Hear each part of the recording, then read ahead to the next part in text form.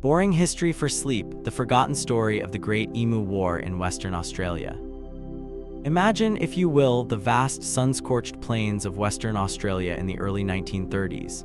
The air is thick with the scent of eucalyptus and dry earth. The sky, a brilliant, unending blue, stretches from horizon to horizon, interrupted only by the occasional wisp of a cloud.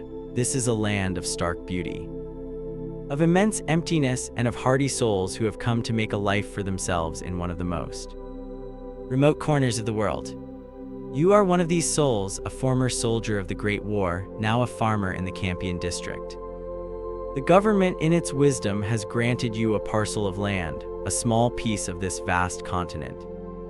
To call your own, it is a reward for your service, a chance to build a new life, to cultivate the land and provide for your family. But this land, this ancient and unforgiving land, does not yield its bounty easily. The year is 1932, and the world is in the grip of the Great Depression, the economic collapse that began in the bustling cities of America and Europe has sent shockwaves across the globe, and even here in this isolated outpost of the British Empire, its effects are keenly felt. The price of wheat, your primary crop, has plummeted. The government subsidies you were promised have failed to materialize. You and your fellow farmers, many of them veterans like yourself, are struggling to make ends meet, to keep your farms afloat in a sea of debt and despair. Your days are long and arduous. You rise before the sun, your hands calloused and your back aching from the relentless toil. You work the land with the same grim determination that saw you through the trenches of the Western Front. You plow the fields, you sow the seeds, and you pray for rain. But the rain is scarce and the sun is merciless. The earth is hard and unyielding, and the crops that do manage to sprout are meager and frail. And then, as if your troubles were not enough, they arrive. At first they are just a few, a scattered vanguard of what is to come, but soon their numbers swell until they are a great feathered horde. Moving, breathing, squawking mass of emus. 20,000 of them, they say, have descended upon your district, driven from the interior by a lack of water and a search for food. The emu, Dromaeus novaelandii, is a creature of contradictions. It is a bird, yet it cannot fly. It is a national symbol, a proud and noble creature that adorns the Australian coat of arms, yet to you and your fellow farmers it is a pest, a menace, a destroyer of livelihoods. They are large, powerful birds, standing as tall as a man, with long, muscular legs that can carry them across the plains at speeds of up to 50 kilometers per hour. Their beaks are sharp, their appetites are voracious, and they have a particular fondness for wheat. You watch in helpless frustration as they trample your crops, as they tear down your fences with their powerful legs, as they devour the precious grain that is your only hope of survival. The fences, painstakingly erected to keep out the rabbits, prove to be no match for the emus. They simply knock them over, creating gaps through which the rabbits in their turn can invade. It is a cascading disaster, a slow-motion catastrophe that is unfolding before your very eyes. You and your fellow farmers are at your wits' end. You have tried everything you can think of to drive the birds away. You have shouted at them, you have waved your arms, you have set dogs upon them. But the emus are undeterred. They are, in the words of one of your neighbors, as invulnerable as tanks. They are a force of nature, an unstoppable tide of feathers and fury that threatens to wash away everything you have worked so hard to build. Desperate, you turn to the government for help. You and a deputation of your fellow ex-soldiers travel to Perth, the state capital, to plead your case. You speak of your service to the country, of the promises that were made to you, of the dire situation you now face. You are not asking for a handout. You tell them you are asking for a fighting chance, and you have a solution in mind, a proposal that is as audacious as it is unorthodox. You want the government to send in the army. Your request is met with a mixture of sympathy and skepticism. The Minister of Defense, Sir George Pierce, is a veteran of the Great War himself. He understands your plight, your frustration, your sense of betrayal. He has seen firsthand the courage and resilience of the Australian soldier, and he is moved by your appeal. But he is also a pragmatist, a man of budgets and bureaucracy. The idea of deploying The military against a flock of birds is, to put it mildly, unconventional. And yet, the more he considers it, the more it seems to make a strange kind of sense. The emus are, after all, a genuine threat to the agricultural industry of Western Australia. The farmers are desperate and their loyalty is being tested, a show of force, a demonstration that the government is willing to stand by its veterans could have a powerful symbolic effect, and besides, it would be good target practice for the machine gunners of the Royal Australian Artillery. And so, after much deliberation, the decision is made. The government will declare war on the emus. Small contingent of soldiers, armed with 2 Lewis automatic machine guns and 10,000 rounds of ammunition, will be dispatched to the Campion district to deal with the feathered menace once and for all. The press, ever eager for a good story, dubs it the Great Emu War.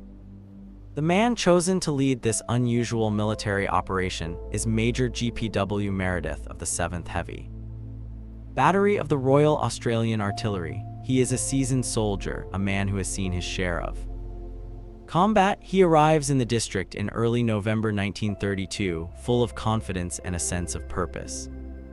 He is accompanied by 2 soldiers, Sergeant S. McMurray and Gunner J. O'Halloran. Their mission, as they see it, is simple: to exterminate the emu population and restore order to the farmlands.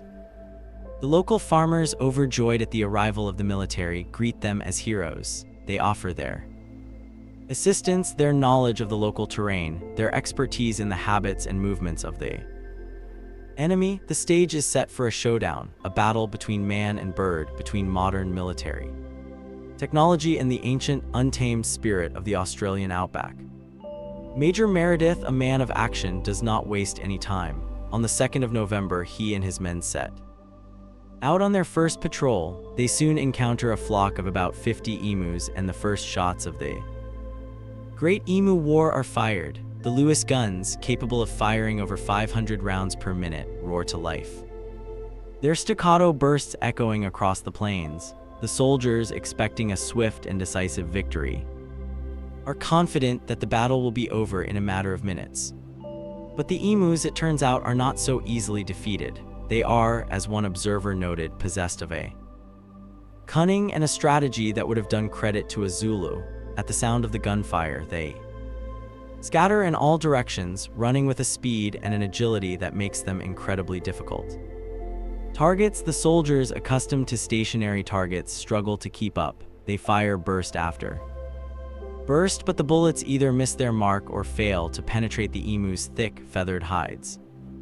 The first engagement is a dismal failure. Only a handful of birds are killed and the rest escape. Seemingly unharmed, Major Meredith is stunned. He had expected a massacre, a swift and brutal demonstration of military superiority. Instead, he has been outmaneuvered, outsmarted, and outrun by a flock of flightless birds.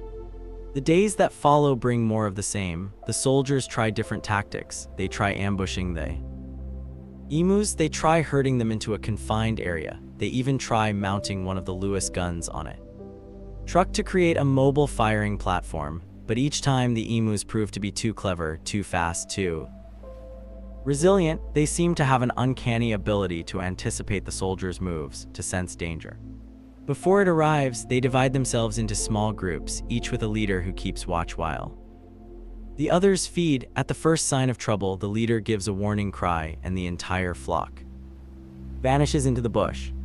The soldiers, their confidence shaken, become the laughingstock of the district. The local press, which had initially hailed them as saviors, now mocks their efforts. The story of the Great Emu War, which had begun as a tale of human ingenuity and military might, is quickly turning into a farce.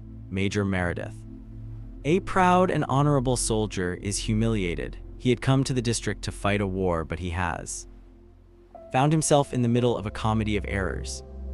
The frustration and the futility of the campaign are beginning to take their toll. The soldiers are exhausted, their ammunition is running low, and their morale is at an all-time low. They have fired thousands of rounds, but they have little to show for it. The emus, far from being eradicated, seem to be multiplying. The great feathered horde that had descended upon the district is as large and as destructive as ever.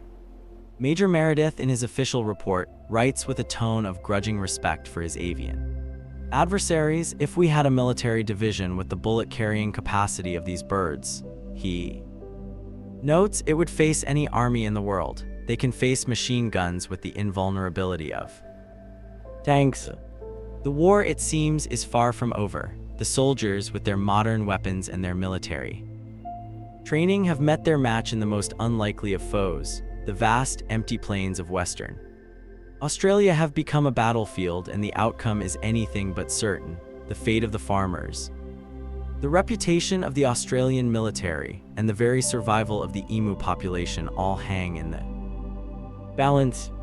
As the sun sets on another day of fruitless struggle, casting long shadows across the ravaged farmlands, one can't help but wonder, how could a modern army with all its power and technology be so thoroughly defeated by a flock of birds? What is it about these strange, resilient creatures that makes them so difficult to subdue, and what will it take to finally bring this bizarre and unprecedented war to an end? I will now proceed with Section 2 of Story 1. Story 1: The Great Emu War, when Australia declared war on birds. 2. The initial failure of the military campaign against the emus was a source of great embarrassment for the Australian government. The press, both at home and abroad, had a field day with the story. Cartoons and satirical articles depicted the Australian army as a bumbling, incompetent force, unable to defeat a flock of birds. The story was a welcome distraction from the grim realities of the Great Depression, a moment of comic relief in a world that was desperately in need of a laugh. But for the farmers of the Campion district, it was no laughing matter. Their livelihoods were still on the line, their crops were still being destroyed, and their hopes were fading fast. The soldiers who had arrived as saviors were now seen as a symbol of the government's impotence. The Great Emu War, which had begun with such high hopes, had turned into a public relations disaster. Back in Perth, the Minister of Defence, Sir George Pearce, was under immense pressure. He had authorised the campaign, and he was now being held responsible for its failure. His political opponents seized upon the opportunity to attack him, to question his judgment, to demand his resignation. The debate in the House of Representatives was heated and acrimonious. One member of Parliament, with a wry sense of humor, asked whether a medal would be awarded to the emus for their victory. Sir George, a man of pride and principle, was not one to back down from a fight. He defended his decision, arguing that the campaign, while unsuccessful, was a necessary response to a genuine crisis. He pointed to the desperate plight of the farmers, the economic importance of the wheat industry, and the unprecedented nature of the emu invasion. He was, he insisted, acting in the best interests of the country. But the tide of public opinion was turning against him. The cost of the campaign, the waste of ammunition, the damage to the army's reputation, it was all becoming too much to bear. On the 8th of November, just 6 days after it had begun, the first phase of the Great Emu War was officially called off. Major Meredith and his men were recalled from the field, their mission unaccomplished. The emus, it seemed, had won. They had faced down the Australian army and had emerged victorious. They continued to roam the farmlands of the Campion district, their numbers undiminished, their appetites unsated. The farmers, their hopes dashed, were left to fend for themselves. The government, it seemed, had abandoned them. But the story was not over yet. The emus, emboldened by their victory, continued their rampage. The damage to the crops intensified, and the farmers, their desperation growing by the day, renewed their pleas for help. They sent telegrams to the government. They wrote letters to the newspapers. They held public meetings to protest their plight. They were, they declared, on the verge of ruin. Sir George Pearce, despite the public ridicule he had endured, was a man who took his responsibilities seriously. He was not prepared to stand by and watch as the farmers of Western Australia were driven off their land. He still believed that the emus were a threat that needed to be dealt with, and he was determined to find a way to do it. And so, on the 12th of November, just 4 days after the first campaign had been called off, he authorized a second one. This time he was determined to succeed. he gave Major Meredith and his men. Second chance, a chance to redeem themselves, to prove that the Australian army was not to be trifled with. The second campaign was better organized, better equipped, and better planned than the first. Military had learned from its mistakes. They had a better understanding of the enemy, of its tactics, of its strengths and weaknesses. They were no longer under the illusion that this would be an easy fight. They knew that they were up against a formidable and cunning adversary. Major Meredith, for his part, was a man transformed. The humiliation of the first campaign had hardened him, had sharpened his resolve. He was no longer the confident, almost arrogant soldier who had arrived in the district a few weeks earlier. He was now a man with something to prove, a man on a mission. He was determined to succeed, no matter the cost. The second campaign began on the 13th of November. The soldiers, armed with their Lewis guns and a renewed sense of purpose, returned to the field. They were more cautious this time, more patient, more strategic. They no longer relied on brute force alone. They used their knowledge of the terrain, their understanding of the emu's behavior, to their advantage. They found that the emus were most vulnerable at dawn and at dusk, when they came to the waterholes to drink. They set up ambushes, hiding themselves in the scrub and waiting for the birds to come to them. The tactic was brutally effective. In the first 2 days of the second campaign, they killed over 100 emus. They also found that the emus were less wary of them if they approached on foot, rather than in a truck. The noise of the engine, it seemed, was a warning sign that the birds had learned to recognize the soldiers. Their boots wrapped in cloth to muffle their footsteps stalked the emus through the bush, picking them off one by one. The tide of the war was beginning to turn. The soldiers, their confidence restored, were starting to gain the upper hand. The emus, for the first time, were on the defensive. They were still a formidable foe, but they were no longer invincible. The second campaign was a long and grueling affair. It lasted for nearly a month, from the 13th of November to the 10th of December. The soldiers worked tirelessly, day in and day out, in the scorching heat of the Australian sun. They tracked the emus across vast distances, through dense scrub and over rocky terrain. It was a war of attrition, a slow and methodical process of extermination. By the end of the campaign, the official figures claimed that 986 emus had been killed, with a further 2,500 dying from their injuries. The soldiers had fired 9,860 rounds of ammunition, an average of 10 rounds per kill. It was a costly and inefficient way to deal with a pest problem, but it was, in the eyes of the government, a success. Major Meredith, in his final report, declared that the emu population of the Campion district had been effectively decimated. The threat to the wheat crops, he claimed, had been neutralized. The Great Emu War, he concluded, was over.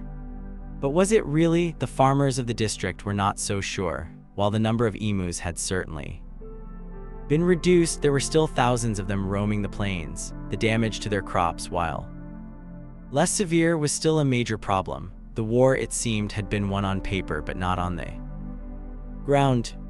And what of the emus themselves? They had been subjected to a brutal and relentless assault. They had been hunted, shot, and killed in their thousands, and yet they had endured. They had adapted. They had survived. They had proven themselves to be a force to be reckoned with. They had earned the grudging respect of the soldiers who had been sent to destroy them. The Great Emu War, in the end, was a strange and paradoxical affair. It was a war that was both tragedy and a farce, a story of human folly and animal resilience. It was a conflict that raised more questions than it answered, a chapter in Australian history that is as bizarre as it is revealing. As you stand on your porch looking out over your fields, you see a small flock of emus in the distance. They are a reminder of the war, of the strange and surreal events that have unfolded in your quiet corner of the world. You have survived, your farm has survived, but the future is still uncertain. The price of wheat is still low, the government is still unreliable, and the emus are still here. You are left to ponder the meaning of it all. What does it say about your country, about your government, that it would declare war on its own national bird? What does it say about your own species that it would use machine guns to solve a problem that was, in many ways, of its own making. And what does the future hold for you, for your family, for this land that you have come to call home? The war may be over, but the struggle for survival continues, and in this vast and unforgiving land. You know that there will always be new challenges, new battles to be fought, but what new form will these battles take, and will you be prepared for them? The aftermath of the Great Emu War was a time of reflection and reassessment. The immediate crisis had been averted, but the underlying problems remained. The farmers of Western Australia were still struggling, the emu population was still a concern, and the government was left to grapple with the consequences of its actions. In the years that followed, the government adopted a more pragmatic and less militaristic approach to the emu problem. A bounty system was introduced, offering a financial reward for every emu killed. This proved to be a far more effective and cost-efficient method of pest control than sending in the army. In a 6-month period in 1934, over 57,000 bounties were claimed. The emu population was brought under control not by machine guns, but by the simple and relentless logic of economics. The Great Emu War, in retrospect, can be seen as a product of its time, a desperate and ill-conceived response to a complex set of problems. It was a time of economic hardship, of social unrest, of a deep-seated anxiety about the future. The war, in a strange way, was a manifestation of these anxieties, a symbolic struggle against the forces of nature that seemed to be conspiring against the pioneers of the Australian outback. But it was also a story of human resilience, of the determination of the farmers to survive against all odds. They were a tough and resourceful people, these veterans of the Great War. They had faced the horrors of the trenches, and they were not about to be defeated by a flock of birds. They had fought for their country, and they were prepared to fight for their land, for their families, for their life. And what of the emus? They too had shown a remarkable resilience. They had faced a modern army, armed with the latest in military technology, and they had not only survived, but had, in many ways, triumphed. They had proven themselves to be a symbol of the untamed spirit of the Australian wilderness, a reminder that nature cannot be easily subdued. The Great Emu War has become a part of Australian folklore, a cautionary tale about the folly of human arrogance and the unintended consequences of our actions. It is a story that is often told with a sense of humor, a touch of irony, a recognition of the absurdity of it all. But it is also a story with a deeper meaning, a story that speaks to the complex and often fraught relationship between humanity and the natural world. As you look back on the events of 1932, you are filled with a mixture of emotions. There is a sense of pride in the way your community came together, in the way you stood up for yourselves and demanded to be heard. There is a sense of relief that the immediate crisis is over, that you are still here, still farming, still making a life for yourself in this harsh but beautiful land. But there is also a sense of unease, a lingering question that haunts you in the quiet moments of the day. Was it right what you did? Was it necessary to declare war on a creature that was simply trying to survive just as you were? Was there not a better way, a more humane way to solve the problem? You think of the emus, of their strange and captivating beauty, of their resilience, of their will to live. You remember the sight of them running across the plains, their long legs carrying them with a grace and a power that seemed to defy the very laws of nature. You remember the sound of their calls, a deep and resonant booming that echoed across the vast emptiness of the outback. And you realize that the emus are not just a pest, not just a nuisance, but a part of this land, a part of its ancient and mysterious soul. They were here long before you, and they will be here long after you are gone. They are a symbol of the wildness, the untamed beauty, the enduring spirit of Australia. The Great Emu War, you come to understand, was not just a war against a flock of birds. It was a war against a part of yourselves, a part of the land that you had come to call home. It was a struggle between the desire to control and the need to coexist, between the arrogance of humanity and the wisdom of nature. And in the end, who really won? The government claimed victory, the farmers were saved from ruin, but the emus, in their own way, had also triumphed. They had taught you a lesson about humility, about respect, about the limits of human power. They had shown you that you are not the masters of this land, but merely its custodians, its temporary inhabitants. As the years go by, the memory of the Great Emu War fades into the background of your life. There are new challenges to face, new struggles to endure. The world is changing, and you must change with it. But you never forget the lessons you learned, the insights you gained from your strange and surreal encounter with the feathered army of the outback.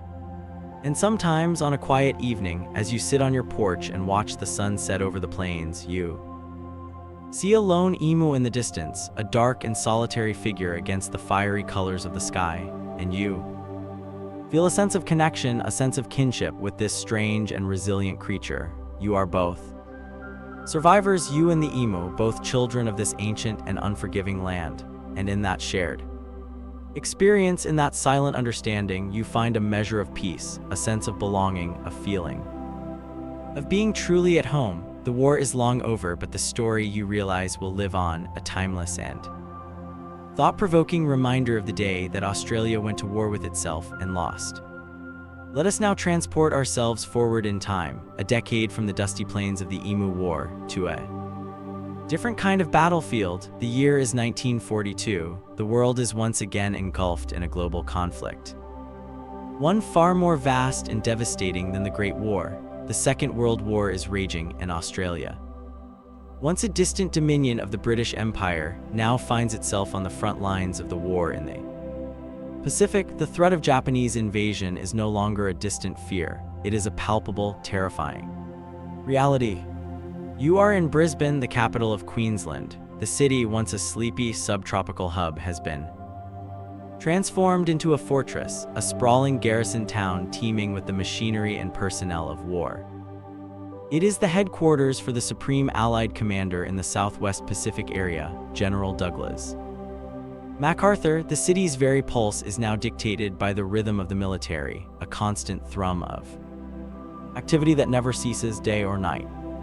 The streets of Brisbane, which you once knew as familiar and predictable, are now a dizzying mosaic of uniforms. There are the familiar khaki-clad figures of the Australian Imperial Force, the Diggers, their faces weathered by the sun and their uniforms bearing the marks of hard-fought campaigns in North Africa and the Middle East. They are seasoned veterans, men who have known the grit and grime of real combat. But now there is a new presence in the city, a force that is both an ally and an enigma. They are the Americans. The GIs, as they are called, have arrived in their thousands, a wave of fresh-faced young men from a land of seemingly endless resources. They are a sight to behold. Their uniforms are crisp and clean. Their boots are polished to a mirror shine, and their pockets are filled with things that have become luxuries for ordinary Australians: cigarettes, chocolate, silk stockings, and most importantly, money. The American soldier is paid, on average, more than twice what his Australian counterpart earns. This disparity, a simple matter of national economics, will become a seed of resentment, a small, hard kernel of bitterness that will grow in the fertile ground of wartime anxiety. You walk through the city under the strange, dim light of the blackout. Streetlights are hooded. Windows are covered with thick curtains, and the once bright city is now a place of shadows and whispers. The air is thick with the humid, subtropical heat, a constant, oppressive presence that clings to your skin and saps your energy. But beneath the surface of this shared purpose, this united front against a common enemy, a current of tension is beginning to flow. It is a tension born of cultural misunderstanding, of professional jealousy, and of the simple, primal competition for resources and affection. The Americans, with their easy confidence and their seemingly bottomless wallets, are a novelty. They are charming, they are polite, and they are a welcome distraction for the local women who have seen their own men march off to war. The GIs crowd the dance halls, they fill the cinemas, and they frequent the pubs, their loud, confident voices a stark contrast to the more reserved demeanor of the Australians. They call it the American invasion. a friendly occupation by a powerful and glamorous ally, but for the Australian soldiers, many of whom are on leave after years of fighting overseas, it feels like something else entirely. They return to a home that feels strangely foreign.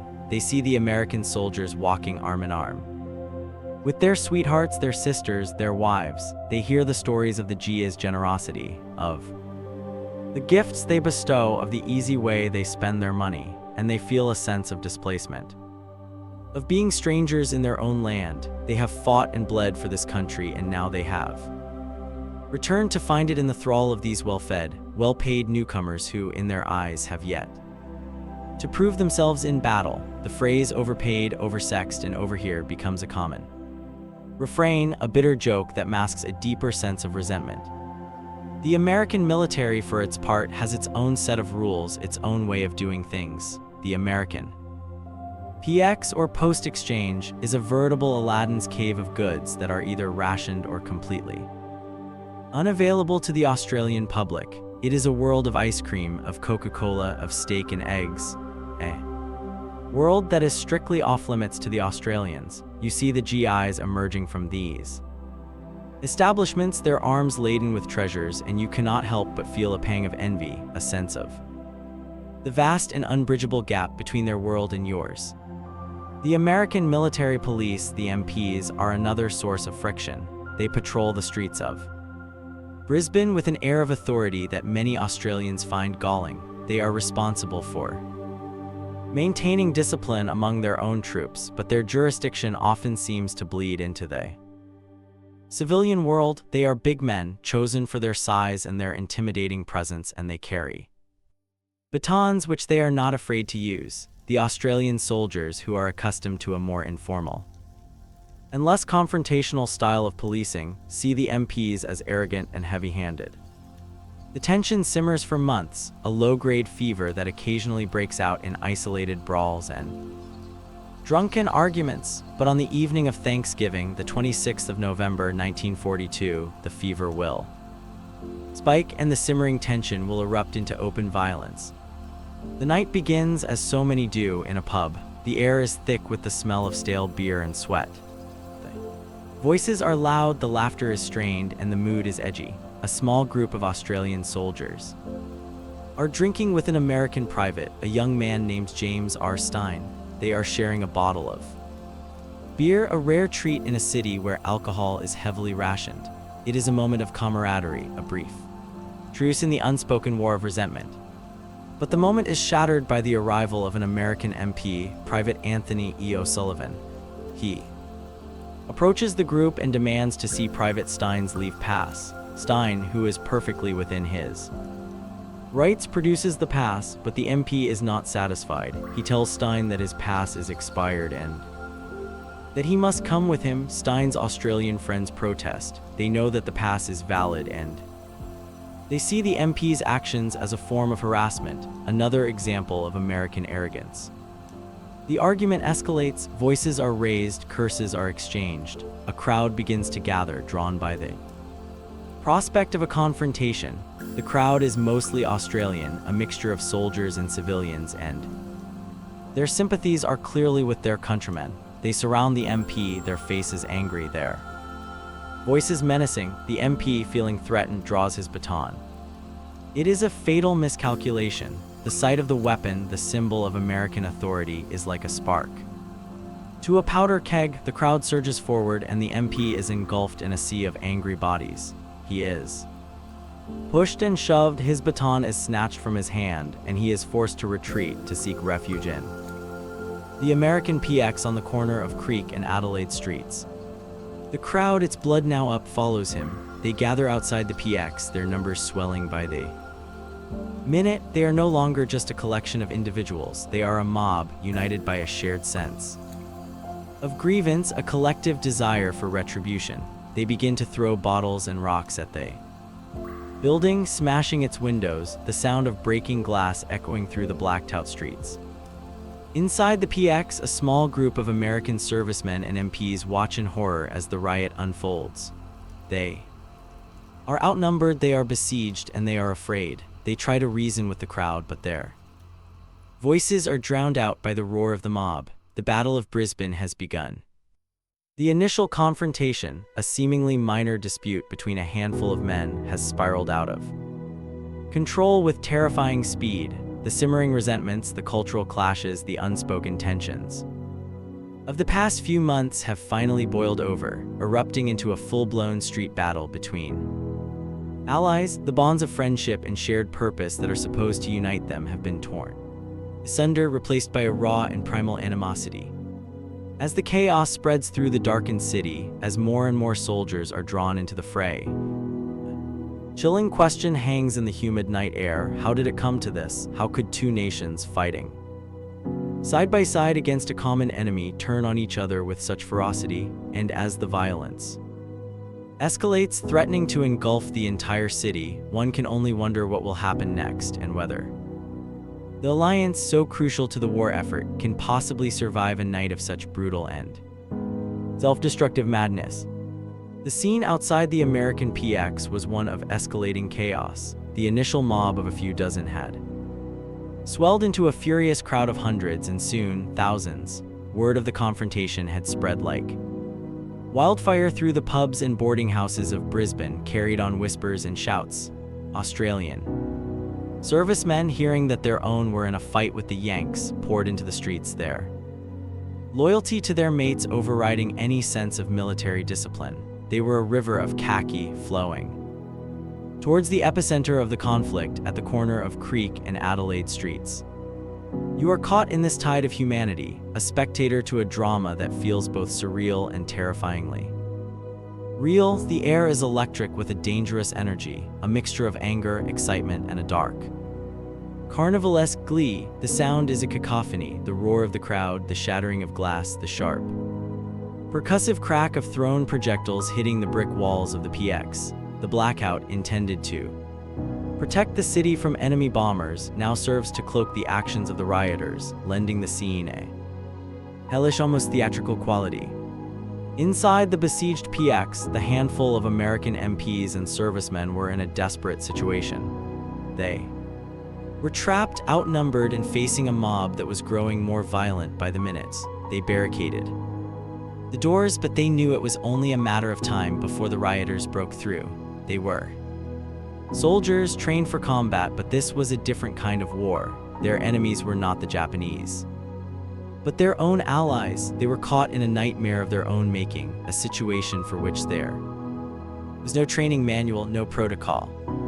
The American command was slow to react. The initial reports were confusing, contradictory. It was difficult to grasp the scale of the riot, to understand that this was not just a minor scuffle, but a full-blown insurrection. The Australian military and civilian police were also in a difficult position. They were reluctant to use force against their own countrymen, especially when so many of them were soldiers who had fought and bled for the nation. They tried to form cordons to push the crowd back, but they were like men trying to hold back the tide with their bare hands. The mob simply flowed around them, ignoring their pleas for calm. The violence began to spread. American servicemen, caught alone or in small groups in the streets, were set upon by gangs of Australians. They were beaten, kicked, and stripped of their uniforms. Resentments that had been simmering for months were now being expressed with fists and boots. It was a brutal and ugly settling of scores, a primal explosion of jealousy and rage. The crisp, clean uniforms of the GIs, once a symbol of their privilege, now made them targets. Back at the PX, the situation was reaching a breaking point. The rioters had managed to pry open the doors and were beginning to surge into the building. The MPs, their backs to the wall, made a fateful decision. They armed themselves with shotguns. It was a move born of desperation, a last-ditch attempt to defend themselves and their property, but it was also a catastrophic escalation. As the first wave of rioters burst into the PX, one of the MPs, Private Norbert Grant, raised his shotgun. He would later claim that he fired a warning shot into the ceiling, a blast of buckshot intended to frighten the crowd, to drive them back. But in the chaos and the confusion of the moment, the shot went low. It tore through the crowd, its deadly pellets finding their mark in the bodies of the men at the front of the surge. The sound of the shotgun blast, a deafening roar in the enclosed space, momentarily stunned the crowd. The roar of the mob was replaced by a sudden, shocked silence, and then, as the smoke cleared, the silence was broken by the screams of the wounded. Several men were down, their bodies writhing on the floor, their khaki uniforms stained with blood. One of them was Private Edward S. Webster, a gunner from the 2-2 Australian Anti-Tank Regiment. He had been hit in the chest and was bleeding profusely. His mates rushed to his side, their faces a mixture of horror and disbelief. The friendly brawl had turned deadly. The unspoken war had claimed its first victim. The news of the shooting spread through the crowd like a shockwave. The mood, which had been one of angry revelry, now turned murderous. The rioters were no longer just a mob, they were an army united by a thirst for revenge. They surged forward again, their fury now focused on the man with the shotgun. They overwhelmed the MPs, disarming them, beating them senseless. Private Grant was dragged out into the street, where he was kicked and stomped until he was unconscious. The riot now raged unchecked. The Australian police, horrified by the turn of events, were powerless to intervene. The American military command, finally grasping the gravity of the situation, began to mobilize its forces, but it was too late to prevent the tragedy that had already unfolded.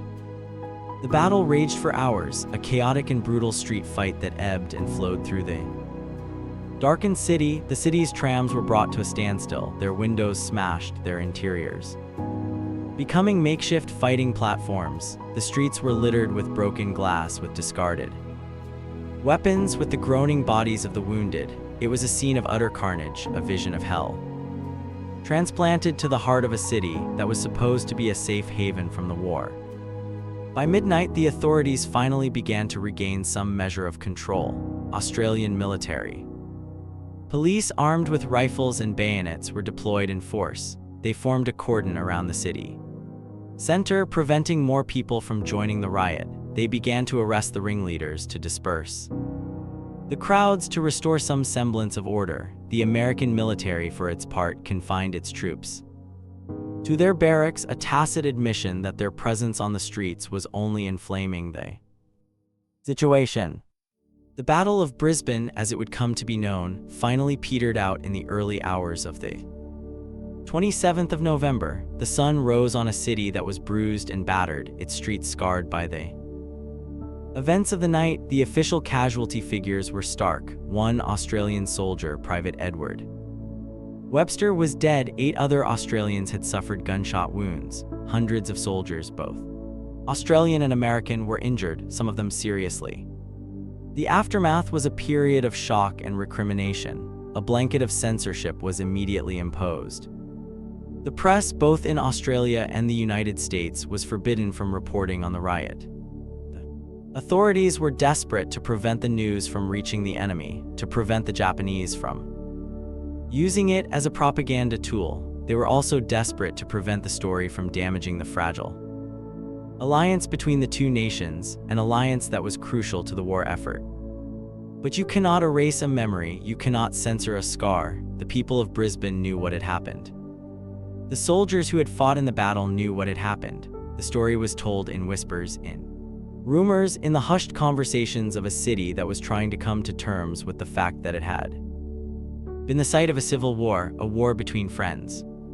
The official inquiry that followed was a whitewash. It blamed the riot on a small group of troublemakers, on the effects of alcohol, on the general stress of wartime. It downplayed the role of the underlying tensions, the cultural clashes, the economic disparities that had been the true cause of the conflict. No one was ever held truly accountable for the death of Private Webster. The American MP who fired the fatal shot was quietly sent home, his actions deemed to have been in self-defense. The Battle of Brisbane was a dark and shameful chapter in the history of the wartime alliance. It was a stark reminder that even in a war against a common enemy, the bonds of friendship can be fragile, that the pressures of conflict can bring out the worst in human nature. It was a story that was deliberately suppressed, a memory that was actively buried. But as the city slowly returns to a semblance of normality, as the debris is cleared away and the Wounded are tended to, a profound sense of unease remains. The alliance has been patched up. The official story has been written, but the trust has been broken. The friendly invasion no longer feels so friendly. The GIs are no longer seen as glamorous heroes, but as a source of friction, of danger. The Australians, for their part, are no longer seen as grateful hosts, but as a volatile and resentful population. The war in the Pacific will go on, and the two nations will continue to fight side by side. But the memory of that terrible night in November will linger, a ghost that haunts the streets of Brisbane.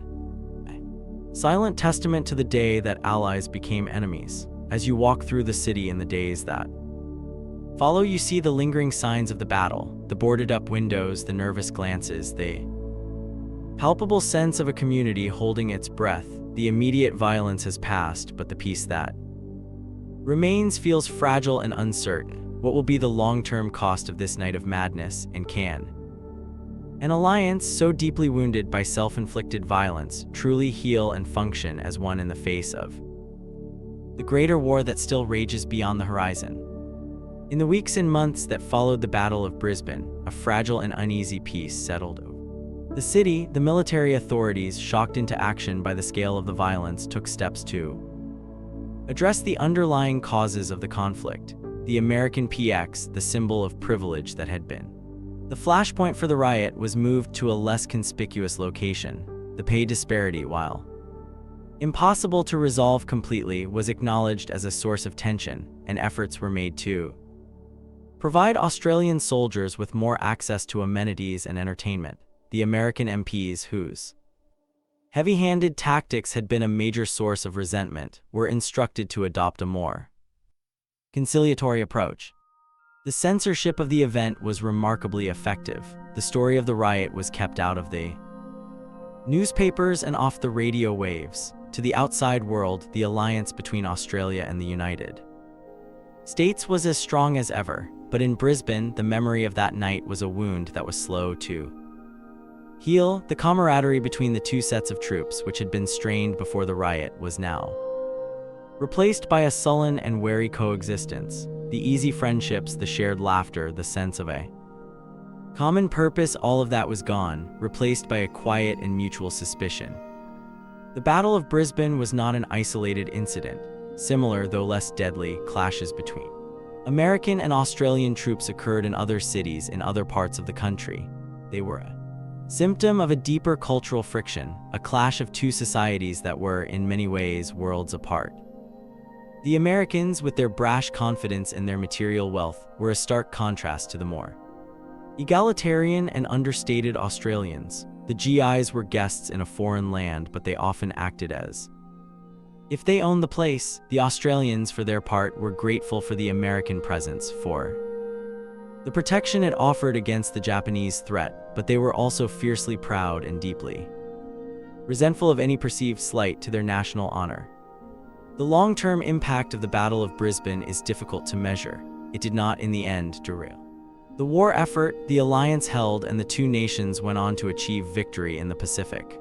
But the event left a lasting scar on the collective psyche of the city. For a generation of Brisbane residents, the memory of that night was a dark and troubling secret, a story that was not to be told to outsiders. Looking back from the vantage point of the present day, the Battle of Brisbane seems like a strange and almost unbelievable event. It is a reminder that history is not a simple narrative of good versus evil, of heroes and villains. It is a messy and complicated business, full of contradictions and paradoxes. The men who fought in the streets of Brisbane were not enemies in the traditional sense. They were allies, partners in a global struggle against tyranny. And yet, for one night, they turned on each other with a ferocity that was as terrifying as it was tragic. The story of the Battle of Brisbane is a cautionary tale about the dangers of cultural arrogance, the corrosive effects of inequality, and the fragility of human relationships under the extreme pressures of war. It is a story about how easily the veneer of civilization can be stripped away, revealing the primal instincts that lie just beneath the surface. For you, as a resident of Brisbane in those tumultuous years, the event was a profound and unsettling. Education, it taught you that the lines between friend and foe can be blurred, that the greatest threats can sometimes come from within. It shattered the illusion of a simple and unified war effort, revealing the complex and often contradictory motivations that drive human behavior. The Battle of Brisbane did not change the outcome of the Second World War, but it did change the city of Brisbane. It left an indelible mark on its character, a shadow that would linger for decades. It was a coming-of-age moment for a city that had been thrust onto the world stage, a painful and disillusioning experience that forced it to confront the darker aspects of its own nature. In the grand sweep of history, the Battle of Brisbane is a minor footnote, a small and largely forgotten skirmish in a global conflict of unimaginable scale. But for those who were there, for those who witnessed the madness of that night, it was a defining moment, a stark and unforgettable lesson in the complexities of the human heart. It serves as a powerful and thought-provoking reflection on the nature of conflict itself. It reminds us that even when united against a common enemy, the internal battles, the clashes of culture, pride, and prejudice can be just as fierce and just as destructive. The real war, it seems, is not always the one that is fought on the battlefield. Sometimes the most difficult war is the one that is fought within ourselves and between those we call our friends.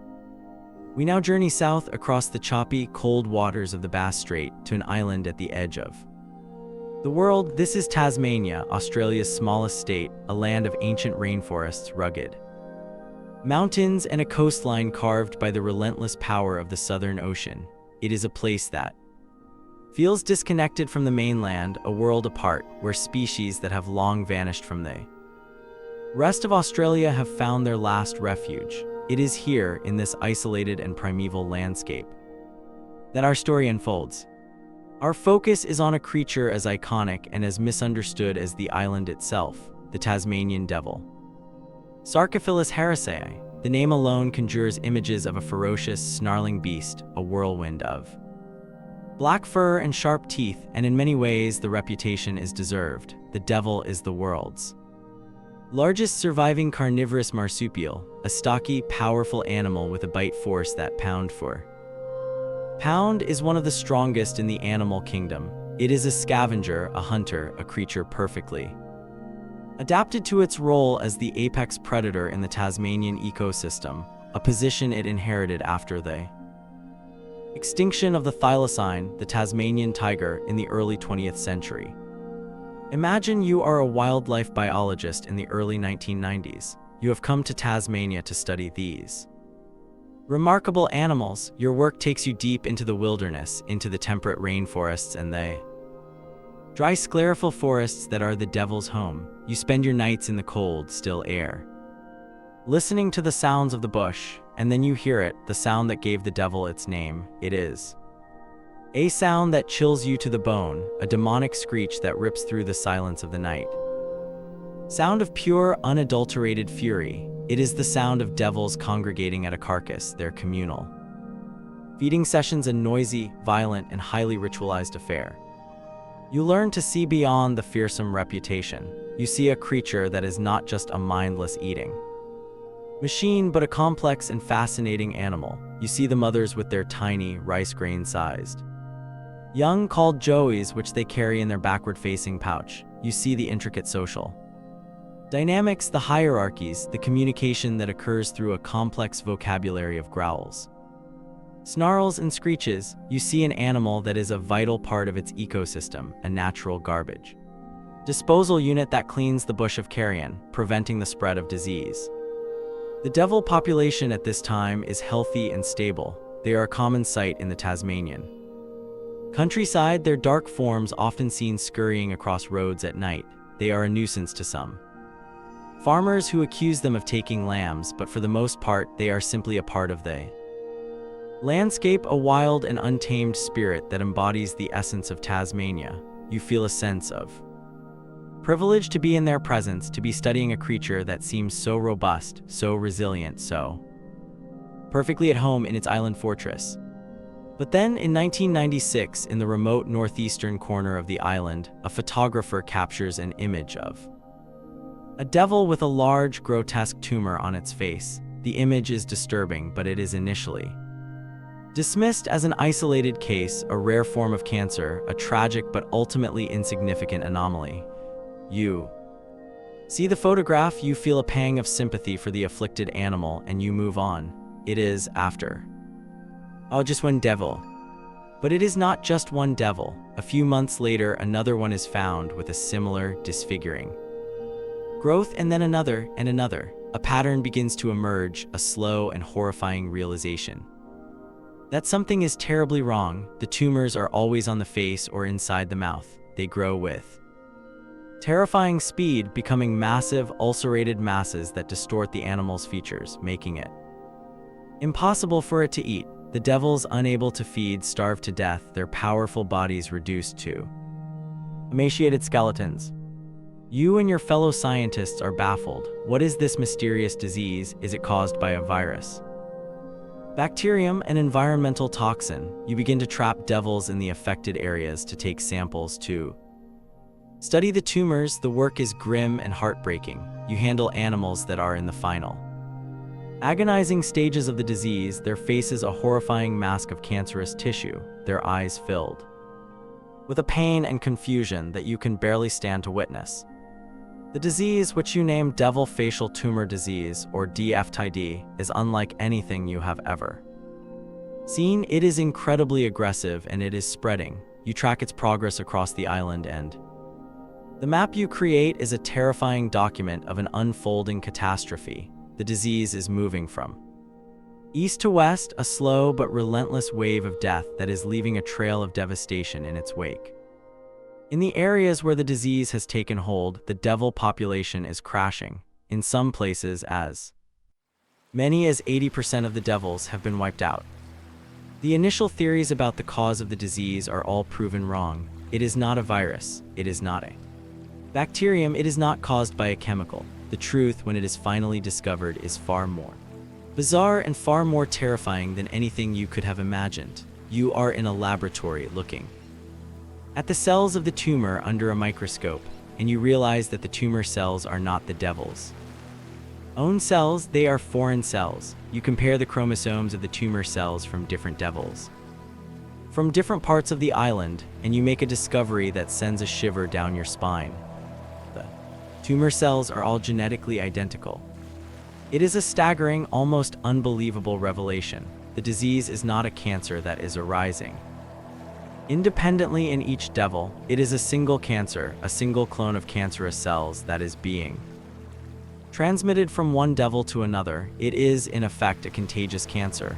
The tumor itself is a parasite, a rogue cell line that has learned to spread itself through the devil population like an infectious disease.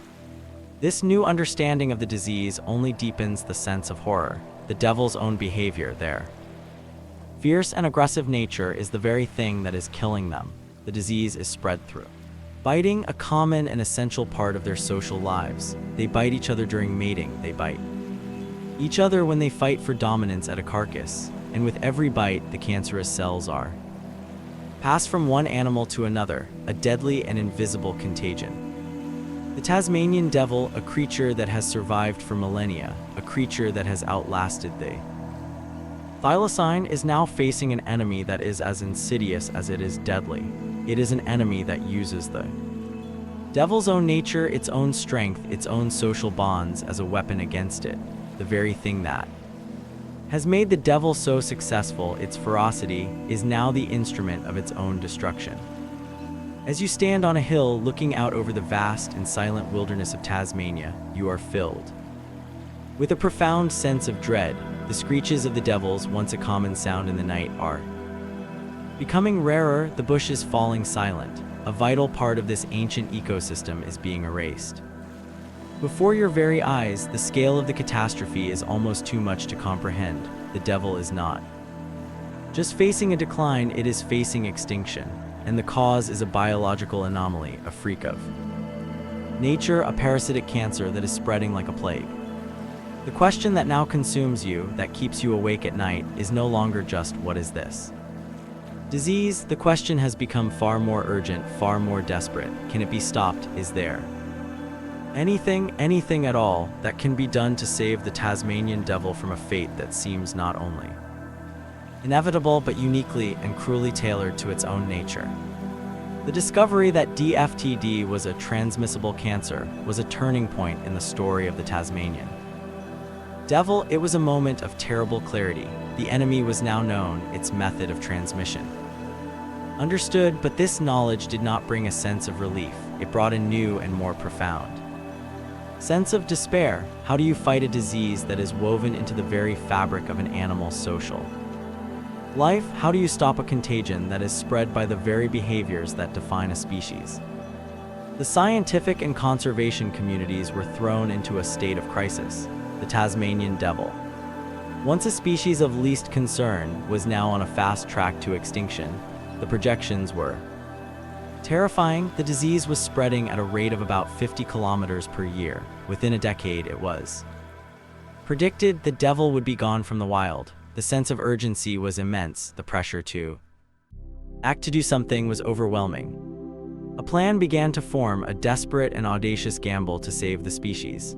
It was called the Insurance Population Program. The logic was simple and stark. If the devils in the wild were doomed, then the only hope was to create a new population, a healthy, disease-free population in captivity. This new population would be an ark, a genetic reservoir that would preserve the species until the disease had run its course in the wild, or until a cure or a vaccine could be found. You are now part of this massive and unprecedented conservation effort. The first step is to capture healthy devils from the areas of Tasmania that the disease has not yet reached. This is a race against time. You and your teams work in the remote and rugged western and northwestern parts of the island, the last strongholds of the healthy devil population. You set traps, you work through the cold and rainy nights, your heart in your mouth every time you approach a trap, praying that the devil inside is healthy, that it does not have the telltale signs of the disease. The work is fraught with ethical dilemmas. You are taking healthy animals from the wild, removing them from their home, from their place in the ecosystem. You are, in a sense, playing God, but the alternative, to do nothing, to stand by and watch as the species slides into extinction, is unthinkable, and so you persist, your resolve hardened by the knowledge that every healthy devil you capture is a small victory, a tiny spark of hope in the face of a seemingly unstoppable darkness. The captured devils are taken to zoos and wildlife parks across Australia. They are the founders of the new insurance population, but capturing them is only the first challenge. Now you have to get them to breed, and this is no easy task. Devils are solitary and aggressive animals. In the wild, they come together only to mate and to feed. In captivity, they are prone to stress and they often fight, sometimes to the death. You and your colleagues have to become matchmakers, psychologists, and zookeepers, all rolled into one. You have to design enclosures that mimic their natural environment. You have to carefully select which males and females to pair to ensure maximum genetic diversity. You have to monitor them constantly, to intervene when fights break out, to create a social environment that is as stress-free as possible. The early days of the program are filled with setbacks and disappointments. Some devils refuse to breed, some kill their mates, some mothers, stressed by the conditions of captivity, eat their own young. It is a slow and frustrating process, a constant struggle against the wild and intractable nature of the animal you are trying to save. But slowly, painstakingly, you begin to have successes. A female gives birth to a litter of healthy joeys. A pair that had been fighting constantly finally mates. The insurance population begins to grow. From a few dozen individuals to a few hundred, each new birth is a cause for celebration, a sign that the program is working, that the ark is afloat. While you are working to build the insurance population, the situation in the wild is getting worse. Disease continues its relentless march across Tasmania. The devil population is in freefall. Once common sound of their screeching is now an eerie silence in much of the island's bushland. Ecological consequences are beginning to be felt. With the decline of the devil, the number of feral cats is increasing, and the cats are preying on native birds and small mammals. The entire ecosystem is being thrown out of balance. The pressure on you and your colleagues is immense. The insurance population is the only thing standing. Between the Tasmanian devil and extinction, the weight of that responsibility is a heavy burden to bear. You are haunted by the fear of failure. What if you can't breed them fast enough? What if a disease breaks out in the captive population? What if, in your efforts to save the species, you have simply created a collection of zoo animals, a living museum of a creature that no longer exists in the wild? And then a new and even more terrifying discovery is made. In 2014, in the southeast of Tasmania, a devil is found with facial tumors, but when the scientists analyze the cells of the tumor, they find that they are genetically different from the cells of DFTD. It is a second, completely independent, transmissible cancer. It is named, with a grim lack of imagination, Devil Facial Tumor Disease 2, or DFTD2. The news is a body blow. It is as if the universe itself is conspiring against the Tasmanian devil. To be struck by one transmissible cancer is a biological anomaly of almost unimaginable rarity. To be struck by two is a statistical impossibility that is happening before your very eyes. It is a cruel and relentless assault on a species that is already on its knees. The discovery of DFTD2 raises a host of new and terrifying questions. Are there more transmissible cancers out there waiting to emerge? Is the devil's own immune system, its lack of genetic diversity, somehow making it uniquely susceptible to this type of disease? The insurance population, which was designed to protect the devil from DFTD, is now also vulnerable to DFTD2. The arc, it seems, is not as safe as you had thought. You are now fighting a war on two fronts against two different but equally deadly enemies. The task before you seems more impossible than ever. The insurance population is growing, a testament to your hard work and dedication, but it is a fragile and vulnerable bastion of hope in a sea of despair. The wild population continues to decline, and the future of the Tasmanian devil hangs by the slenderest of threads. As you look at the healthy, vibrant devils in their captive enclosures, you are filled with a mixture of pride and fear. You have succeeded in creating this precious genetic resource, but is it enough? Can these captive-bred animals ever be returned to the wild? And what kind of wild will be left for them to return to? A world that is still haunted by the specter of two deadly and contagious cancers. The insurance population is a lifeboat, but you are still in the middle of a storm, and the shore is nowhere in sight. The discovery of a second transmissible cancer could have been the final nail in the coffin for the Tasmanian devil. It was a development that could have shattered the morale of the conservationists. Sign that the battle was unwinnable, but instead it galvanized them. The fight for the devil's survival became even more intense, the research more focused, the determination to succeed more resolute. And then slowly, amidst the despair, small and unexpected signs of hope began to emerge.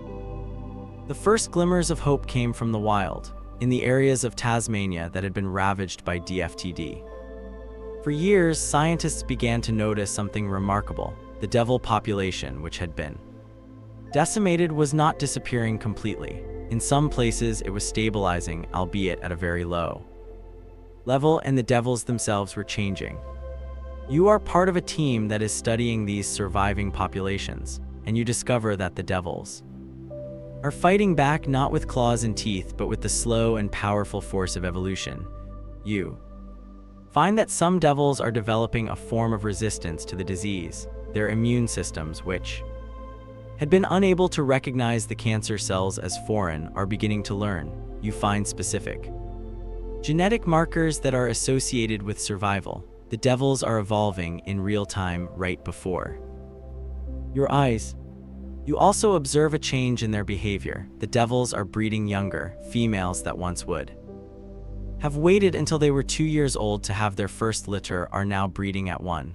It is a desperate species-level response to the disease, a race to reproduce before the cancer can claim them. It is a poignant and powerful testament to the resilience of life, its relentless drive to perpetuate itself even in the face of overwhelming odds. These signs of natural resistance, of an evolutionary arms race between the devil and the disease, provide a new and powerful reason for hope. It means that the wild population is not a lost cause, it is a dynamic and evolving entity, and it may in time be able to save itself. This new understanding leads to a shift in conservation strategy. The insurance population is still vitally important, but the focus is no longer just on preserving a pristine, disease-free population. It is now also about supporting the recovery of the wild population. The goal is to buy them time, to give them the breathing space they need to evolve their own defenses. And so a new phase of the program begins, the reintroduction of captive-bred devils back into the wild. This is a delicate and high-stakes operation. You cannot simply open the doors of the enclosures and let the devils run free. They have been raised in captivity and they lack the skills they need to survive in the wild. They need to be taught how to hunt, how to find shelter, how to avoid the dangers of the bush. The first reintroductions take place on islands off the coast of Tasmania and in large, fenced-off peninsulas on the mainland. These are wildish environments, places where the devils can learn to be wild again, but in a controlled and monitored setting. The results are mixed. Some devils adapt quickly, their wild instincts reawakened. Others struggle and some do not survive. It is a process of trial and error, of learning and adapting for both the devils and the scientists. The ultimate goal is to reintroduce devils back into the national parks and wilderness areas of Tasmania, to bolster the wild populations, to increase their genetic diversity, and to help them in their evolutionary fight against the disease. This work is ongoing, a slow and painstaking process of ecological restoration. The story of the Tasmanian devil is a powerful and thought-provoking saga. It is a story of ecological catastrophe, of a species brought to the brink of extinction by a bizarre and terrifying disease. But it is also a story of human ingenuity, of scientific discovery, and of a global conservation effort that has, against all odds, pulled the devil back from the abyss. It is a story that forces us to confront our relationship with the natural world. The devil's plight is a stark reminder of the fragility of ecosystems, of the complex and often invisible threads that hold them together. It is a cautionary tale about the devastating impact that disease can have, not just on human populations, but on the animal kingdom as well. But it is also, and perhaps most importantly, a story of hope.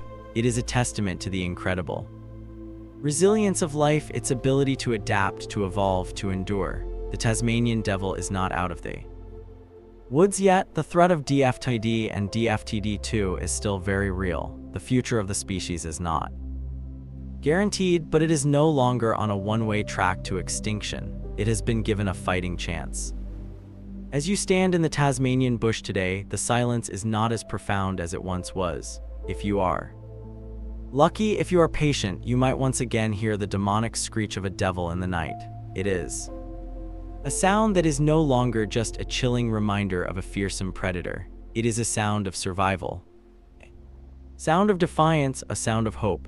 It is the sound of a species that has looked into the abyss and has, with a little help from its human friends, begun to claw its way back. The battle for the Tasmanian devil is far from over, but for the first time in a long time, it feels like a battle that can be won. Of course, I will proceed with the next story. 1. Our story now takes us back to the mainland and back in time to the turn of the 20th century. We return to the vast, sun-drenched landscapes of Western Australia, but the enemy this time is not a feathered army, nor is it a fellow soldier. It is something far smaller, far more numerous, and in its own way, far more destructive. This is the story of a desperate battle against a relentless and furry Tide, a story of human ambition pitted against the explosive power of nature, a story embodied by one of the most audacious and ultimately futile feats of engineering in Australian history, the rabbit-proof fence. Imagine yourself as a farmer in the early 1900s, carving out a life in the newly opened agricultural lands of Western Australia. You have cleared the bush, plowed the earth, and planted your fields with wheat. The future feels bright. The government has promised you a new beginning, a chance to build a prosperous life on this ancient land. Your days are hard, your labor is constant, but you are filled with the quiet optimism of the pioneer. You are building a nation, one furrow at a time. But there is a shadow moving across the continent, a shadow that is creeping steadily westward from the other side of the country. It is a living plague, a gray, twitching carpet of flesh and fur that is consuming everything in its path. It is the European rabbit. To understand the scale of this catastrophe, we must go back a few decades to 1859, a wealthy grazier in Victoria named Thomas Austin, feeling a touch of nostalgia for the old country, decides to import 24 wild European rabbits, Oryctolagus cuniculus, to release on his property for a spot of hunting. It is an act of seemingly harmless sentimentality, a desire to make the Australian landscape feel a little more like England. It will go down in history as one of the most catastrophic ecological blunders of all time. Australia, it turns out, is a paradise for rabbits. The climate is mild, there are vast open spaces, and most importantly, there are no significant natural predators to keep their numbers in check. The rabbits do what rabbits do best. They breed. They breed with a speed and an efficiency that is almost beyond comprehension. A single pair of rabbits can produce several litters a year, and their offspring can start breeding within a few months. The population explodes exponentially. Within a few short years, Austin's 24 rabbits have become millions. They spread out from his property, a relentless, nibbling horde. By the 1870s, they have infested New South Wales. By the 1880s, they have crossed into South Australia. By the 1890s, they have reached the border of Western Australia. They are moving across the continent at a rate of over 100 kilometers per year. You, on your farm in the West, hear the stories with a growing sense of dread. They are like whispers of a coming apocalypse. You hear of farmers on the other side of the country being driven off their land, their crops devoured, their pastures stripped bare until the ground is nothing but a dusty, eroded wasteland. You hear of plagues of rabbits so thick that the ground itself seems to be moving. You hear of men who have given up, who have walked away from their properties, defeated by this tiny, furry adversary. At first, it seems like a distant problem, a misfortune that is happening to other people in other places, but then the first signs of the invasion appear in your own district. You see a rabbit, then two, then a dozen. Within a year, they are everywhere. They are a constant, twitching, unnerving presence. They are in your fields, in your garden, under your house. The damage they cause is catastrophic. They eat your wheat crops down to the stalk. They devour the pasture that you need for your sheep and your cattle. They ringbark young trees, killing them. Their burrowing causes massive soil erosion, turning fertile land into a dust bowl. They are not just an agricultural pest, they are an ecological disaster, a biological wrecking ball that is destroying the delicate balance of the Australian environment. You and your fellow farmers fight back with a desperate and growing sense of futility. You shoot them. You trap them, you poison them with phosphorus-laced baits. You organize rabbit drives where entire communities come together to herd the rabbits into wire netting enclosures, where they are clubbed to death in their thousands. The work is grim, brutal, and ultimately pointless. For every rabbit you kill, it feels as though 100 more appear to take its place. You are fighting a war of attrition that you cannot possibly win. The government of Western Australia, watching the slow-motion disaster unfold, is in a state of panic. The state's burgeoning agricultural industry, the very foundation of its economy, is at risk. They offer bounties, they distribute poison, they encourage the construction of small-scale fences around individual properties, but nothing works. The rabbit tide is unstoppable. In 1901, with the rabbits having already crossed the border and advancing deep into the state, a royal commission is appointed to find a solution. The commission, made up of politicians, pastoralists, and public servants, considers all manner of schemes, from the practical to the fantastical. There are proposals to introduce diseases, to release more predators, to build a massive, state-sponsored poisoning program. But the idea that captures their imagination, the one that seems to offer the only real hope, is the most audacious of them all. They recommend the construction of a fence, a barrier that will stretch from the southern coast to the northern coast, a line in the sand that will hold back the rabbit plague and protect the agricultural lands to the west. It is a proposal of breathtaking ambition, a testament to the desperation of the times. The plan is approved, and the task of surveying the route for this monumental undertaking is given to a man named Alfred Wernham Canning. Canning is a tough and experienced surveyor, a man who knows the harsh and unforgiving landscape of Western Australia better than almost anyone. He sets out in 1901 with a team of men and a string of camels to map the path of what will become known as the No. 1 rabbit-proof fence. The survey itself is an epic journey, a grueling trek through some of the most remote and inhospitable country on Earth. The men face scorching heat, a lack of water, and the constant threat of getting lost in the vast, featureless wilderness. But Canning is a man of immense skill and determination, and he completes the survey, laying out a line that stretches for 1,833 kilometers from Starvation Boat Harbor on the south coast to a point near Cape Caradron on the north coast. With the survey complete, the construction begins. It is a massive logistical operation. Thousands of tons of materials have to be shipped from Britain: coils of wire netting, spools of plain wire, and prefabricated iron posts. These materials are then transported from the ports to the fence line by train, and then by camel and donkey teams into the remote interior.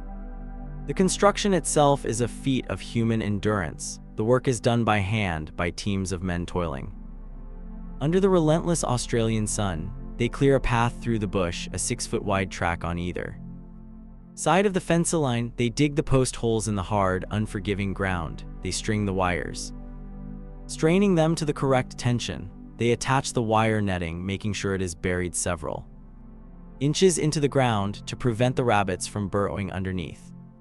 It is monotonous, backbreaking, and relentless work. The men live in temporary camps, their lives dictated by the slow and steady progress of the fence line. They are a rugged and hardy bunch, these fence builders, men who are accustomed to the hardships of the Australian bush. But even for them, the scale of this project is daunting.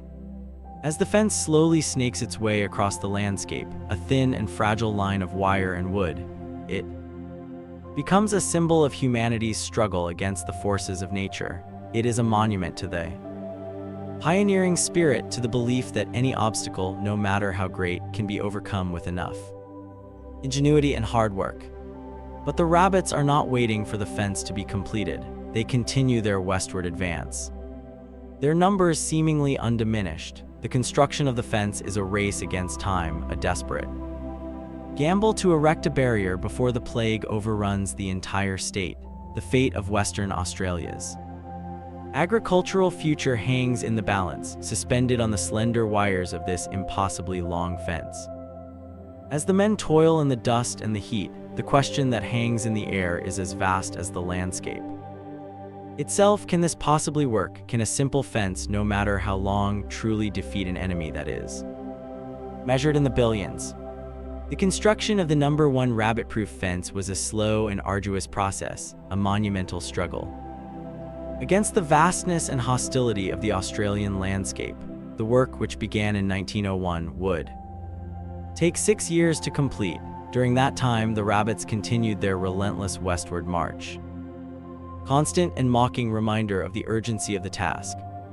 By the time the No. 1 fence was finally completed in 1907, it was already a failure. The rabbits had breached the line. They had swum around the southern end. They had found their way through gates that had been carelessly left open, and they had poured through breaks in the fence caused by kangaroos and Emus, the barrier that was supposed to be an impenetrable line of defense, had been outflanked before it was even finished. The government, however, was not ready to admit defeat. The belief in the power of a fence, in the simple and elegant logic of a physical barrier, was too strong to be abandoned, and so, even before the number 1 fence was complete, construction had already begun on a second fence, the number 2 rabbit-proof fence. This new fence was located further west, running for 1,165 kilometers from Point Anne on the south coast to a point north of Geraldton. It was designed to protect the agricultural lands that lay between the two fences, a vast area that was now considered a buffer zone. And then, as if 2 massive, continent-spanning fences were not enough, a third, much shorter fence. The number 3 fence was constructed, running east-west for 257 kilometers to provide further protection for the farmlands in the southwest. In total, the government of Western Australia had built 3,256 kilometers of fencing, a staggering achievement of human labor and ambition. It was the longest continuous line of fencing in the world. Your life as a farmer is now lived in the shadow of these fences. They are a constant presence in the landscape, a thin, dark line that stretches to the horizon in either direction. They are a symbol of the government's determination to protect you, a promise that the rabbit plague will be held at bay. And to maintain this promise, a new and unique profession is created, the fence patrolman. Imagine yourself as one of these men. Your job is to ride the fence line to ensure its integrity, to repair any breaks, and to keep the 6-foot-wide track on either side of the fence clear of vegetation. It is a lonely and isolated existence. You are assigned a section of the fence, typically about 160 kilometers long, and you are responsible for its upkeep.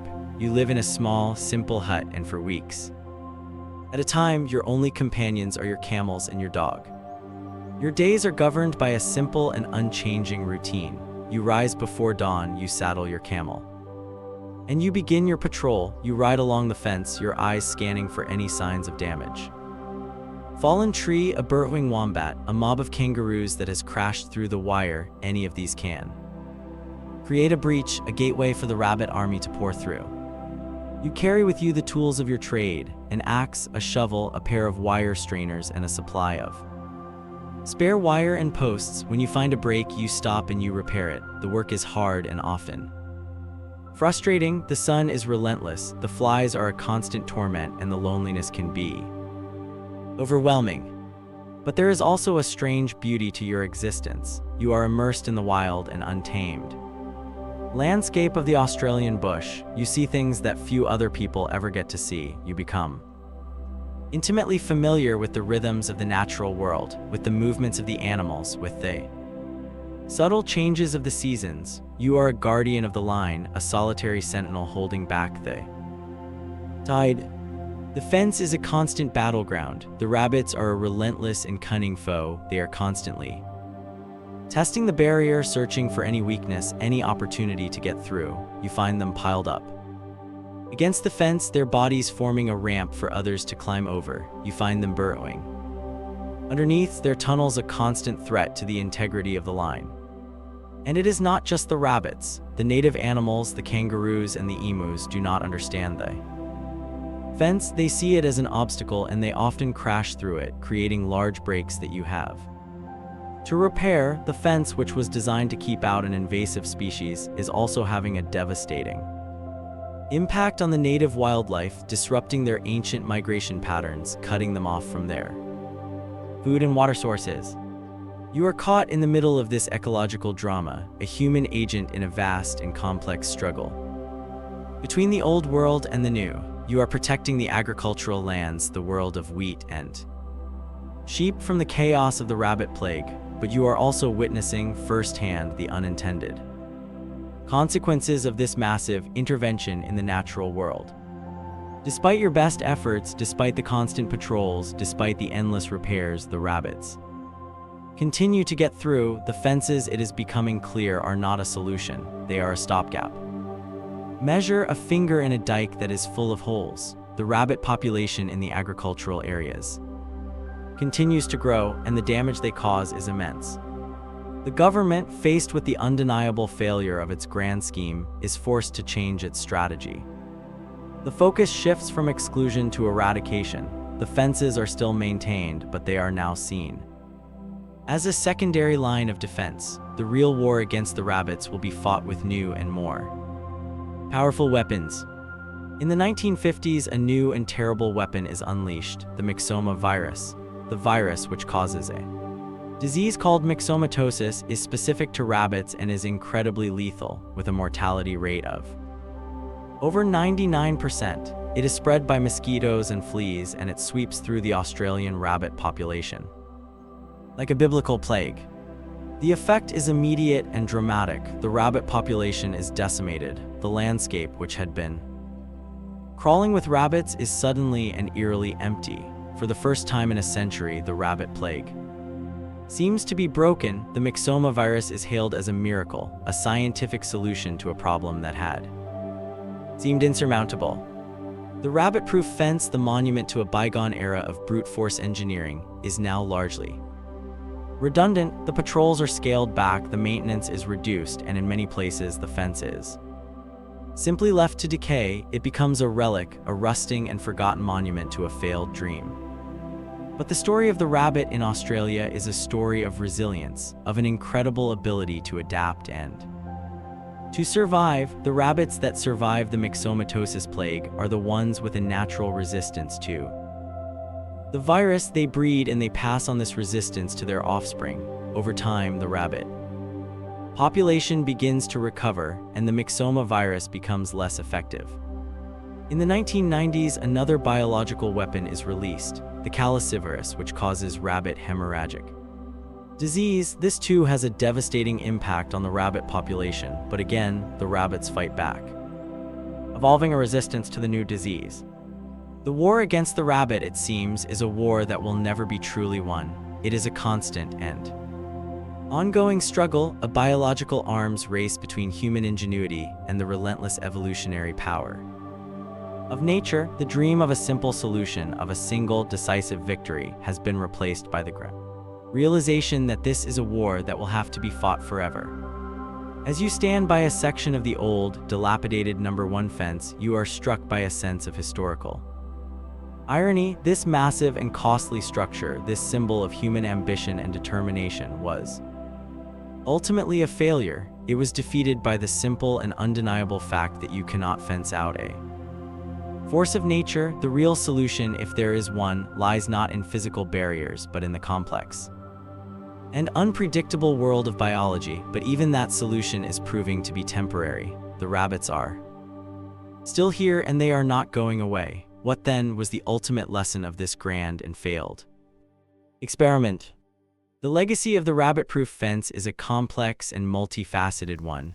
On one level, it is a story of failure, a monument to a grand and ultimately futile gesture. It stands as a powerful symbol of the limitations of human power, a stark reminder that even our most ambitious and determined efforts can be thwarted by the relentless and unpredictable forces of the natural world. The fence did not stop the rabbits, and the agricultural lands it was built to protect were eventually overrun. In that sense, the project was a colossal waste of time, money, and effort. But to dismiss the fence as a simple failure is to miss its deeper significance.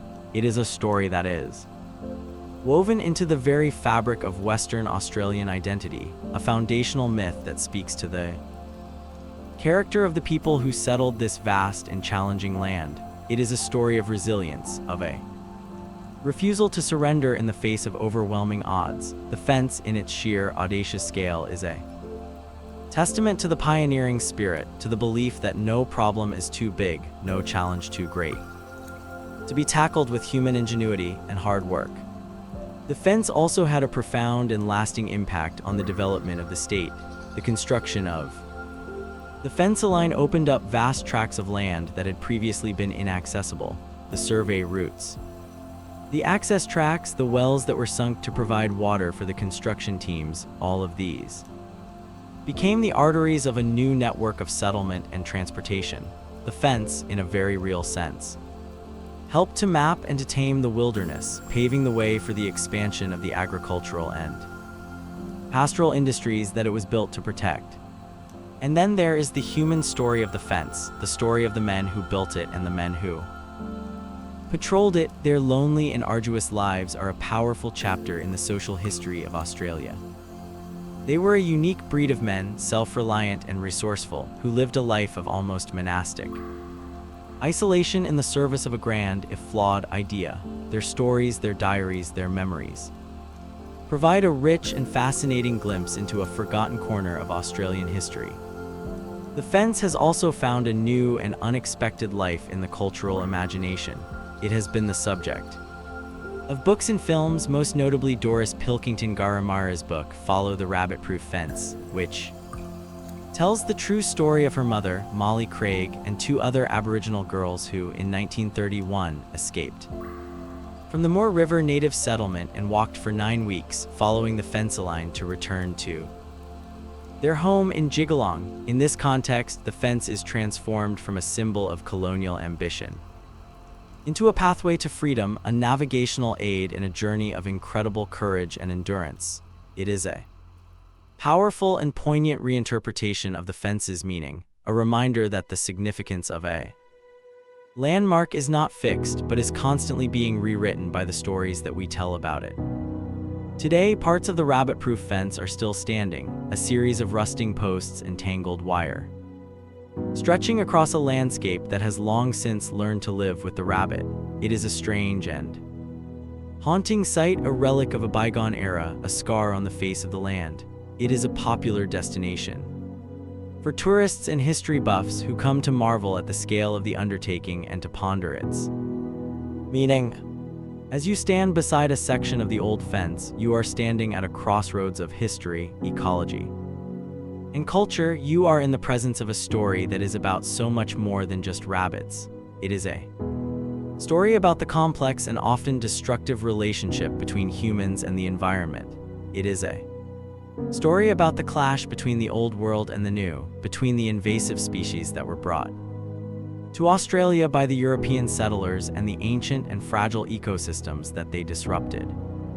The war against the rabbit continues to this day, fought not with fences but with the sophisticated and ever-evolving tools of biological science. It is a war that has no foreseeable end, a permanent end.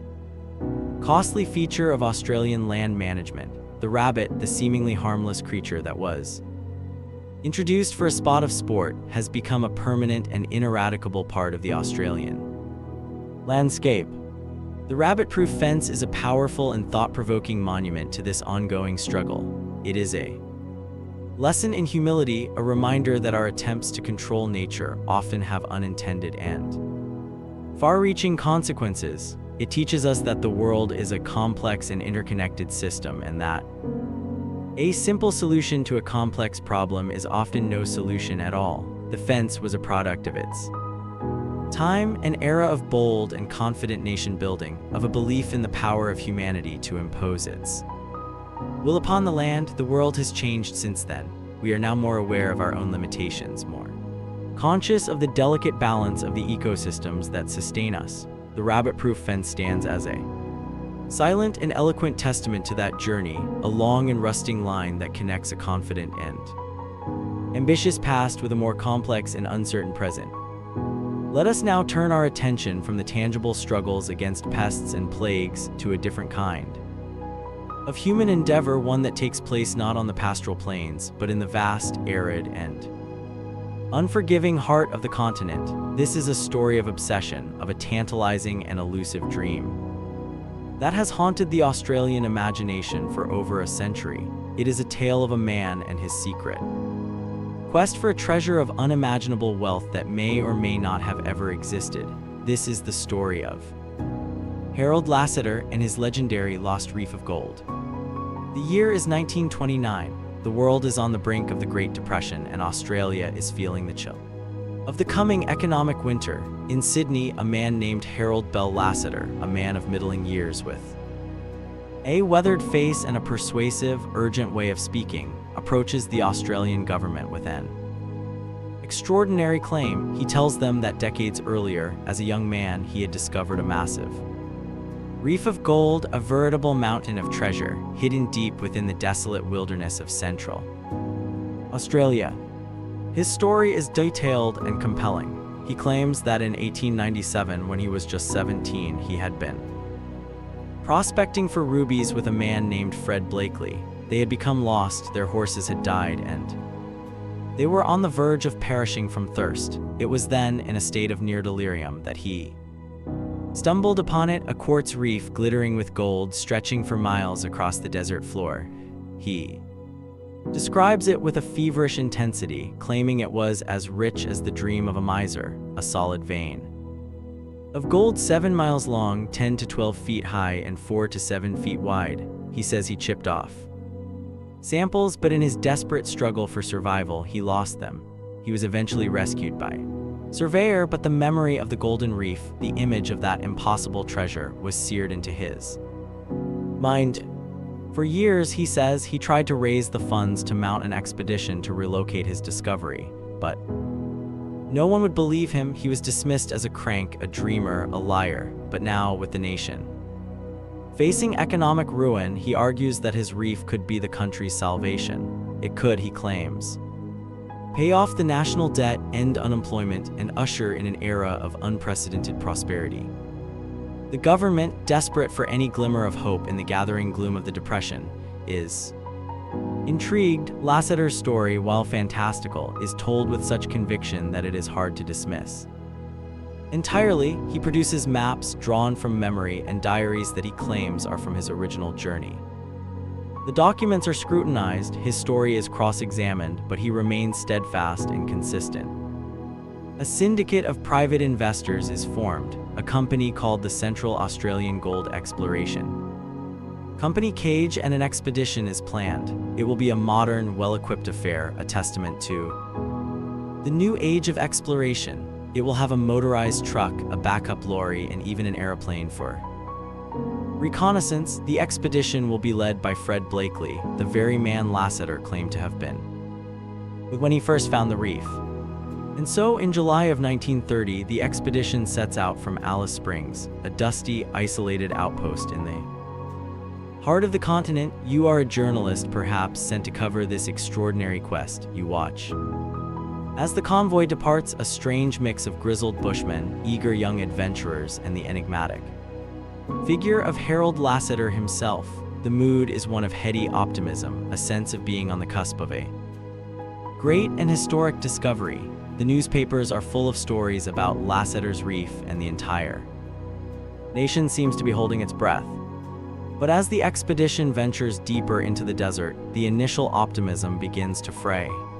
The landscape is brutal and unforgiving. The heat is relentless, the flies are a constant torment, and the terrain is a nightmare for the motorized vehicles. The trucks constantly get bogged in the sand, they suffer mechanical breakdowns, and their progress is agonizingly slow.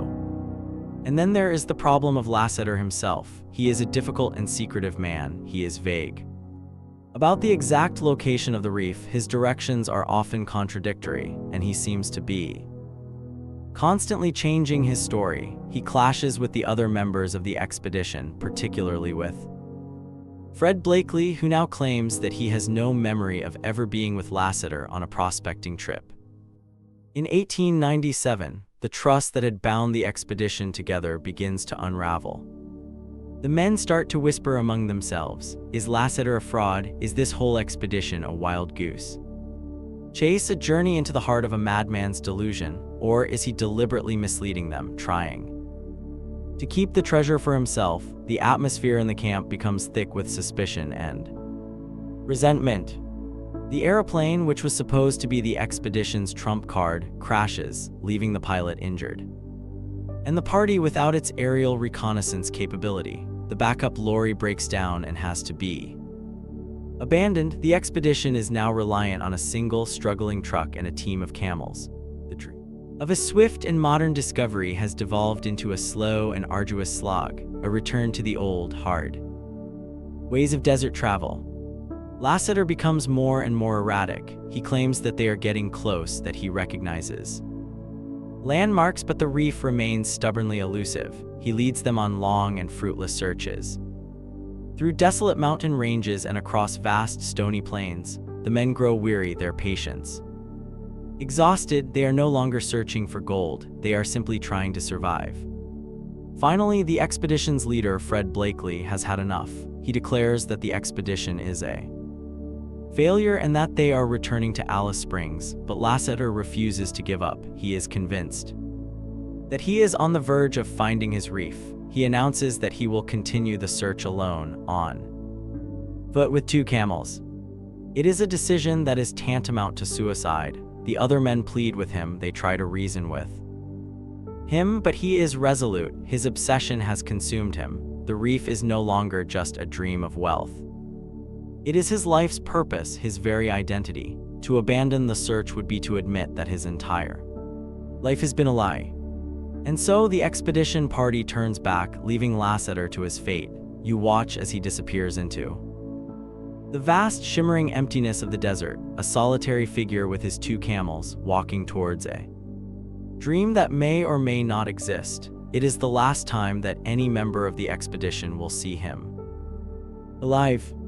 The story of Lasseter's quest has now taken a dark and tragic turn. The grand adventure has become a story of one man's lonely and desperate obsession, as he walks deeper into the wilderness, into a landscape that is as vast and as empty as the sky above. A host of questions hang in the dry desert air. Is he a visionary or a madman, a hero or a fraud? And will he find his golden reef, or will the desert claim him, swallowing him and his secret forever? Harold Lasseter, now alone in the vastness of the central Australian desert, was a man stripped of everything but his obsession. The modern expedition with its trucks and its aeroplane had failed him. He was now reliant on the ancient and timeless methods of desert travel, his own 2 feet and the endurance of his camels. He was, in a sense, recreating the conditions of his original discovery, a solitary figure battling against the elements in a desperate search for a personal holy grail. His plan was to travel to a place called the Peterman Ranges, a rugged and remote mountain range that he now claimed was the location of his reef. He had a small amount of food and water, enough for a few weeks at most. He was walking into a landscape that was known to be one of the most inhospitable on Earth, a place where a man could die of thirst in a matter of days.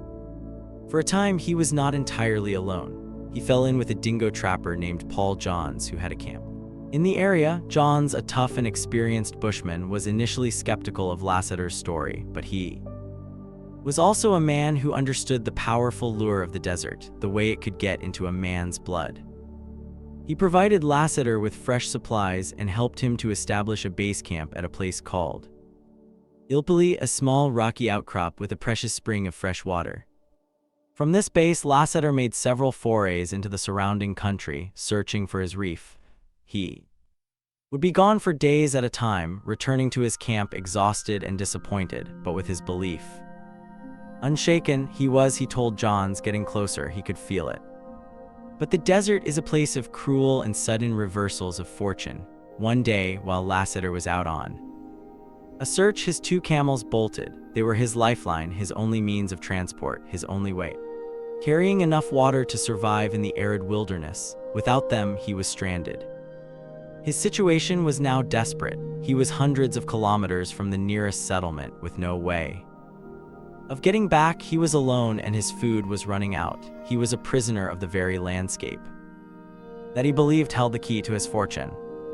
It is at this point that the story of Harold Lasseter becomes a story of survival, a grim and harrowing tale of one man's struggle against the inevitable. He was found by a family of Pitjantjatjara people, the traditional owners of the land. They took pity on him, this strange white man who was lost and starving in their country. They gave him food and water, and they guided him to a cave where he could shelter from the relentless sun. Lasseter, who was now weak and suffering from malnutrition and exposure, spent his final days in this cave. He knew that he was dying, and it was here in the twilight of his life that he wrote his final diary. It is a remarkable and poignant document, a record of his last desperate days, a testament to the enduring power of his obsession. He writes of his discovery of the reef, reaffirming his story with his dying breaths. He gives detailed instructions on how to find it, providing landmarks and distances. He writes of his regrets, of the family he has left behind, of the life he could have had, and he writes of his unwavering belief that he was right, that the reef is real, and that one day it will be found. He entrusted his diary to the Pichinchajura people, hoping that they would one day be able to pass it on to the white authorities. And then, in the early days of 1931, Harold Lasseter died alone in his cave, a victim of his own unyielding dream. Months later, a search party led by the bushman Bob Buck was sent out to find him. They had been alerted by Paul Johns, who had become concerned when Lasseter failed to return to his camp. Buck, following the information given to him by the local Aboriginal people, found Lasseter's body. He was buried where he lay, in a shallow grave in the heart of the country that had both inspired and destroyed him. Buck also recovered Lasseter's diary, the diary with its detailed and passionate account of his final days, and his unwavering belief in his reef became a sensation. It was published in the newspapers, and it cemented the legend of Lasseter's reef in the Australian imagination. The story was no longer just about a lost treasure, it was now a tragic romance, a story of a heroic and misunderstood visionary who had died for his dream. But the diary also raised more questions than it answered. Was it a true account of a man's final days? Or was it the final, desperate fabrication of a lifelong conman? The directions to the reef, while detailed, were also confusing and contradictory. The landmarks he described were difficult to identify. The diary, which was supposed to be the key to the treasure, was just another layer in the enigma of Harold Lasseter. The search for Lasseter's reef did not die with him. In the decades that followed, dozens of expeditions have been mounted. Countless individuals have ventured into the desert, armed with Lasseter's diary and a dream of finding his gold. They have been a motley collection of professional prospectors, amateur adventurers, and obsessive dreamers. They have used modern technology, from four-wheel drive vehicles to satellite imagery, in their quest. But the reef remains as elusive as ever. The desert has guarded its secret well. The searchers have found nothing. Some have returned empty-handed and disillusioned, their dreams shattered by the harsh reality of the wilderness. Others have met a more tragic fate, becoming lost, perishing from thirst, adding their own stories to the dark and cautionary tale of Lasseter's legacy. The legend of Lasseter's reef has become a self-perpetuating myth, a story that is kept alive by the very fact that it is unproven. The lack of evidence is, in a strange way, what gives the story its power. It allows people to believe what they want to believe. It creates a space where hope and imagination can flourish, untroubled by the inconvenient constraints of fact.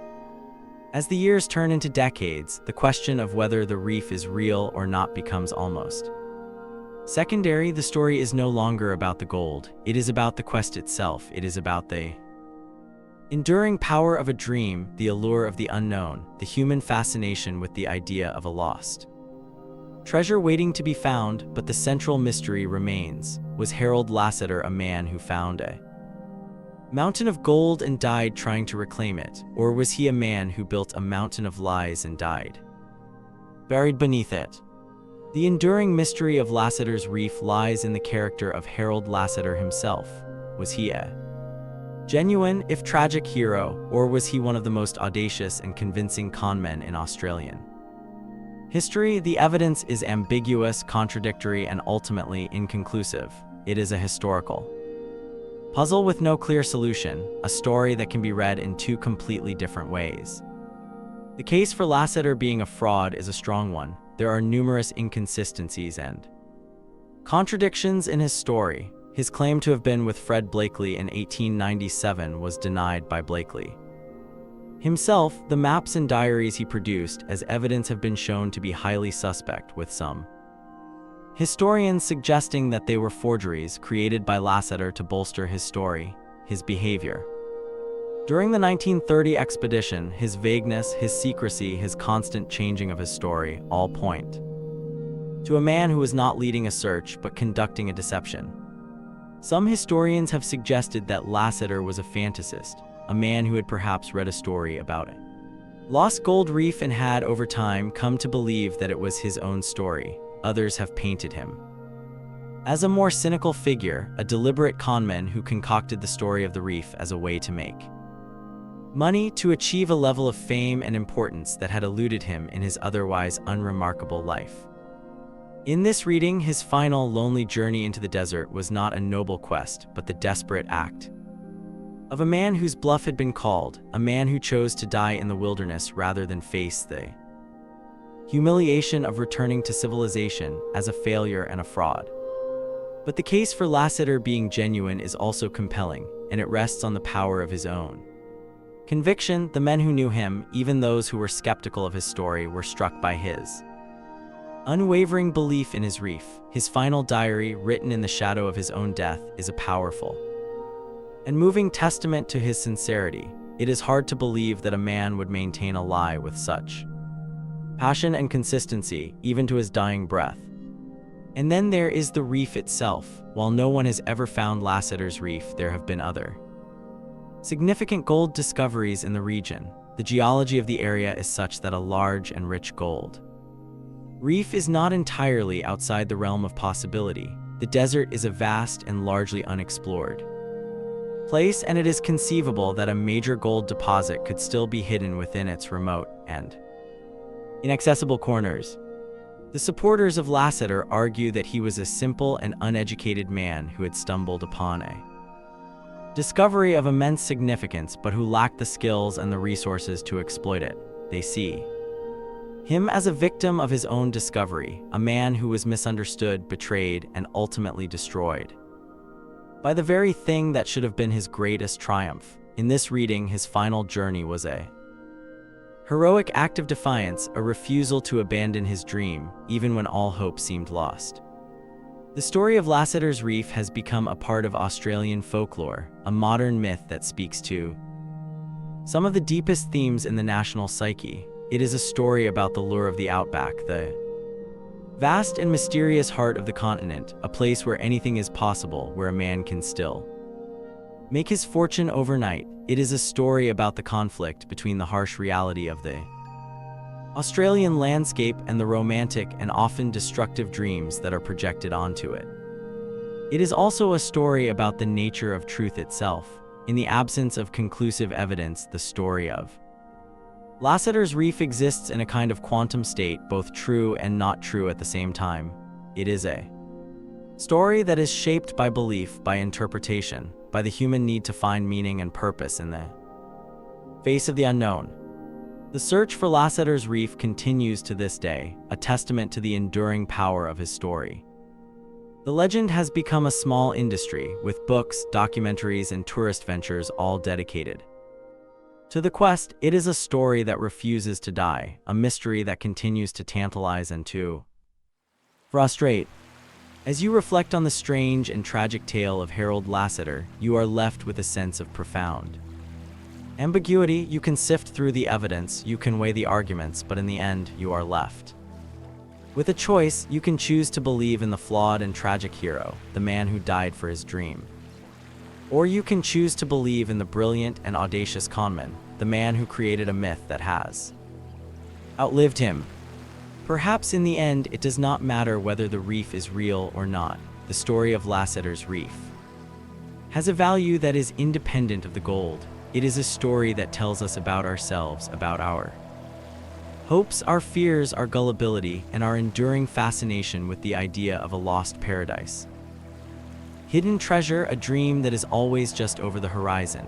The reef may be lost forever, but the story of the man who went in search of it has become a permanent and glittering part of the Australian cultural landscape. We now travel back to the very beginning of the European chapter in Australia's history, to the raw, tumultuous, and often brutal world of the early penal colony of New South Wales. Our story is set in Sydney, but it is a Sydney you would not recognize. This is not a bustling modern metropolis, but a struggling, isolated outpost, a dumping ground for the unwanted convicts of the British Empire. It is a place of immense hardship, of strict military rule, and of a strange and volatile social experiment. It is in this pressure cooker environment that we find the seeds of Australia's one and only military coup, the Rum Rebellion. The year is 1808. The colony of New South Wales is less than 2 decades old. It is a society built on a rigid and unforgiving hierarchy. At the bottom are the convicts, thousands of men and women, transported from Britain for crimes ranging from petty theft to political dissent. Above them are the free settlers, a small but growing class of farmers, artisans, and merchants. And at the very top, holding the reins of absolute power, is the governor, the representative of the British Crown. But there is another unofficial power in the colony, a force that has grown to challenge the authority of the governor himself. This is the New South Wales Corps, a regiment of the British Army that was created specifically to serve as the garrison for the penal colony. The officers of the Corps, known colloquially as the Rum Corps, have become the colony's elite. They are not just soldiers, they are entrepreneurs, landowners, and merchants, and the foundation of their wealth and power is a single, highly valuable commodity: rum. In the early days of the colony, there was no official currency. The economy operated on a system of barter, with goods and services being exchanged for whatever was at hand. In this environment, rum, or more accurately, any form of distilled spirits, became the de facto currency. It was a valuable and easily transportable commodity, and it was in high demand in a society where life was hard and pleasures were few. The officers of the New South Wales Corps, using their positions of power and their access to the colony stores, quickly established a monopoly on the importation and distribution of rum. They bought it cheap and sold it dear, using it to pay for goods, to purchase land, and to secure the labor of the convicts. They became fabulously wealthy, a powerful and entrenched oligarchy that controlled the economic life of the colony. They were the Rum Corps, and their power was absolute. Into this volatile and corrupt environment comes our central character, Governor William Bligg. You may know him from another, more famous story. This is the same William Bligg who, nearly 2 decades earlier, had been the captain of HMS Bounty, the man who was cast adrift in a small boat by a mutinous crew led by Fletcher Christian. That experience has not softened him. He is a man of immense courage and navigational skill, but he is also a man who is notoriously short-tempered, stubborn, and authoritarian. He is a man who does not suffer fools gladly, and he sees fools everywhere. Bligg arrives in Sydney in 1806 with a clear and simple mission: to break the power of the Rum Corps and to clean up the corrupt and lawless colony. He is appalled by what he finds. He sees the officers of the Corps as a pack of greedy and unscrupulous traders who are exploiting their position for personal gain. He sees the widespread drunkenness and social decay that is fueled by the rum trade, and he sees the challenge to his own authority, the way the Corps officers flout the regulations and undermine his rule. Bligg, a man who has faced down a mutiny on the high seas, is not one to be intimidated. He launches a frontal assault on the power of the Rum Corps. He prohibits the use of spirits as a form of payment. He attempts to regulate the price of essential goods. He cracks down on the illegal stills that are producing cheap and potent rum within the colony, and he challenges the land grants that the officers have awarded to themselves, grants that have given them vast estates and a stranglehold on the colony's agricultural resources. His actions are a direct attack on the wealth and influence of the most powerful men in the colony. The officers of the Rum Corps, led by a cunning and ambitious landowner named John MacArthur, are not about to give up their privileges without a fight. MacArthur is, in many ways, Bligg's opposite. He is a man of charm and sophistication, a skilled political operator who knows how to manipulate the levers of power. He is also a man of immense ambition and a deep sense of entitlement. He sees Bligg as a tyrant, a man who is threatening his property, his livelihood, and his vision for the future of the colony. The conflict between Bligg and MacArthur becomes the central drama of the colony. It is a clash of two Powerful and unyielding personalities, a struggle for control of the future of New South Wales. MacArthur and his allies in the Corps use every tool at their disposal to undermine Bligg's authority. They spread rumors about his character, they challenge his decisions in the courts, and they write letters of complaint to their powerful friends in London. The tension in the colony builds to a breaking point. The society is divided into two camps. The supporters of the governor, who see him as a reformer who is trying to bring order and justice to the colony, and the supporters of the Rum Corps, who see him as a despot who is trampling on their rights and freedoms. The final confrontation is triggered by a seemingly minor legal dispute. John MacArthur is charged with violating the shipping regulations. He refuses to pay a fine and he challenges the authority of the court. It is a direct and public act of defiance, a gauntlet thrown down at the feet of the governor. Bligg, never one to back down from a challenge, responds with force. He has MacArthur arrested and charged with sedition. It is a high-stakes gamble. If he succeeds in convicting MacArthur, he will have broken the back of the rebellion, but if he fails, his own position will be untenable. The trial of John MacArthur is set for the 25th of January, 1808, but the officers of the New South Wales Corps have no intention of allowing their champion to be tried by a court that they see as being controlled by the governor. They are planning their own response, a response that will be swift, decisive, and illegal. They are planning a mutiny.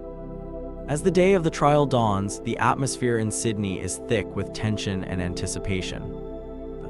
The small, dusty town is abuzz with rumors of an impending showdown. The supporters of both sides are gathering, their faces grim, their tempers frayed. The stage is set for a confrontation that will decide the fate of the colony, a clash that will go down in history as the Rum Rebellion. The question on everyone's lips is a simple one: who will blink first, the iron-willed governor or the powerful and rebellious Rum Corps? The 26th of January, 1808 was the 20th anniversary of the founding of the colony of New South Wales. It was supposed to be a day of celebration, a day to reflect on the progress that had been made since the arrival of the First Fleet, but instead, it was a day of insurrection. The trial of John MacArthur had been a farce. The 6 officers of the New South Wales Corps who were supposed to sit as members of the court refused to do so. They demanded the removal of the Judge Advocate Richard Atkins, a man who was a known ally of Governor Bligg. They presented a petition signed by many of the leading figures in the colony, calling for Bligg's arrest and removal from office. It was a direct and coordinated challenge to the governor's authority, a legal mutiny that was taking place in the full view of the public. Bligg, outraged by this act of open defiance, declared the officers to be in a state of treason.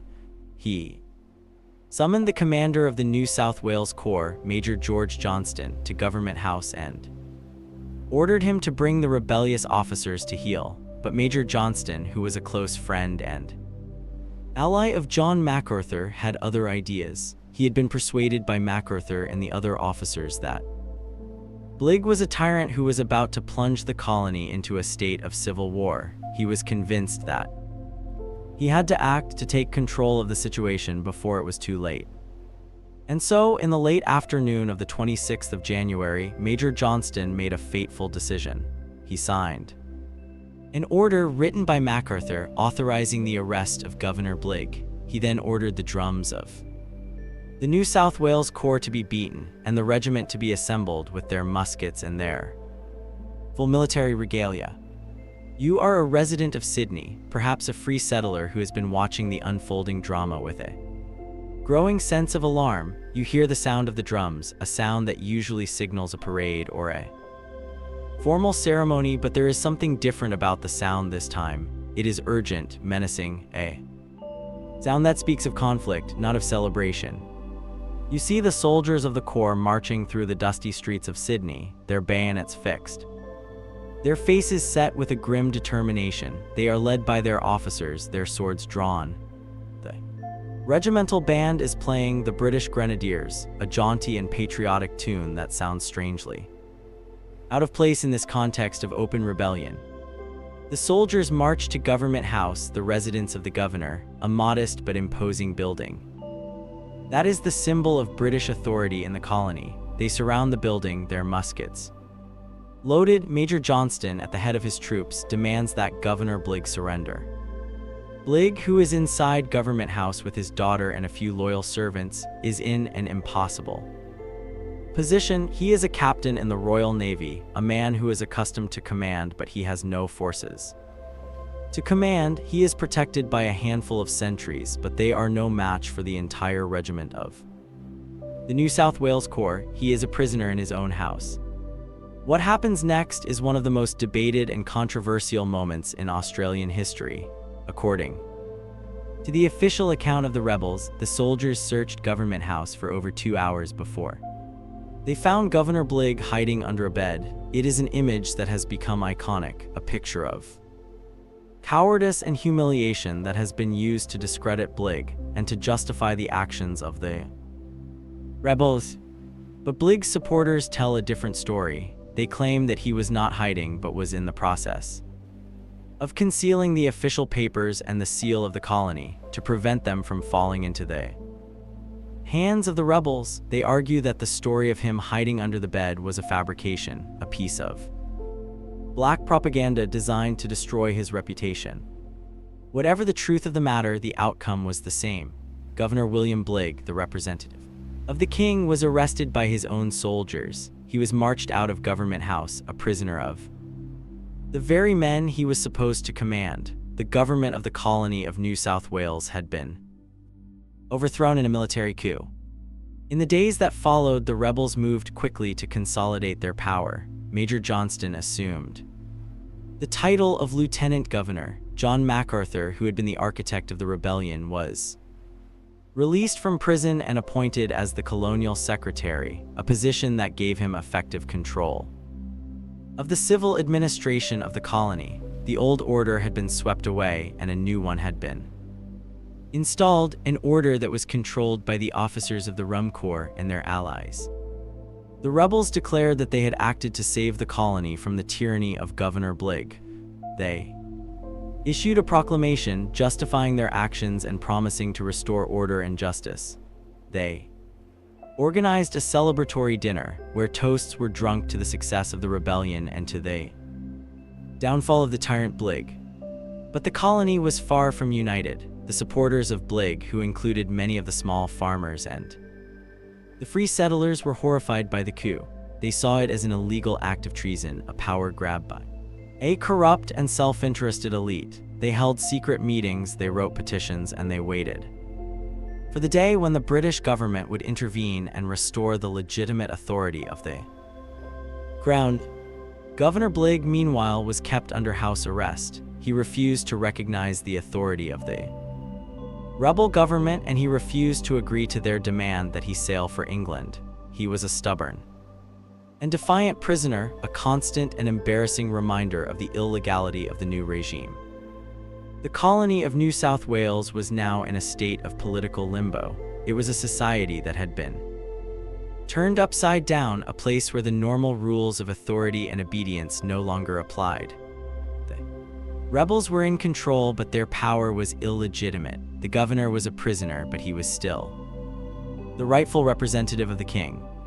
The news of the rebellion would take months to reach London. The fate of the colony, the fate of Governor Bligg, and the fate of the rebels would all be decided in the corridors of power, half a world away. As the colony waited in a state of suspended animation, a tense and uncertain peace settled.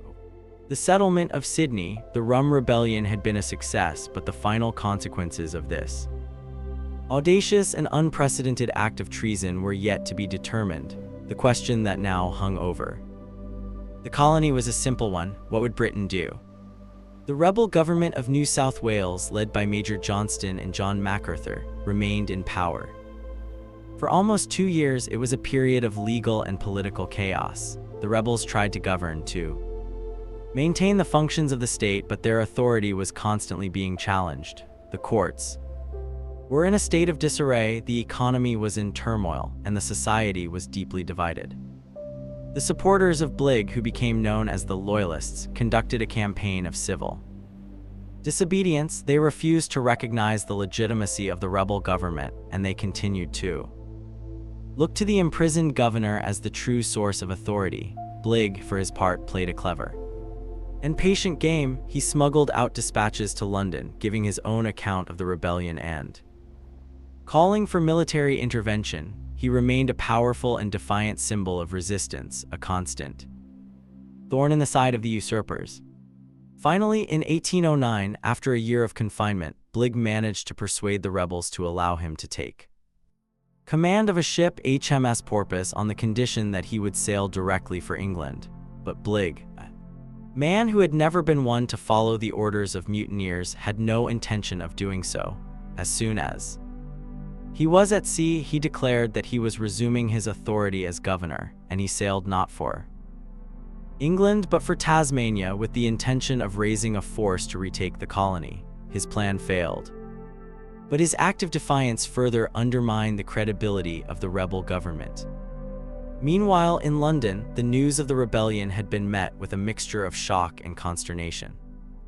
The British government could not and would not tolerate an act of open insurrection in one of its colonies. The decision was made to send a new governor with his own regiment to restore order and to bring the rebels to justice. The man chosen for this task was Lieutenant Colonel Lachlan Macquarie. He was a man of great ability and vision, a man who would go on to become one of the most important and transformative figures in Australian history. He arrived in Sydney at the end of 1809 with his own regiment, the 73rd, the New South Wales Corps. The infamous Rum Corps was to be recalled to England. The arrival of Macquarie marked the end of the Rum Rebellion.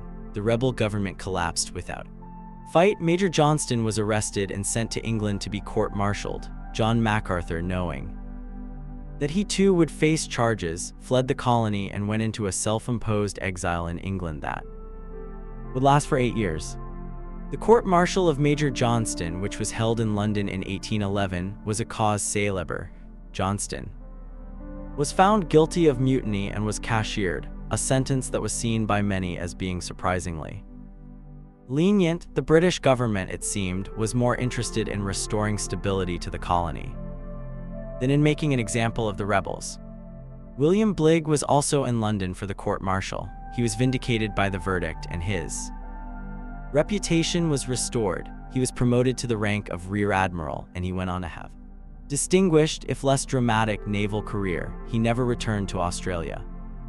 The Rum Rebellion, in the end, was a strange and paradoxical event. It was a clear and undeniable act of treason, but it had surprisingly few long-term consequences for the men who led it. John MacArthur eventually returned to the colony and became one of the wealthiest and most influential men in Australia, the father of the country's wool industry. The officers of the Rum Corps, while their regiment was disbanded, largely retained their land and their wealth. But the rebellion did have a profound and lasting impact on the development of Australia. It marked the end of the era of military rule and the beginning of a more ordered and civil society. Governor Macquarie, who replaced Bligh, was a visionary and enlightened leader who laid the foundations for a modern and prosperous colony. He reformed the administration, he championed the rights of the emancipists, convicts who had served their time, and he oversaw a massive program of public works that transformed the settlement of Sydney. The Rum Rebellion is a powerful and thought-provoking story about the birth of a nation. It is a story of greed, of ambition, of a clash of powerful personalities. It is a story that reveals the raw and often brutal realities of life in a penal colony, a society that was struggling to define itself, to find a balance between military authority and civil liberty. It is also a story that challenges some of the foundational myths of Australia. The image of a nation that was born in a spirit of egalitarianism and a healthy disrespect for authority is complicated by the story of the Rum Rebellion. This was a conflict that was, at its heart, about the preservation of privilege, a power grab by a wealthy elite who were determined to protect their own economic interests. As you reflect on the strange and turbulent events of 1808, you are left with a sense of the complexity And the contingency of history. The Rum Rebellion was a pivotal moment, a crossroads in the journey of a young colony. It could have led to a very different future, a future in which a powerful and unaccountable military oligarchy remained in control, but instead, it led to the appointment of a great and reforming governor, a man who set the colony on a new and more progressive path. The rebellion, in a strange and ironic twist of fate, was the catalyst for the very reforms that it was designed to prevent. It was a mutiny that failed in its ultimate objectives, but that succeeded in changing the course of Australian history forever. Our journey now takes us into one of the darkest and most painful corners of Australian history. We move forward in time to 1838, and we travel to the remote and rugged frontier of northern New South Wales. This is a story that confronts the brutal reality of the colonial project, a story of violence, of racial hatred, and of a landmark legal case that sent shockwaves through the young colony. This is the story of the Myall Creek Massacre. Imagine yourself in the New England region of New South Wales. This is the edge of the known world for the European settlers, a place where the boundaries of the colony are pushing ever deeper into the traditional lands of the Aboriginal people. The landscape is a mixture of rugged mountains and vast grassy plains, a perfect environment for the grazing of cattle and sheep. Wealthy landowners, known as squatters, are moving into the area, claiming vast tracts of land for themselves, often without any legal title. This is a world of intense and often violent conflict. The squatters and their convict laborers, known as stockmen, see the land as empty, as theirs for the taking. They see the Aboriginal people, the traditional owners of this land for tens of thousands of years, as a nuisance, as pests, as a threat to their livestock and their safety. The Aboriginal people, for their part, see the white invaders as a destructive force that is destroying their hunting grounds, desecrating their sacred sites, and disrupting their ancient way of life. The result is a state of undeclared and brutal frontier war. The settlers, armed with guns and horses, conduct reprisal raids against the Aboriginal people, often in response to the spearing of their cattle. The Aboriginal people, armed with spears and a deep and intimate knowledge of the land, conduct their own raids, defending their country and resisting the encroachment of the invaders. It is a cycle of violence, of atrocity and counter-atrocity, that is taking place far from the prying eyes of the authorities in Sydney. In this climate of fear and hatred, the Aboriginal people are seen as less than human. They are referred to as blacks, savages, vermin. The killing of an Aboriginal person is not considered a crime. It is seen as a necessary, if unpleasant, part of the business of tamming the frontier. There is a code of silence among the settlers, an unwritten rule that you do not speak of the massacres, that you do not betray your fellow white men to the authorities.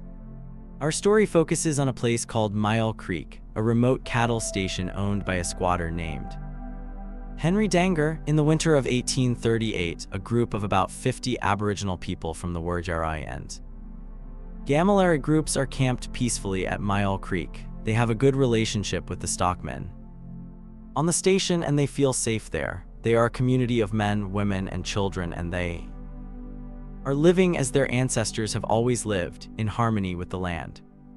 But their peace is about to be shattered. On the 10th of June, 1838, a group of 11 armed stockmen, led by a man named John Fleming, ride up to the camp. They are a vigilante gang, a posse of men who have come to Myall Creek with a single murderous purpose. They are there to disperse the blacks, a euphemism for mass murder. The stockmen round up the Aboriginal people at gunpoint. They tie them together with ropes, their wrists bound. They are a terrified and defenseless group. The stockmen show no mercy. They lead their captives away from the camp to a secluded spot about a kilometer away. What happens next is an act of unimaginable brutality.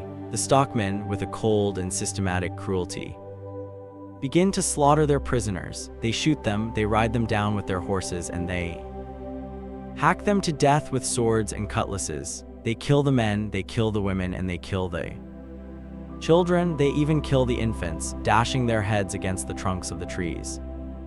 In the space of a few minutes, at least 28 people are murdered. Their bodies are left where they fall, a gruesome and silent testament to the savagery of the killers.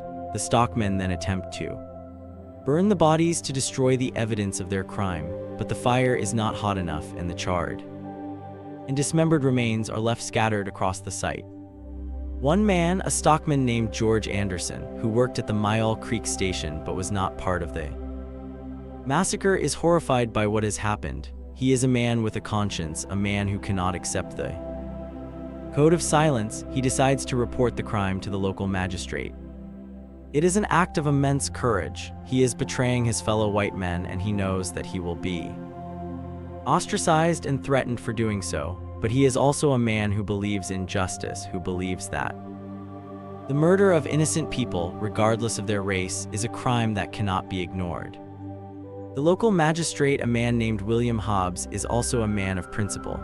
He is shocked by the report and he decides to investigate. He rides to Myall Creek and he sees the evidence for himself. The charred bones, the fragments of skulls, the signs of a horrific and brutal massacre. Hobbs is determined to bring the killers to justice. He takes statements, he gathers evidence, and he issues warrants for the arrest of the 11 men who were involved in the massacre.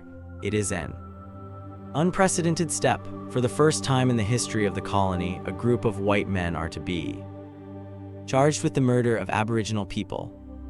The news of the arrest sends a shockwave through the colony. The squatters and the settlers are outraged. They see the prosecution of the Myall Creek killers as a betrayal, as an attack on their way of life. They rally to the defense of the accused men, raising money for their legal fees and conducting a vicious public campaign against the witnesses and the authorities. The colonial press is filled with articles that defend the massacre, that portray the Aboriginal people as savages who deserve their fate.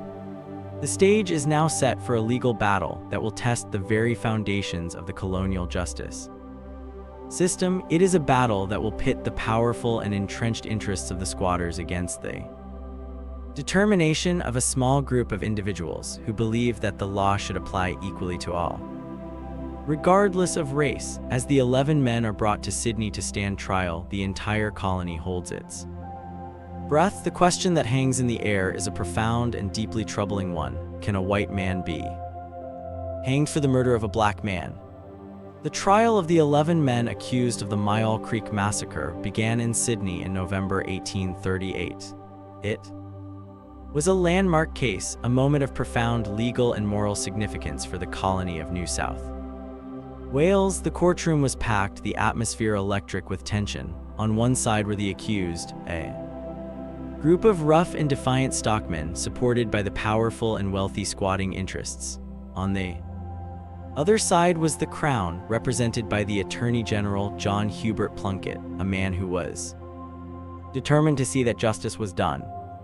The first trial was a disaster for the prosecution.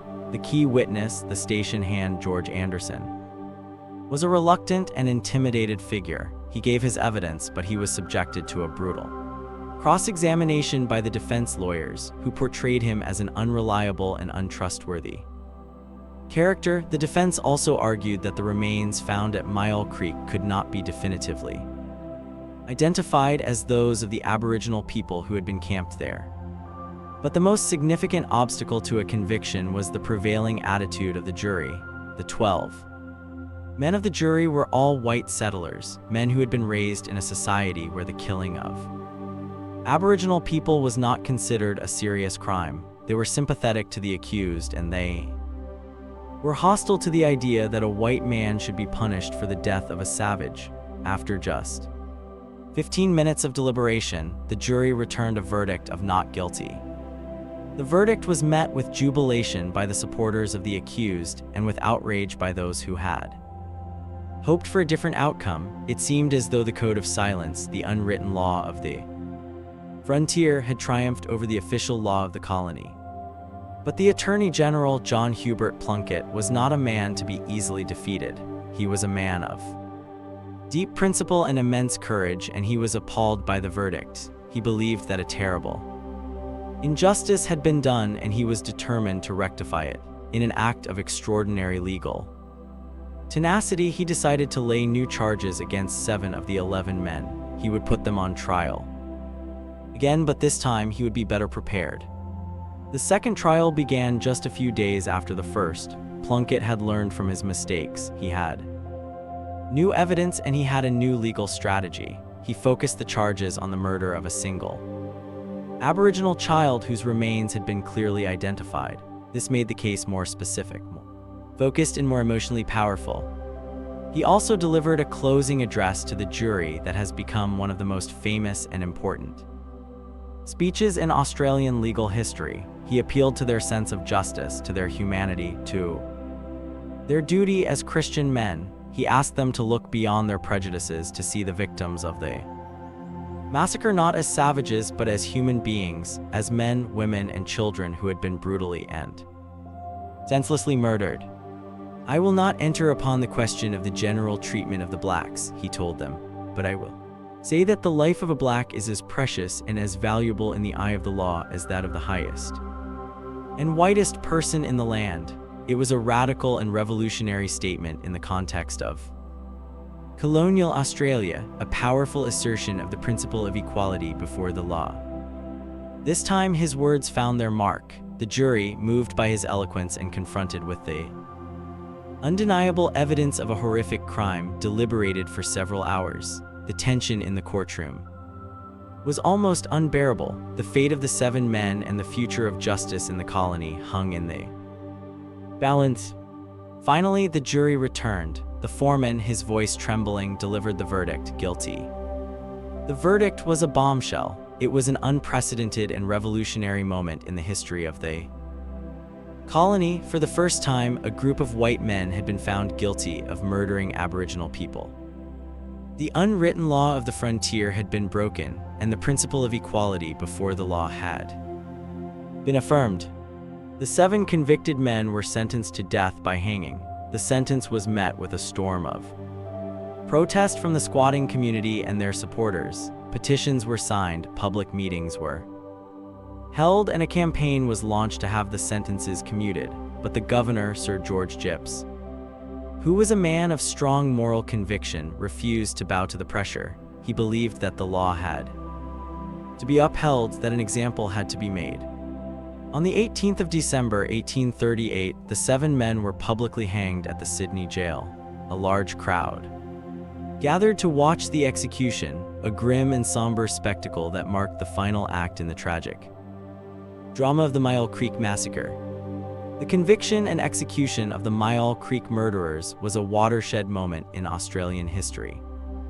It was a victory for the rule of law, a sign that the colony was beginning to move away from the brutal and lawless world of the frontier and towards a more just and civilized society. But it was a victory that was both partial and temporary. The Myall Creek case was the exception, not the rule. In the decades that followed, the violence on the frontier continued.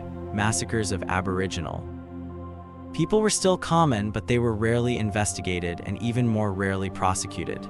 The code of silence, which had been broken at Myall Creek, was quickly re-established. The powerful political and economic interests of the squatters ensured that the lessons of the Myall Creek trial were not learned.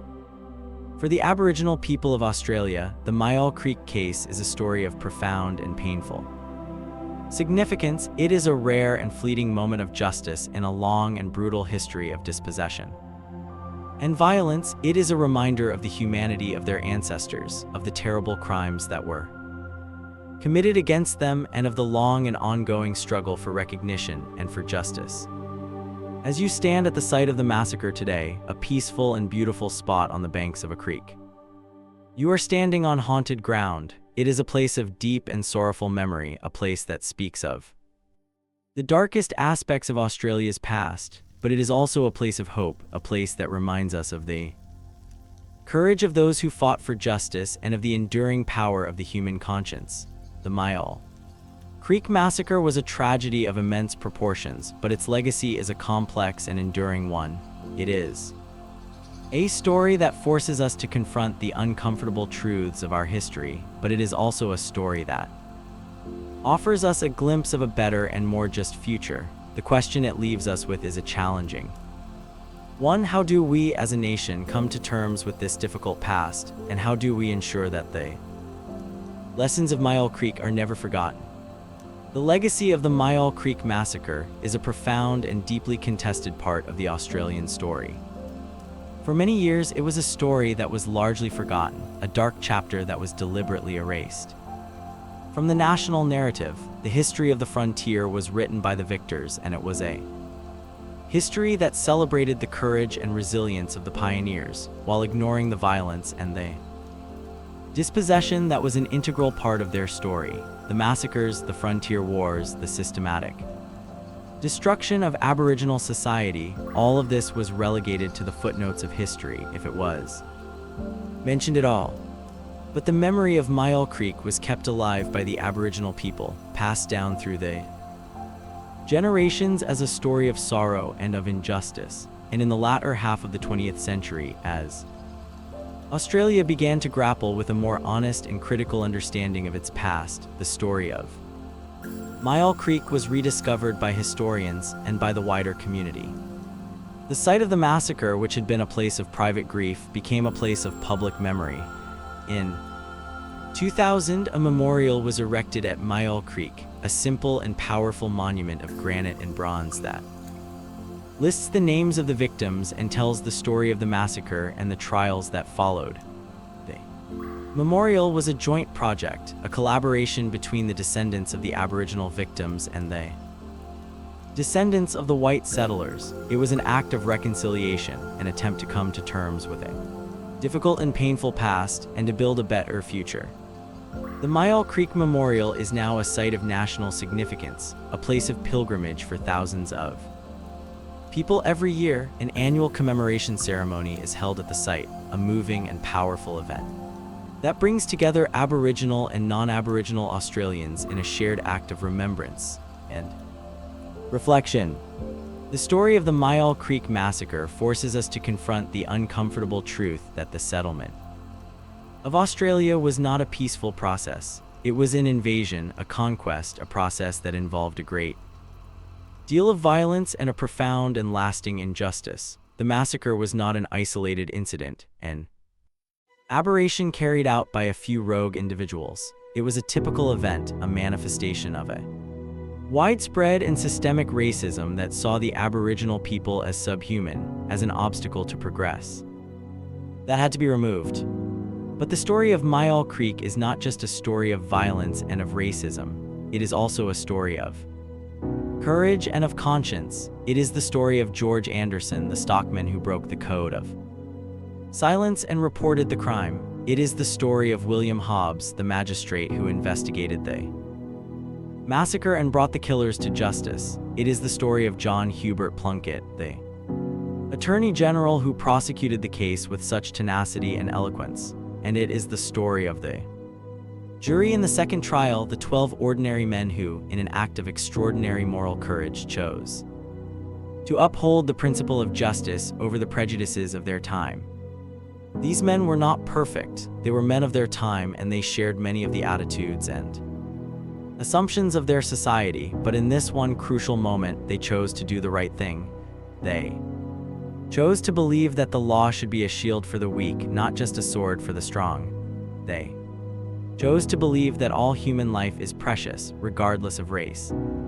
The Myall Creek Massacre is a story that challenges us to think about the nature of justice, the meaning of reconciliation, and the importance of historical memory. It reminds us that the past is never truly past, that the events of yesterday continue to shape the world of today. The legacy of the frontier wars, of the dispossession and the violence, is still with us. It is there in the social and economic disadvantage that is still faced by many Aboriginal people.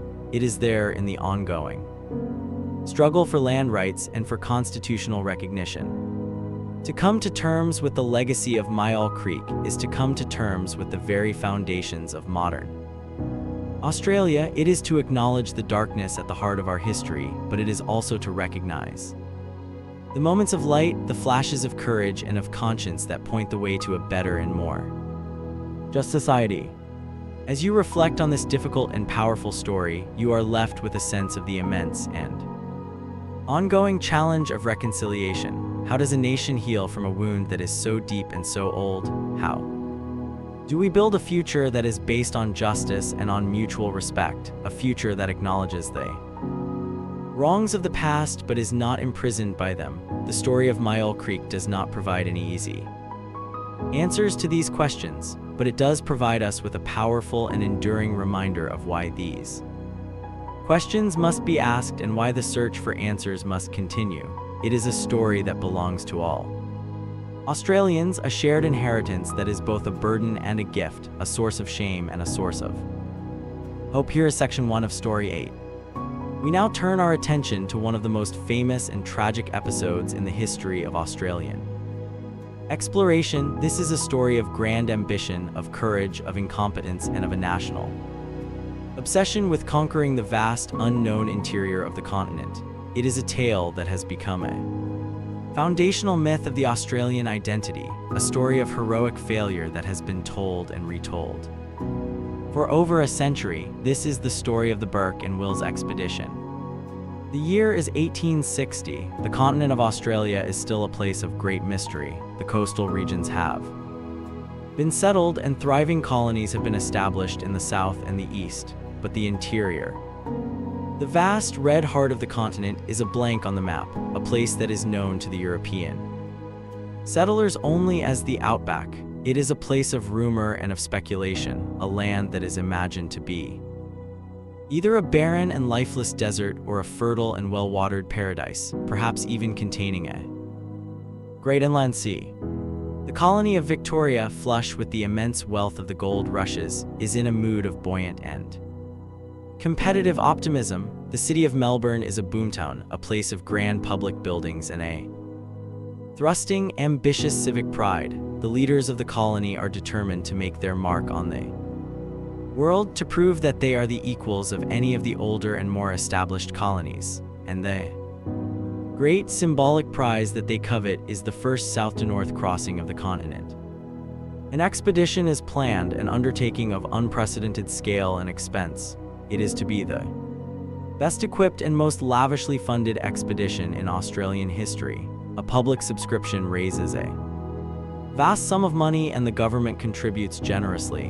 No expense is to be spared. The expedition is to be a showcase of Victorian science, wealth, and ambition. The Royal Society of Victoria, which is organizing the expedition, assembles a vast and eclectic collection of supplies. There are tons of dried food, wagons, horses, and even 24 camels, specially imported from India with their own handlers known as sepoys.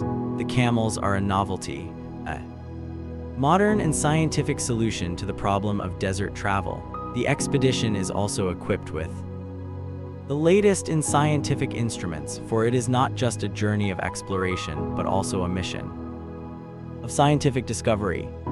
But the most crucial decision, the one on which the success or failure of the entire enterprise will rest, is the choice of a leader, and it is here that the first and perhaps the most fatal mistake is made. The man chosen to lead the expedition is not an experienced bushman or a seasoned explorer. He is an Irish police superintendent named Robert O'Hara Burke. Burke is a man of immense personal charm and courage. He is a charismatic and dashing figure, a man who cuts an impressive figure in his military-style uniform, but he has almost no experience of the Australian bush. He is impatient, impulsive, and has a notoriously short temper. He is a man of action, not of thought, a man who is more interested in glory and in speed than in the careful and methodical business of exploration. His second in command, the man chosen to be the expedition's surveyor and astronomical observer, is a young English scientist named William John Wills. Wills is, in many ways, Burke's opposite. He is quiet, methodical, and scientifically minded. He is a skilled navigator and a diligent observer, but he is also young and inexperienced, and he lacks the authority and the force of personality to stand up to his charismatic but reckless leader. The expedition, a vast and unwieldy caravan of men, animals, and wagons, sets out from Royal Park in Melbourne on the 20th of August, 1860. It is a grand public spectacle. 15,000 people, Significant portion of the city's population turn out to watch the departure. The mood is one of patriotic fervor, of a confident and almost arrogant belief in the inevitability of success. But the problems begin almost immediately. The expedition is too large, too slow, too weighed down by its own excessive baggage. The wagons constantly get bogged down and the progress is agonizingly slow. Burke, a man who is obsessed with speed, becomes increasingly frustrated. He makes a series of rash and ill-conceived decisions. He discards vast quantities of supplies, including much of the food and even the lime juice that is needed to prevent scurvy. He argues with his subordinates and he sacks his second-in-command, replacing him with Wills. By the time the expedition reaches Menindee, a remote settlement on the Darling River that is the last outpost of civilization, it is already in a state of disarray. It is here that Burke makes his most fateful decision. He has heard a rumor that a rival expedition, led by the experienced explorer John McDowell Stewart, is about to set out from South Australia with the same goal of crossing the continent. Burke, who is driven by a desperate desire to be the first, decides to split his party. He will make a dash for the north, for the Gulf of Carpentaria, with a small, lightly equipped party. The rest of the expedition, with the bulk of the supplies, is to remain at Menindee and then follow on to a place called Cooper's Creek, where they are to establish a depot and wait for his return. It is a reckless and irresponsible plan, a gamble that sacrifices the safety of his men for the sake of his own personal glory. He chooses a small group to accompany him: Wills, his loyal and scientifically minded second-in-command, 2 other men, John King and Charles Gray, and 6 camels. They take with them enough food and water for 3 months.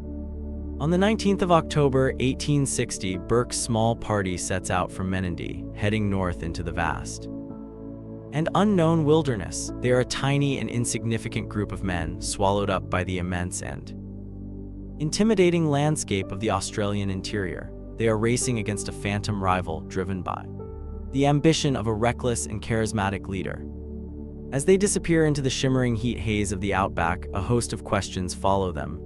Can they possibly survive in this harsh and unforgiving environment? Will their supplies be sufficient? And what will become of the men they have left behind, the men who are now scattered in a series of depots and camps across hundreds of kilometers of wilderness? The grand and ambitious Burke and Wills expedition has now become a desperate and high-stakes race, a journey into the heart of the unknown from which some of them will never return. Burke's dash for the north was a journey of incredible speed and hardship. He pushed his small party relentlessly, traveling long hours in the scorching heat of the Australian summer. The landscape they traversed was a monotonous and unforgiving one, a seemingly endless expanse of stony plains, sand dunes, and sparse, scrubby vegetation. Wills, with his skill as a navigator, was invaluable. He guided them through the wilderness, his careful observations and his meticulous maps ensuring that they stayed on course. They found water, but it was often scarce and of poor quality. They were constantly plagued by flies and by the intense, draining heat, but they made remarkable progress. By mid-November, they had reached Cooper's Creek, a winding and intermittent watercourse that is one of the great river systems of the Australian interior. It was here that they were supposed to rendezvous with the rest of the expedition, but there was no sign of them. The depot party, which was supposed to have followed them from Menindee, had not yet arrived. Burke, in his impatience, could not bear to wait. He made another fateful and reckless decision.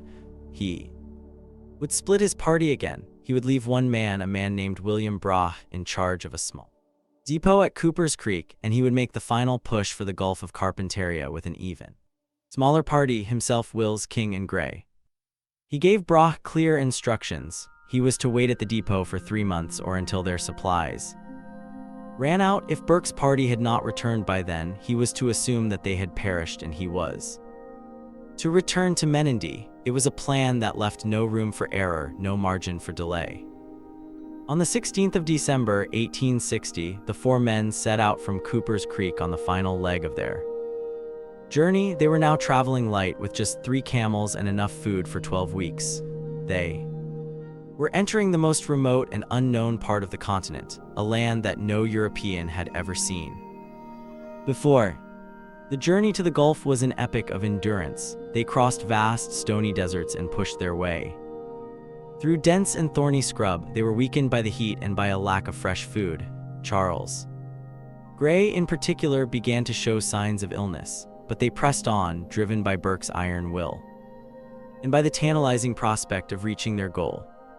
In early February 1861, they finally reached the tidal swamps of the Flinders River near the Gulf of Carpentaria. They had done it. They had crossed the continent from south to north, but it was a hollow and frustrating victory. The dense mangrove swamps and the soft, boggy ground prevented them from reaching the open sea. They could smell the salt in the air. They could see the tidal influence in the river, but they could not stand on the shore of the Gulf and look out over the ocean. Burke, in his journal, recorded their achievement with a characteristic lack of emotion. It would have been a great gratification to have obtained a view of the sea, he wrote, but we have done all we could. The return journey was a nightmare. They were now exhausted, their supplies were running low, and the wet season had begun, turning the dry plains into a vast and impassable bog. The camels, their feet not suited to the wet and muddy conditions, began to struggle and to die. The men were suffering from the effects of malnutrition. Charles Gray became seriously ill, and on the 17th of April he died. The three surviving men, Burke, Wills, and King, were now in a desperate race for their lives. They were weak. They were starving, and they were still hundreds of kilometers from the depot at Cooper's Creek. They finally staggered back to the depot on the evening of the 21st of April, 1861. They had been away for 4 months and 5 days. They were emaciated, their clothes were in rags, and they were on the verge of collapse, but they were alive, and they were sustained by the hope of finding safety, food, and companionship at the depot. They approached the camp, their hearts filled with a desperate anticipation, but the camp was silent. There was no sign of life. The depot was deserted. Bra and his men were gone. In a moment of cruel and almost unbelievable irony, the depot party had given up waiting for them on the very morning of the day they arrived. Bra had waited for more than 4 months, a month longer than Burke had instructed him to. His own supplies were running low, and one of his men was seriously ill. He had come to the conclusion that Burke and his party must have perished in the wilderness. On the morning of the 21st of April, just 9 hours before Burke, Wills, and King arrived, Bra and his men had packed up their camp, buried a cache of supplies, and had set out on the long journey back to Menanday. Before he left, Bra carved a message on a tree, indicating the location of the buried supplies and the date of his departure. The tree, a large coolabah, would become famous as the Dig Tree. The 3 starving and exhausted explorers, their hopes shattered, were now faced with a devastating and almost unbearable reality. They had survived the crossing of the continent. They had endured the horrors of the return journey, only to be defeated by a matter of a few hours. They were alone. They were desperately weak, and their chances of survival were now almost zero. Wills, with a stoicism that is almost heartbreaking, recorded the moment in his journal. Our disappointment and chagrin may be imagined, he wrote. We are in a sad and deplorable position. They dug up the cache of supplies, but it was not enough to sustain them for the long journey back to Menanday. They were too weak to even contemplate such a journey. Their only hope was to wait, to pray that a rescue party would be sent, or to find some other means of survival in the harsh and unforgiving environment of Cooper's Creek. The great expedition, which had begun with such pomp and ceremony, had now devolved into a desperate and tragic struggle for survival for 3 starving men, alone in the vast and indifferent wilderness. The final weeks of the lives of Burke and Wills are a story of slow and agonizing decline, a grim and heartbreaking testament to the limits of human endurance. The 3 surviving men, Burke, Wills, and King, were trapped in the desolate wilderness of Cooper's Creek, their bodies weakened by starvation, and their spirits crushed by the devastating disappointment of finding the depot abandoned. They were not entirely without hope. They knew that a rescue party would eventually be sent, but they also knew that it could be months before it arrived. Their only chance was to find a way to survive on their own, to live off the land in a place that seemed to offer so little in the way of sustenance. It was here that they encountered the local Aboriginal people, the Yandruwantha. The Yandruwantha were masters of survival in this harsh environment. They understood the rhythms of the land, they knew where to find food and water, and they had a complex and sophisticated culture that had allowed them to thrive in this place for thousands of years. The Yandruwantha were at first wary of the strange, white-skinned intruders, but they were also generous and compassionate people. They took pity on the 3 starving men and they offered them food. They gave them fish, and they showed them how to find and prepare a starchy, seed-like plant called nardu, which was a staple of their diet. For a time, it seemed as though the explorers might survive. John King, who was the most pragmatic and adaptable of the 3, developed a good relationship with the Yandruwantha. He learned some of their language and he participated in their daily life. He was, in a sense, beginning to adapt to the ways of the country. But Burke, with his rigid and arrogant mindset, was unable to do so. He was suspicious of the Yandruwantha and he was contemptuous of their way of life. He could not bring himself to accept their help, to learn from them, to admit that their primitive knowledge was superior to his own civilized understanding. In a moment of tragic and self-destructive folly, he fired his pistol at them, driving them away. He had, in his ignorance and his pride, rejected his only real hope of survival. The 3 men were now entirely reliant on their own efforts to find and prepare the nardu, but they lacked the knowledge and the skill to do it properly. The nardu seeds had to be carefully ground and prepared to remove the toxins and to make them digestible. The explorers, in their weakened and ignorant state, were unable to do this. They were eating the nardu, but it was giving them almost no nutritional value. They were, in effect, starving to death on a full stomach. Wills was the first to succumb. He was a man of science, and he documented his own decline with a chilling and detached objectivity. He recorded his own pulse rate, his own body temperature, his own growing weakness. He knew that he was dying, and he faced his end with a quiet and stoic courage. He asked Burke and King to leave him, to press on without him. He died alone in a small shelter made of branches, his journal lying beside him. Burke, his body racked with pain and his mind clouded with delirium, died a few days later. He died as he had lived, with a kind of dramatic and self-important flair. He asked King to place his pistol in his right hand and to leave him unburied where he lay.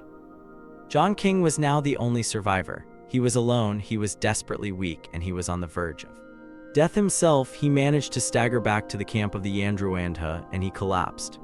The Yandruwantha, despite the fact that Burke had fired on them, once again took pity on him. They nursed him, they fed him, and they saved his life.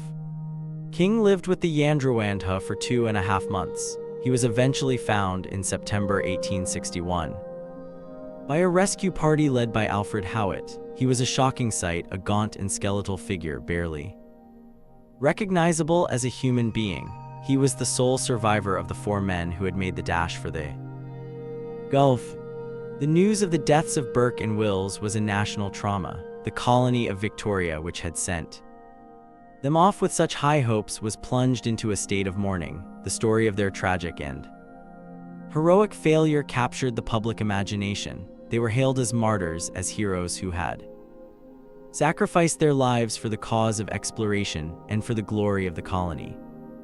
The bodies of Burke and Wills were recovered and were brought back to Melbourne. They were given a state funeral, the grandest and most elaborate public ceremony that had ever been seen in Australia. They were buried in the Melbourne General Cemetery, in a massive and ornate tomb that was a monument to their tragic and heroic status. The Burke and Wills expedition was, in practical terms, a catastrophic failure. It was poorly led. It was beset by a series of disastrous decisions, and it resulted in the deaths of 7 men. It contributed almost nothing to the scientific understanding of the Australian interior. But in another sense, it was a resounding success. It was a story, a myth, a national drama that has endured for over a century. The story of Burke and Wills has become a foundational narrative of the Australian identity, a story that is told and retold in books, in poems, in paintings, and in films.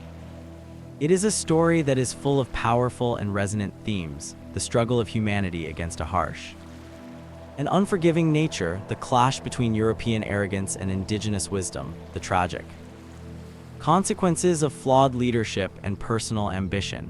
It is a story that has been interpreted in many different ways: as a tale of heroic sacrifice, as a cautionary tale about the dangers of hubris, as a symbol of the tragic and often destructive nature of the colonial encounter.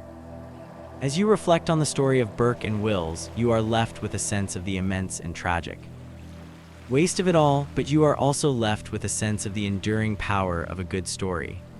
The expedition may have failed to conquer the outback, but it succeeded in conquering the Australian imagination. The names of Burke and Wills are etched into the landscape and into the psyche of the nation, a permanent and poignant reminder of a journey that was both a tragedy and a triumph.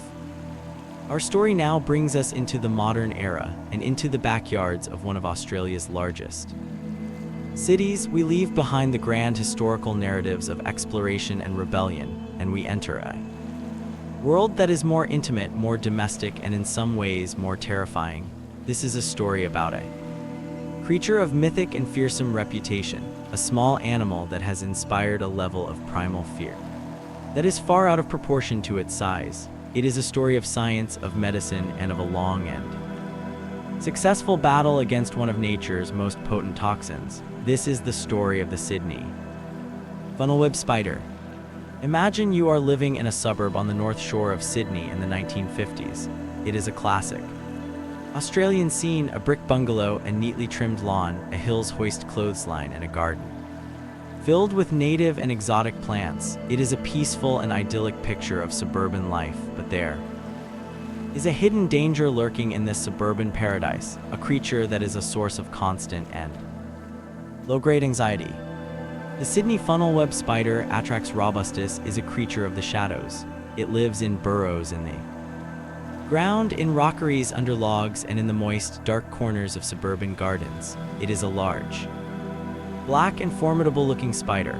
The male, which is the more dangerous of the two sexes, has a glossy, almost polished, black carapace and large, powerful fangs that are capable of piercing a fingernail. When threatened, it rears up on its hind legs in a dramatic and aggressive posture, its fangs dripping with venom. It is a creature that seems to have been designed by nature to inspire fear.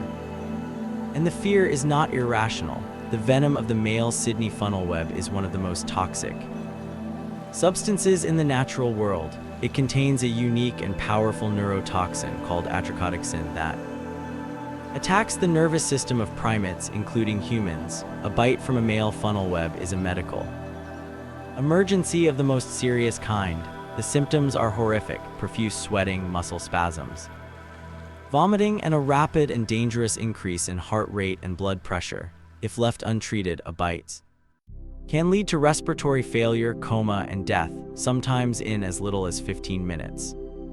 In the first half of the 20th century, a bite from a funnelweb was a death sentence. There was no effective treatment. The medical profession was helpless in the face of this powerful and fast-acting venom. The stories of funnelweb bites were a part of the folklore of Sydney, cautionary tales that were told to children to warn them of the dangers of the bush and the garden. There were stories of people being bitten while gardening, while putting on their shoes, while sleeping in their beds. The funnelweb was a silent and ever-present threat, a small, black embodiment of the dangers of the Australian environment. The fear of the funnelweb was a palpable and pervasive part of life in Sydney. It influenced the way people lived. You learned to check your shoes before you put them on. You wore gloves when you were gardening. You were careful when you were moving rocks or logs. You taught your children to be wary of dark and damp places. The funnelweb was a monster in the backyard, a creature that had to be respected and feared. But the fear was also mixed with a kind of grudging respect. The funnelweb was a symbol of the Wildness, the untamed nature that still existed on the fringes of the city. It was a reminder that, even in the heart of a modern and sophisticated metropolis, the ancient and dangerous forces of the natural world were still present. The scientific and medical communities were in a desperate race to find a solution to the problem of the funnel webs. They knew that the only real hope was to develop an antivenom, a serum that could counteract the effects of the venom. But to create an antivenom, you first need a supply of venom. And to get a supply of venom, you need a supply of spiders. And so began one of the most unusual and symbiotic relationships in the history of Australian science. The relationship between the public of Sydney and the scientists who were trying to save their lives. Public appeal was launched, asking people to capture live funnel web spiders and to bring them to collection centers such as the Australian Reptile Park, which was located just north of Sydney. It was an extraordinary request. The authorities were asking ordinary citizens to actively seek out and to capture one of the most dangerous creatures in the country. It was a testament to the public's trust in science and to their desperate desire for a solution to the funnel web problem. And the public responded. People from all over Sydney began to hunt for funnel webs. They developed their own techniques for capturing them safely, using a jar and a long-handled spoon or a pair of tongs. The funnel web hunt became a kind of civic duty, a way for ordinary people to contribute to it. Vital scientific project, the image of a suburban dad in his shorts and his long socks carefully coaxing a funnel web into a jam jar became a classic and slightly eccentric piece of Australian iconography. The spiders were brought to the Australian Reptile Park, where they were housed in a special high-security facility that became known as the Spider House, and it was here that the next and most dangerous part of the process began, the milking of the spiders. A small and dedicated team of scientists and technicians had the unenviable task of extracting the venom from the spiders one by hand. It was a delicate and nerve-wracking procedure. The spider would be coaxed into its aggressive, reared-up posture. A small glass pipette would be carefully placed against one of its fangs, and the spider in its fury would eject a tiny, clear droplet of venom. This process would be repeated, spider by spider, until a sufficient quantity of venom had been collected. It was slow, painstaking, and incredibly dangerous work. The people who did it were a special breed. Mixture of scientist, zookeeper, and bomb disposal expert. They were working at the sharp end of medical science, risking their own lives to collect the precious raw material that was the first step in the long and complex process of creating an antivenom. As the collection of venom grew, drop by precious drop, the hope for a cure, for a final victory in the war against the funnel web began to seem like a real and achievable goal. The collection of funnel web venom was a crucial first step, but it was only the beginning of a long and complex scientific journey. The process of creating an antivenom is a classic example of the principles of immunology, a technique that was first developed in the 19th century but which was now being applied to one of the most challenging and potent venoms in the world. The raw venom collected drop by precious drop at the Australian Reptile Park was sent to the Commonwealth Serum Laboratories (CSL) in Melbourne. CSL was and still is Australia's national centre for the production of vaccines and antivenoms. It was here that the delicate and highly specialized work of turning the venom into a life-saving medicine would take place. The first stage of the process involves injecting a small, non-lethal dose of the venom into a host animal. The host animal needs to be large and robust with a strong immune system. A variety of animals have been used for this purpose over the years, including horses, sheep, and rabbits. In the case of the funnel web antivenom, the chosen animal was the rabbit. The rabbit's immune system, when it detects the foreign proteins of the venom, recognizes them as a threat and begins to produce antibodies to fight them. Antibodies are specialized proteins that are designed to bind to and to neutralize specific foreign substances, such as viruses, bacteria, or, in this case, venom molecules. The process is a gradual one. The the rabbits are given a series of small, gradually increasing doses of the venom over a period of several months. This allows their immune systems to build up a powerful and highly specific response to the venom. They become, in effect, living factories for the production of funnel web antibodies. Once the rabbits have developed a high level of immunity, the next stage of the process begins. A small amount of blood is taken from the rabbit. The blood is then processed in a laboratory to separate the different components. The red and white blood cells are removed, leaving a clear yellowish fluid called plasma. It is in this plasma that the precious antibodies are found. The plasma is then subjected to a further process of purification and concentration. The antibodies are isolated from the other proteins in the plasma, creating a pure and highly concentrated solution of funnel web antibodies. This solution is the antivenom. The development of the funnel web antivenom was a long and painstaking process, a triumph of scientific collaboration and persistence. It involved the public of Sydney who collected the spiders, the staff of the Australian Reptile Park who milked them, and the scientists at CSL who transformed the raw venom into a life-saving medicine. The final product was ready for clinical trials in the late 1970s, but there was a problem: funnel web bites, while terrifying, were also relatively rare, and the effectiveness of the antivenom could only be tested on a person who had been bitten and was displaying the symptoms of envenomation. Scientists had to wait for a victim. The wait was a tense and anxious one. The antivenom existed. It was sitting in refrigerators, hospitals across Sydney, but it was untested. No one knew for sure if it would work in a real-life situation. The first person to be treated with the new antivenom was a man who was bitten in 1980. He was rushed to hospital, displaying the classic and terrifying symptoms of funnel web envenomation. He was in a critical condition and his life was hanging in the balance. The doctors administered the antivenom, and they watched and they waited. The effect was almost miraculous. Within minutes of the antivenom being administered, the man's symptoms began to recede. His blood pressure stabilized, his muscle spasms ceased, and he began to recover. The antivenom had worked. It was a complete and unqualified success.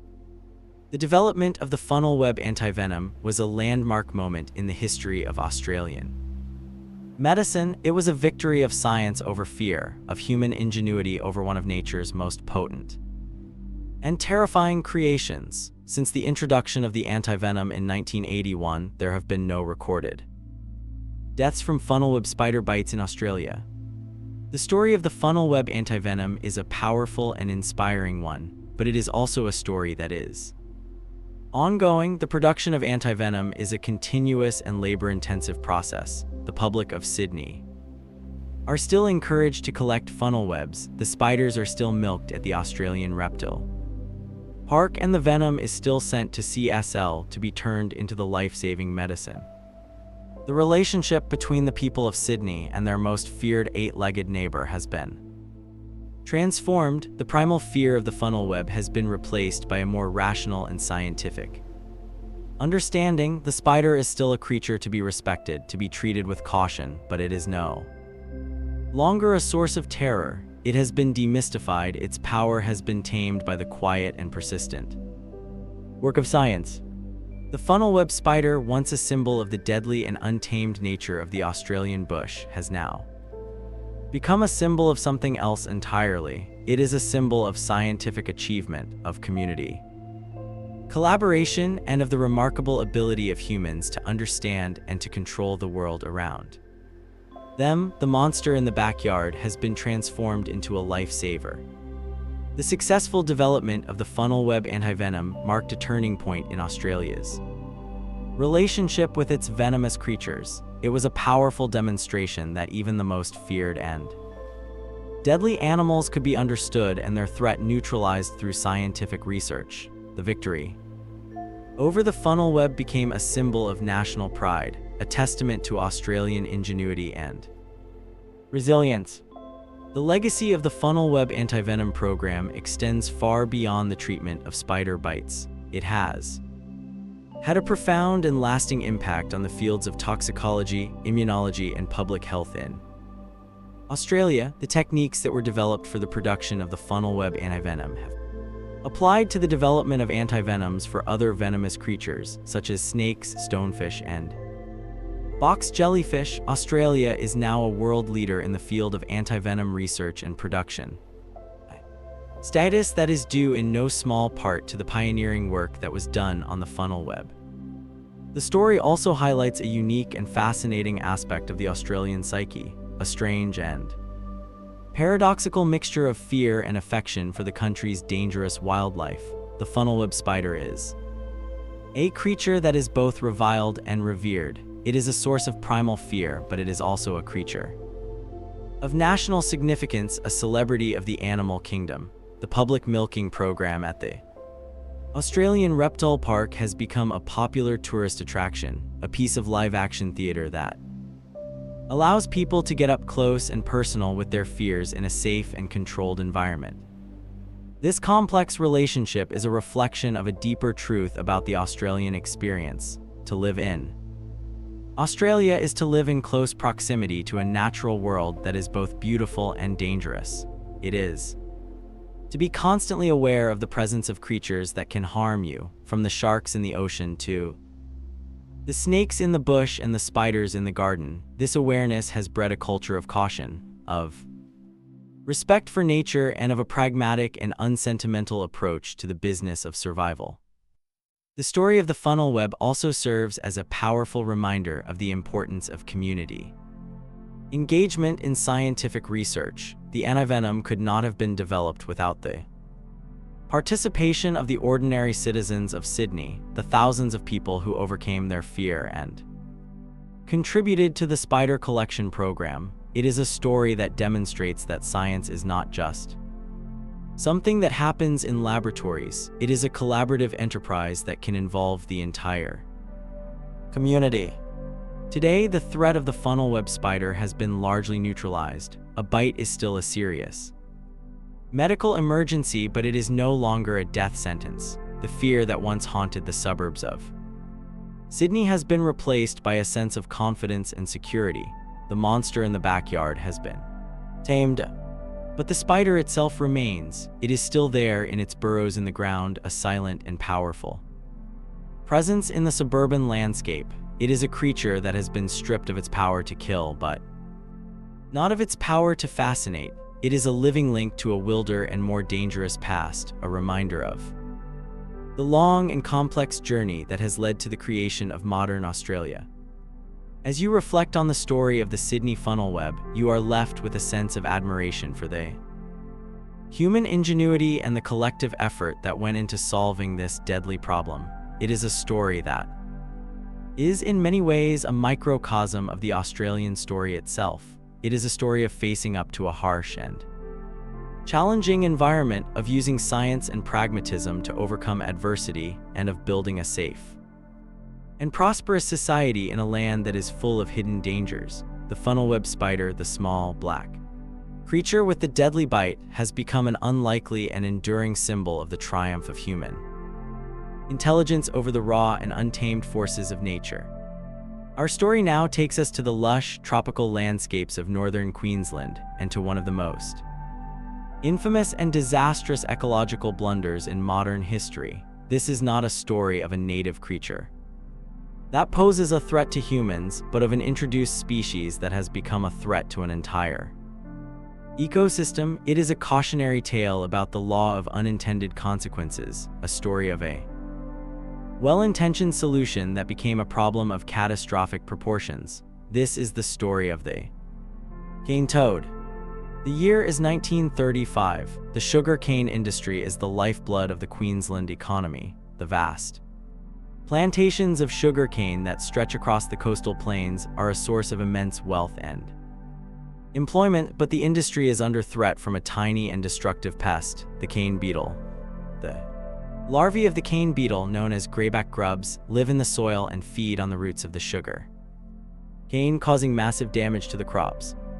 The farmers are desperate for a solution. They have tried everything they can think of to control the Beetle from chemical pesticides to manual collection, but nothing has worked. The beetle is a resilient and relentless foe, and it is threatening to ruin the industry.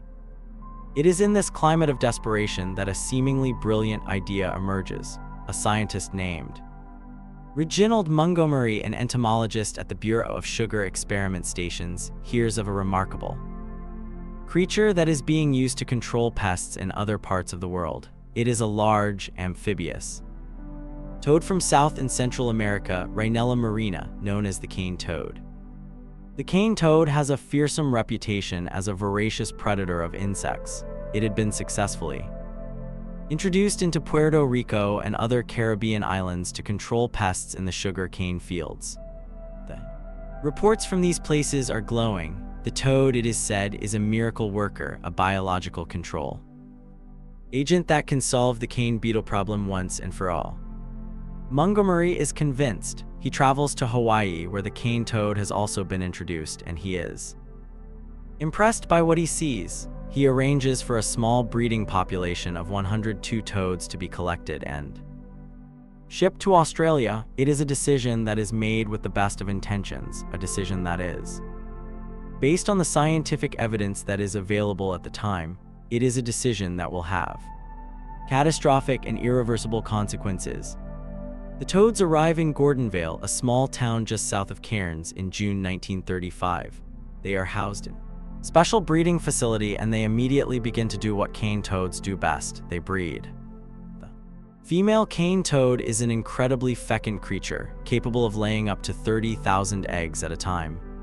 The population explodes.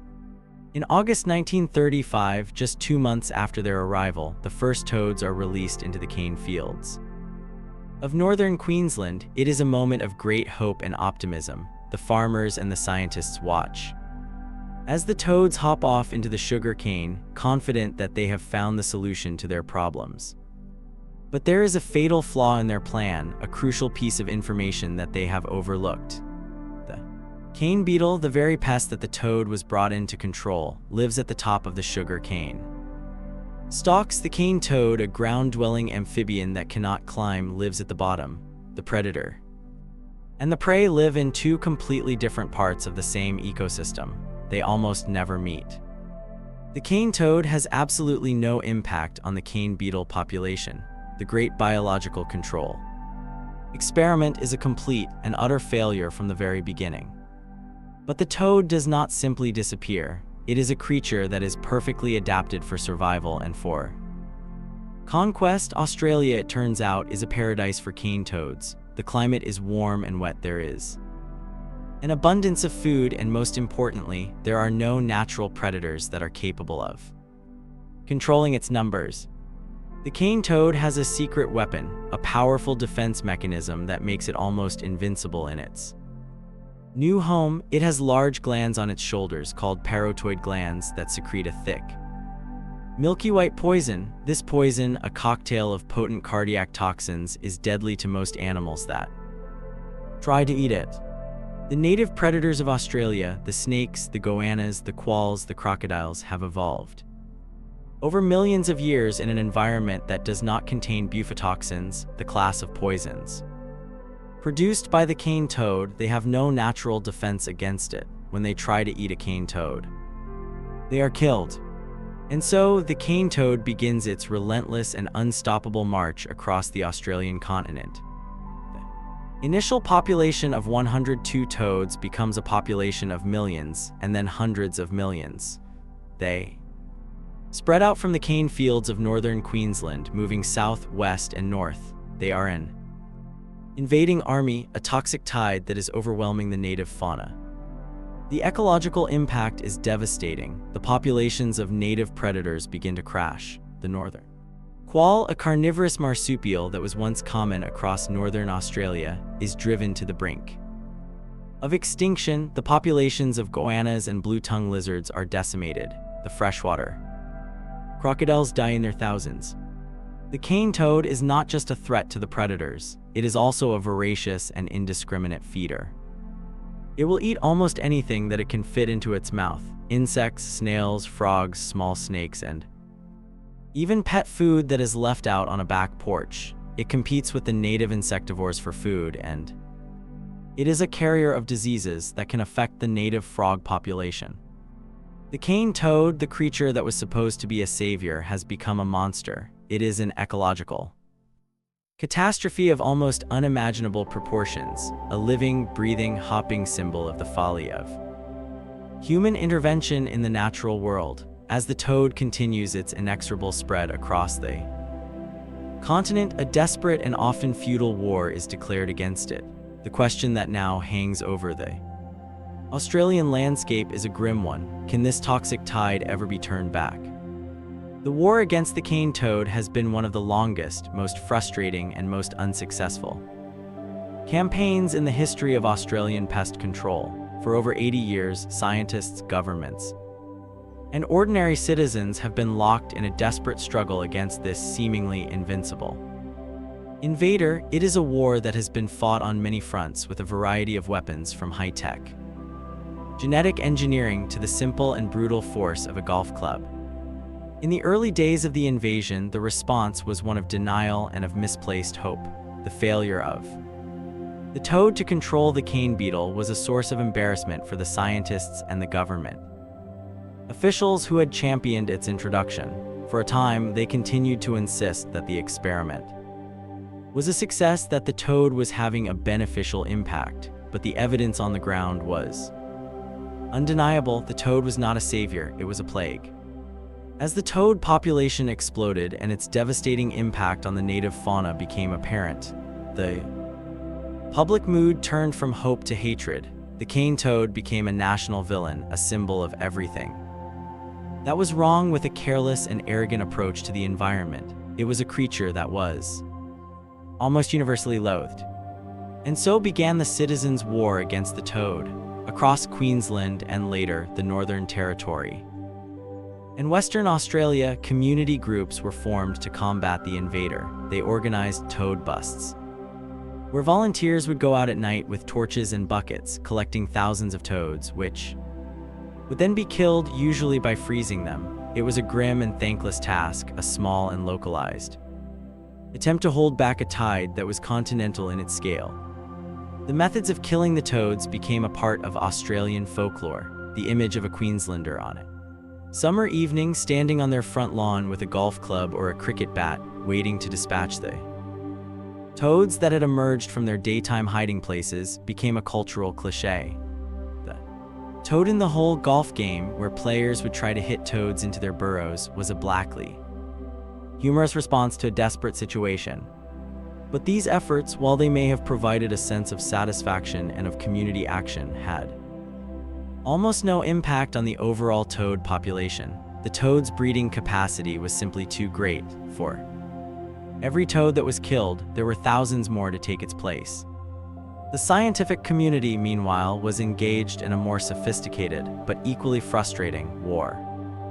A vast amount of research has been conducted into the biology and the ecology of the cane toad, in the hope of finding a weak point, a biological Achilles heel that could be exploited.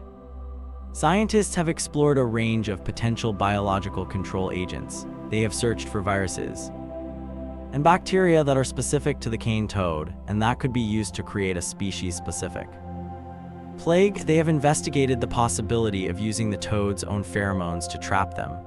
They have even experimented with a bizarre and ingenious idea called the tadpole trap, which uses the fact that cane toad tadpoles are cannibalistic and are attracted to the poison of their own species.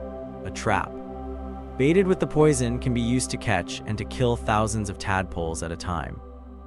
One of the most promising and most controversial areas of research is in the field of genetic engineering. Scientists are working on a project to create a daughterless cane toad, a genetically modified toad that can only produce male offspring. The idea is that if enough of these genetically modified toads were released into the wild, the population would eventually breed itself out of existence. It is a clever and elegant solution, but it is also one that is fraught with ethical and ecological risks. The prospect of releasing a genetically modified organism into the wild is a frightening one, and there is a deep-seated fear of the law of unintended consequences, the very law that gave Australia the cane toad in the first place.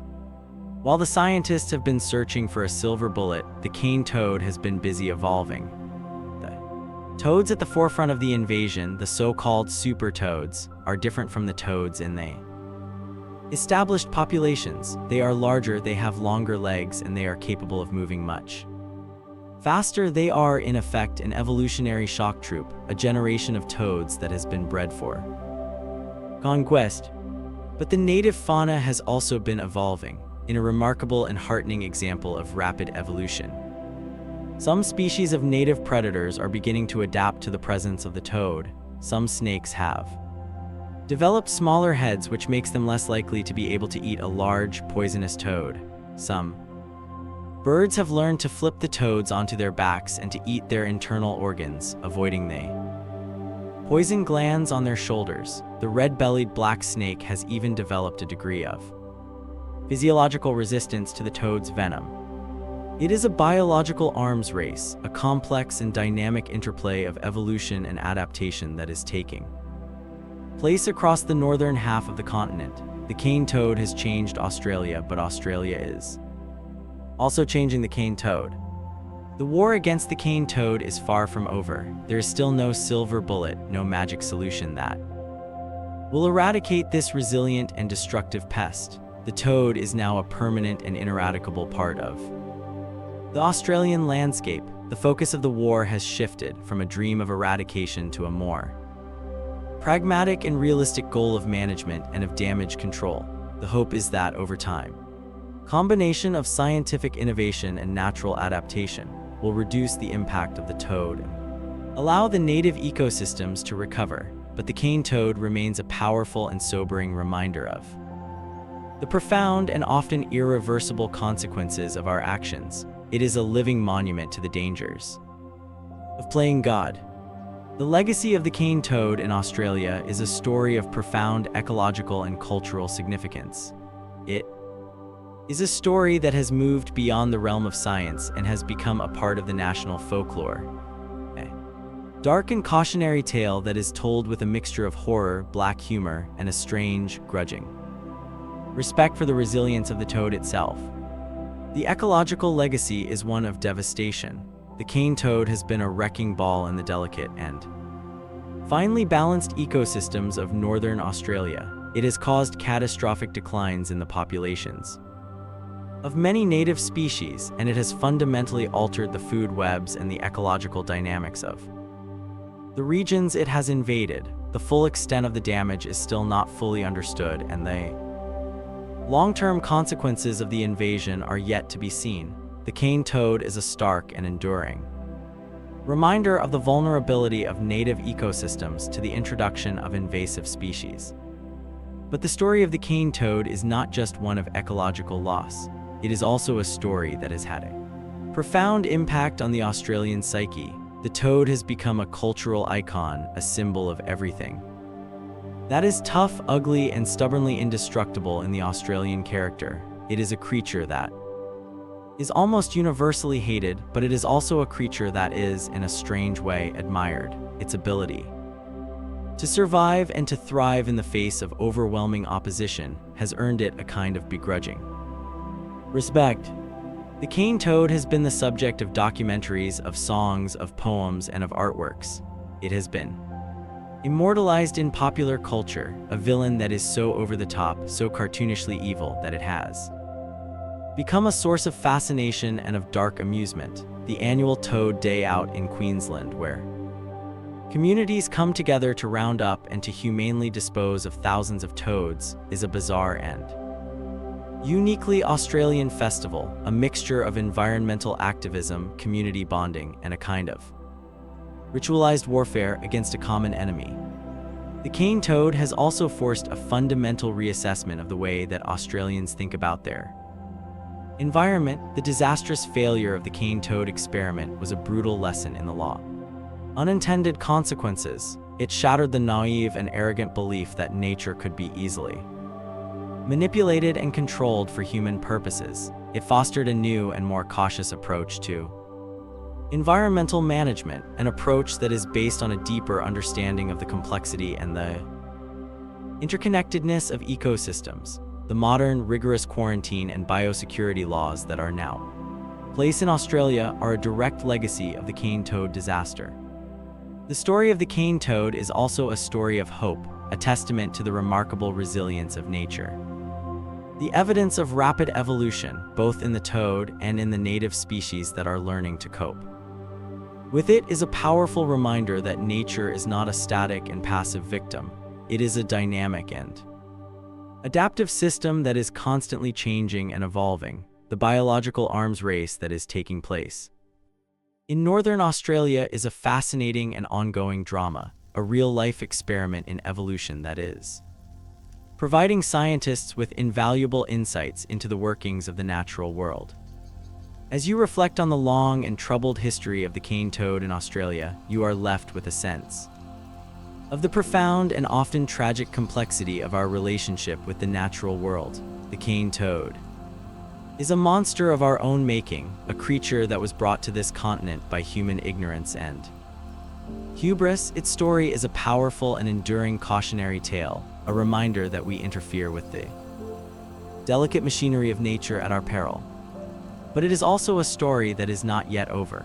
The war against the cane toad continues, and the final chapter has yet to be written. The hope is that, through a combination of scientific ingenuity, community action, and the slow and patient work of evolution, a new and more stable balance can be found. The cane toad will never be eradicated, but its impact may in time be diminished. The story of the cane toad is a dark and sobering one, but it is also a story that is full of valuable and hard-won lessons. It is a story that has changed Australia forever, a story that is etched into the landscape and into the consciousness of the nation, a permanent and warty reminder of the day that a well-intentioned solution hopped out of a cage and became a toxic and unstoppable nightmare.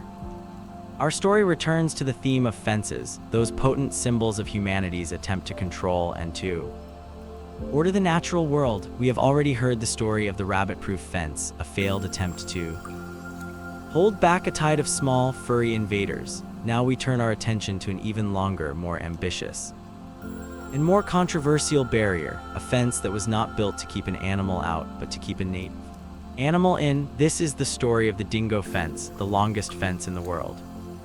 Imagine yourself as a sheep farmer in the vast, semi-arid rangelands of southern Queensland in the late 19th century. This is the heart of Australia's great sheep country, a landscape of rolling plains, sparse vegetation, and immense open skis. Your life is a hard and often lonely one, a constant struggle against drought, flood, and the tyranny of distance. Your livelihood depends entirely on your flock of sheep, the jumbucks that are the source of the nation's booming wool industry.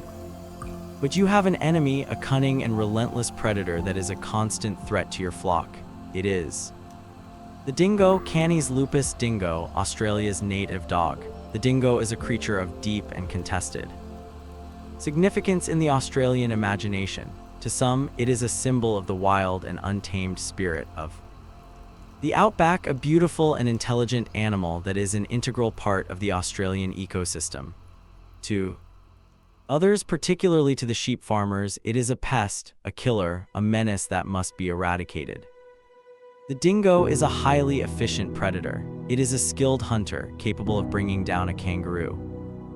But it is also an opportunist, and a flock of sheep, slow, defenseless, and penned in by fences, is an irresistible and easy target. A dingo does not just kill for food. It is a surplus killer, an animal that, in the excitement of the chase, will often kill far more sheep than it can possibly eat, leaving a trail of dead and maimed animals in its wake. For a sheep farmer, a dingo attack is not just a financial loss, it is a scene of carnage, a heartbreaking and infuriating spectacle that fuels a deep and abiding hatred for the dingo.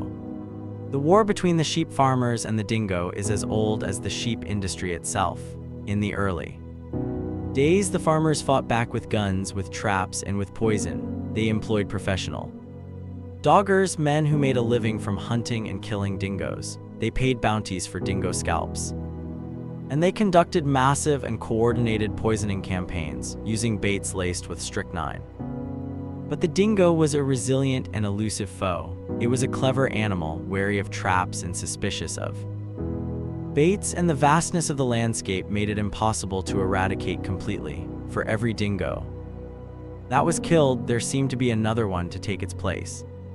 It was in this context of a frustrating and seemingly endless war that the idea of a fence began to take hold. It was the same logic that had led to the construction of the rabbit-proof fence. If you cannot eradicate the pest, then you must exclude it. The idea was to build a massive fence that would separate the sheep country of the southeast from the cattle country of the arid interior, where the dingo was more tolerated. The fence would create a vast, dingo-free zone, a protected sanctuary for the vulnerable, invaluable sheep flocks.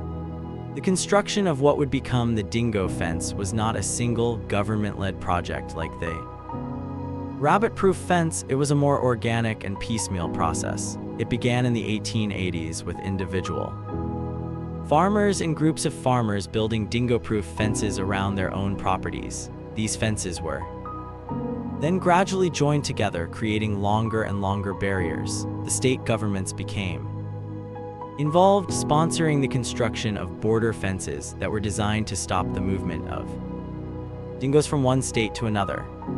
Over a period of several decades, these individual fences were linked up, creating a single, continuous barrier that stretched from the coast of South Australia, up through the corner of New South Wales and across the vast plains of southern Queensland. The result was a fence of almost unbelievable length, 5,614 kilometers. It was and still is the longest fence in the world, a structure so vast that it is visible from space.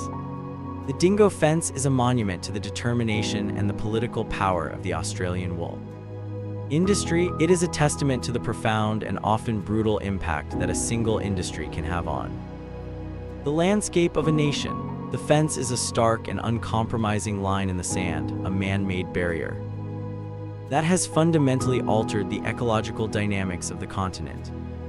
The construction and the maintenance of the fence was and is a massive undertaking. Like the rabbit-proof fence, it required a dedicated workforce of patrolmen, men who lived a lonely and isolated life, constantly riding the fence line, repairing breaks, and waging a relentless war against the dingoes. On the outside of the fence itself is a formidable structure. It is about 2 meters high, made of wire mesh, and is often supplemented with electric wires and a strip of cleared earth on either side to detect the tracks of any animal that tries to cross. It is a barrier that is designed to be as close to impenetrable as possible. As the fence was completed and the dingo was gradually eradicated from the inside of the barrier, the sheep industry flourished. The fence was seen as a resounding success, a victory in the long and costly war against the dingo. It was a symbol of the triumph of order over chaos, of civilization over the wilderness. But the fence was also creating a vast and unintended ecological experiment. It had divided the continent into 2 distinct zones, the dingo-free zone in the southeast and the dingo-present zone in the north and the west. This division was to have profound and far-reaching consequences that are still being debated and studied to this day. The dingo fence was not just a barrier to keep out a predator, it was a line that was redrawing the ecological map of Australia. The question that would emerge decades later was a deeply troubling one. In winning the war against the dingo, had the sheep farmers inadvertently unleashed a host of new and even more destructive enemies? The dingo fence for many decades was seen as an unmitigated success. Inside the fence, in the vast sheep grazing lands of southeastern Australia, the sheep industry was safe from its most significant predator. The wool industry, which was for a long time the backbone of the Australian economy, owed its prosperity in no small part to this massive and uncompromising barrier. The fence was a symbol of humanity's ability to control the environment, to reshape the landscape to suit its own economic needs. But on the other side of the fence, in the vast and arid lands of the interior, a different story was Unfolding, the removal of the dingo, the apex predator from the ecosystems of the Southeast, had a series of cascading and largely unforeseen consequences.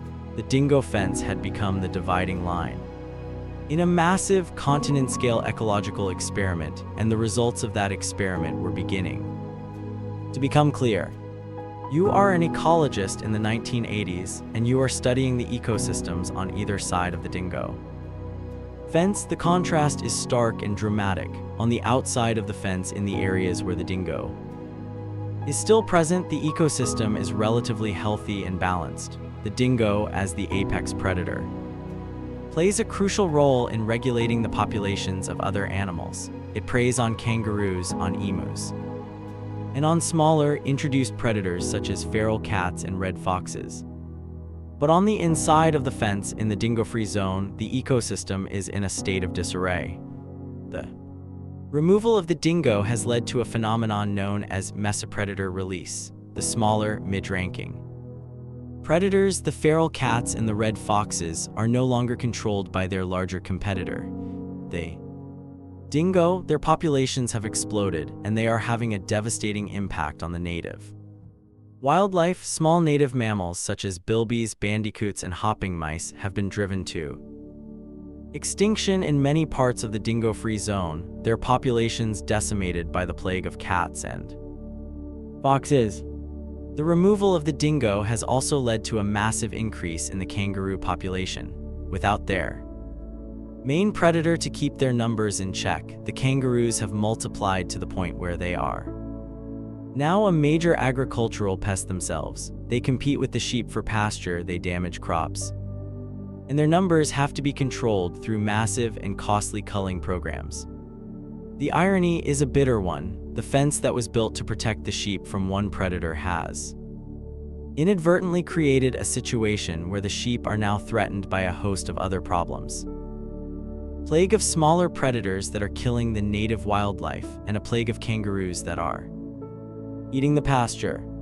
The vegetation on either side of the fence is also dramatically different. On the inside of the fence, the intensive grazing by sheep and by the overabundant kangaroos has led to a degradation of the landscape. The native grasses have been eaten out, the soil has become compacted and eroded, and the land is less resilient to the effects of drought. On the outside of the fence, where the dingo keeps the kangaroo numbers in check, the vegetation is healthier and more diverse. The dingo fence, the great symbol of the triumph of the sheep industry, is now being seen in a new and more critical light. It is no longer just a barrier, it is an ecological fault line, a stark and visible reminder of the complex and often unpredictable consequences of our interventions in the natural world.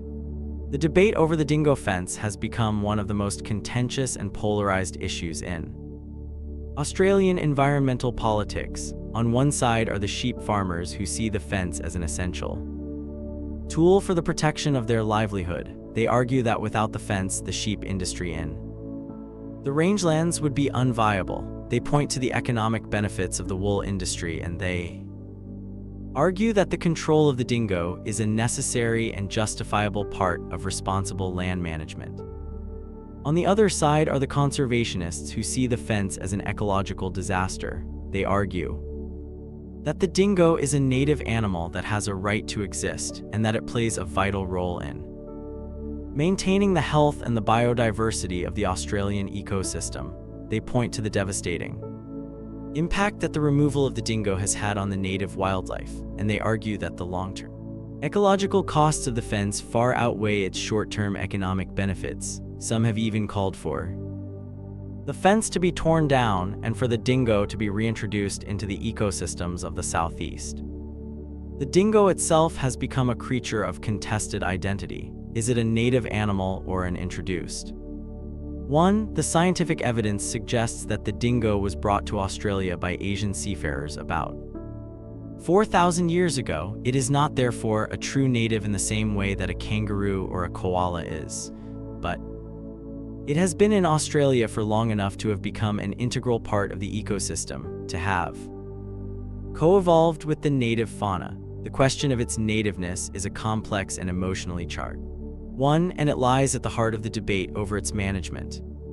The war against the dingo continues to this day. The dingo fence is still maintained at great expense by the state governments and by local landholders. The patrolmen still ride the fence line, the baits are still laid, and the dingoes are still shot, but the war is no longer a simple one, it is a conflict that is fraught with scientific uncertainty, with ethical dilemmas, and with a deep and seemingly irreconcilable clash of values.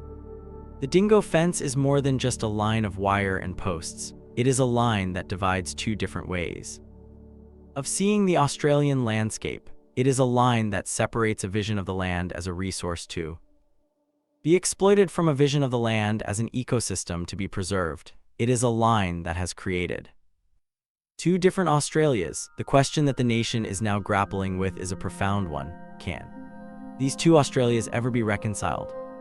The future of the dingo fence and the management of the dingo in Australia remain subjects of intense and unresolved debate. The story of the fence has evolved from a simple narrative of pest control into a complex and multifaceted saga that touches on some of the most fundamental questions about Australia's identity and its relationship with the natural world.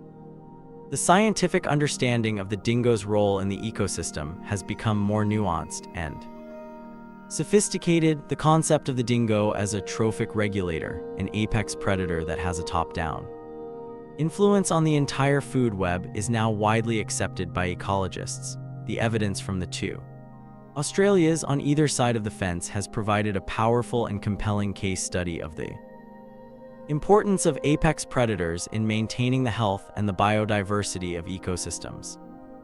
This new scientific understanding has led to a shift in the conservation paradigm. The dingo, which was once seen as a pest to be eradicated, is now seen by many conservationists as a valuable tool for ecological restoration. The idea of reintroducing the dingo into areas where it has been exterminated is now being seriously considered as a way to control the populations of feral cats and foxes, and to restore a more natural balance to the ecosystem. There have been small-scale experiments in dingo-friendly farming where farmers have tried to find ways to coexist with the dingo using non-lethal methods of protection for their livestock, such as guardian animals like Maremma sheepdogs and more sophisticated fencing techniques. These experiments have had some success, but they are difficult and costly to implement on a large scale. The political and social debate, however, remains deeply polarized. The wool industry, while it is no longer the economic powerhouse that it once was, is still a powerful and influential lobby group. The fear and the hatred of the dingo are deeply ingrained in the culture of rural Australia. For many farmers, the idea of reintroducing the dingo is not just an economic threat, it is a betrayal, a rejection of their history, their identity, and their long and hard-fought struggle to tame the land. The dingo fence itself has become a powerful and enduring symbol of this cultural divide. To its supporters, it is a symbol of protection, of order, of the triumph of agriculture over the wilderness. To its detractors, it is a symbol of ecological vandalism, of ignorance, of a brutal and arrogant attempt to impose a simplistic and destructive order on a complex and delicate system. The story of the dingo fence is a powerful and thought-provoking lesson in the law of unintended consequences. It is a story that demonstrates that our attempts to solve one problem often create a host of new and even more difficult problems. It is a story that forces us to think about the long-term and often invisible costs of our actions. As you stand in the vast and silent landscape of the Australian outback, the dingo fence stretches to the horizon, a thin and seemingly insignificant line in a landscape of immense scale, but it is a line that has had a profound and lasting impact on the ecological and the cultural history of the nation. It is a line that has created two different worlds, and it is a line that continues to be a source of conflict and of debate. The future of the fence is uncertain. Will it be maintained indefinitely, a permanent and costly monument to a 19th century solution to a 21st century problem, or will it be allowed to decay, to be gradually reabsorbed into the landscape as our understanding of the dingo's role in the ecosystem continues to evolve. The story of the dingo fence is a story that is still being written. It is a story that has no easy answers, no simple heroes and villains. It is a story that reflects the complex and often contradictory nature of the Australian experience, a story of a nation that is still struggling to find a way to live in harmony with its unique and challenging environment. The fence is more than just a barrier of wire. It is a line that runs through the heart of the Australian identity, a line that separates two different ways of belonging to this ancient and extraordinary land. We now turn to a story that is perhaps the most famous and enduring of all Australian legends. It is a tale that has been told and retold so many times that it has become almost impossible to separate the man from the myths. This is a story of a horse thief, a bank robber, and a murderer who became a national symbol of rebellion, of defiance, and of the struggle of the common man against a corrupt and oppressive authority. This is the story of End Kelly. The year is 1878. The setting is the rugged and remote northeastern corner of the colony of Victoria, region of dense forests, steep mountains, and isolated farming communities. This is Kelly country, a place that is defined by its geography and by its social character. It is a land that is settled by poor Irish Catholic selectors, small farmers who are struggling to make a living on marginal land, and it is a land that is controlled by a powerful and entrenched establishment of wealthy English Protestant squatters and a police force that is seen as being biased, corrupt, and brutal. It is a society that is deeply divided by class, by religion, and by nationality. The Irish selectors, many of whom are the children of convicts, harbor a deep and historical resentment of the English authorities. They see the police not as protectors of the peace, but as the enforcers of a system that is designed to keep them poor and powerless. The police, for their part, see the selectors as a lawless and clannish community, a breeding ground for crime and for dissent. It is a world of simmering tension, of mutual suspicion, and of a long and bitter history of conflict. Into this world is born Edward End Kelly in 1854 or 1855. He is the son of an Irish convict who was transported to Australia for stealing 2 pigs. End grows up in a world of poverty and of constant harassment by the police. The Kelly family is a notorious one, a clan that is constantly in trouble with the law. They are accused of horse stealing, of cattle rustling, of all manner of petty and not so petty crimes. End himself has his first brush with the law when he is just a teenager. He is arrested for assault, and then for horse stealing, a crime for which he serves a 3-year prison sentence. By the time he is released, he is a hardened and embittered young man, a man who has come to see the law as his enemy. But he is also a man of great charisma, of natural leadership, and of a fierce and protective loyalty to his family and to his community. He is a skilled horseman, a crack shot, and a man who is not afraid of a fight. He is, in the eyes of his own people, a hero, a man who is willing to stand up to the police and to the squatters, a man who embodies the spirit of Irish rebellion. The event that transforms End Kelly from a petty criminal into a legendary outlaw is a violent and controversial confrontation that takes place at the Kelly family home in April 1878. A police constable named Alexander Fitzpatrick arrives at the house, allegedly to arrest End's brother Dan for horse stealing. What happens next is a matter of fierce and unresolved debate.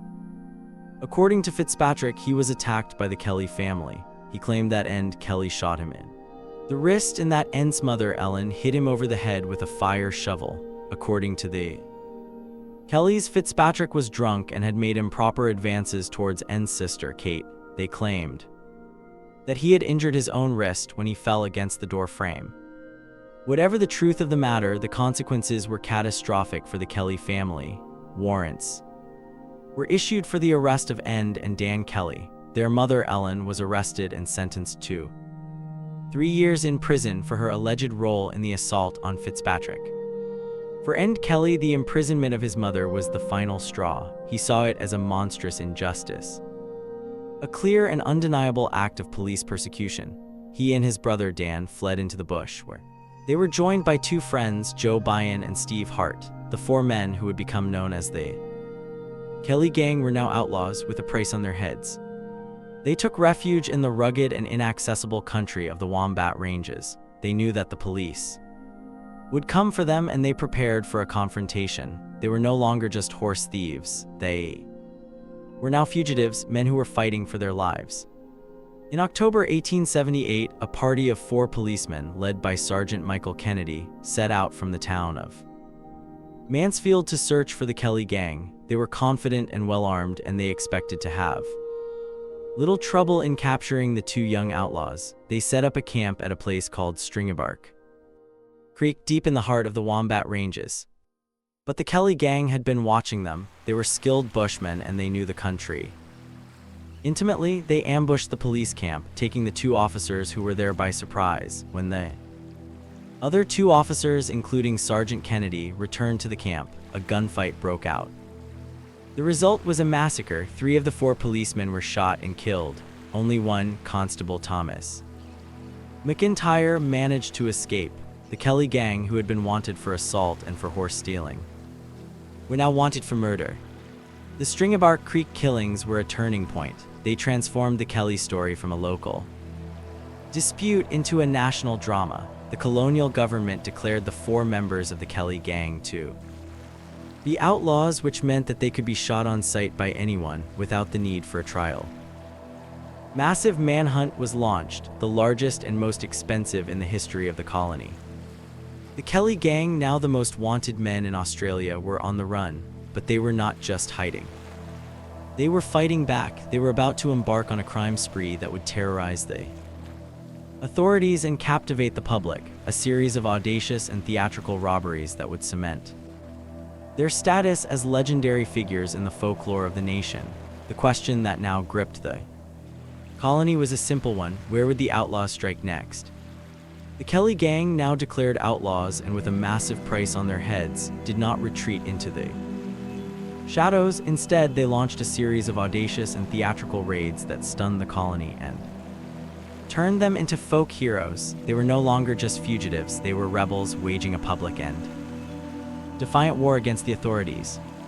Their first major act after the Stringabark Creek killings was the robbery of the bank in the town of Euroa in December 1878. It was an operation that was carried out with a remarkable degree of planning and panache. The gang took over a remote sheep station, holding the workers hostage before riding into the town and calmly robbing the bank of over £2,000. They cut the telegraph wires to prevent the alarm from being raised, and they treated their hostages with a surprising degree of courtesy and respect. Before they left, N. Kelly gave a speech to the hostages explaining his grievances against the police and the government and justifying his actions. 2 months later, in February 1879, they struck again, this time in the town of Jerilderie, just across the border in New South Wales. The Jerilderie raid was even more audacious than the one at Euroa. The gang rode into the town, locked the 2 local policemen in their own cells, and then proceeded to hold the entire town hostage for 2 days. They robbed the bank, they shouted drinks for the locals at the pub, and they burned the mortgage deeds that were held in the bank's safe, an act that was designed to win the sympathy of the poor and indebted farmers of the district. But the most significant event of the Jerilderie raid was the production of what has become known as the Jerilderie Letter. This was a long and passionate document dictated by N. Kelly to his friend and fellow gang member Joe Byan. It was a manifesto, a declaration of war, a detailed and eloquent account of his life, his grievances, and his justification for his actions. The Jerilderie Letter is a remarkable document.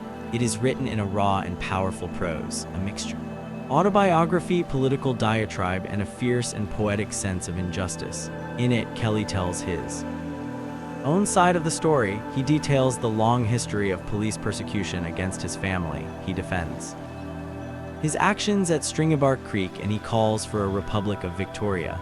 He portrays himself not as a criminal, but as a freedom fighter, a man who has been driven to outlawry by a corrupt and tyrannical system. He tried to have the letter published in the local newspaper, but the editor refused. The letter, which runs to over 8,000 words, is the single most important historical document of the Kelly outbreak. It is a window into the mind of End Kelly, a testament to his intelligence, his passion, and his profound and unshakable sense of his own righteousness. The raids at Ura and Jerilderie and the publication of the Jerilderie letter transformed the public perception of the Kelly gang. They were no longer seen as just a gang of murderous thugs. They were now seen by many, particularly by the poor and the Irish, as heroes, as symbols of resistance against an unjust authority. They were the bushrangers of old, the wild colonial boys who were robbing from the rich and thumbing their noses at the police. Ballads were written about them, stories were told about them, and a powerful and enduring myth began to form around them.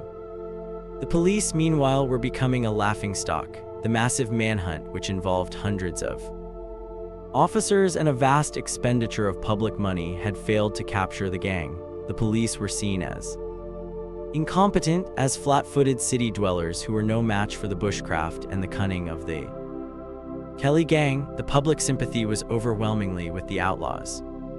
But the net was slowly closing in. The government increased the reward for their capture, and the pressure on the police to get a result was immense. The gang was forced to keep moving, to live a life of constant vigilance and hardship in the rugged country of northeastern Victoria.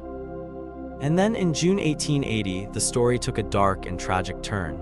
The gang learned that a former friend, a man named Aaron Sherritt, had become a police informer. For the Kelly gang, this was the ultimate betrayal. Joe Byon, with the help of Dan Kelly, went to Sherritt's hut and shot him dead.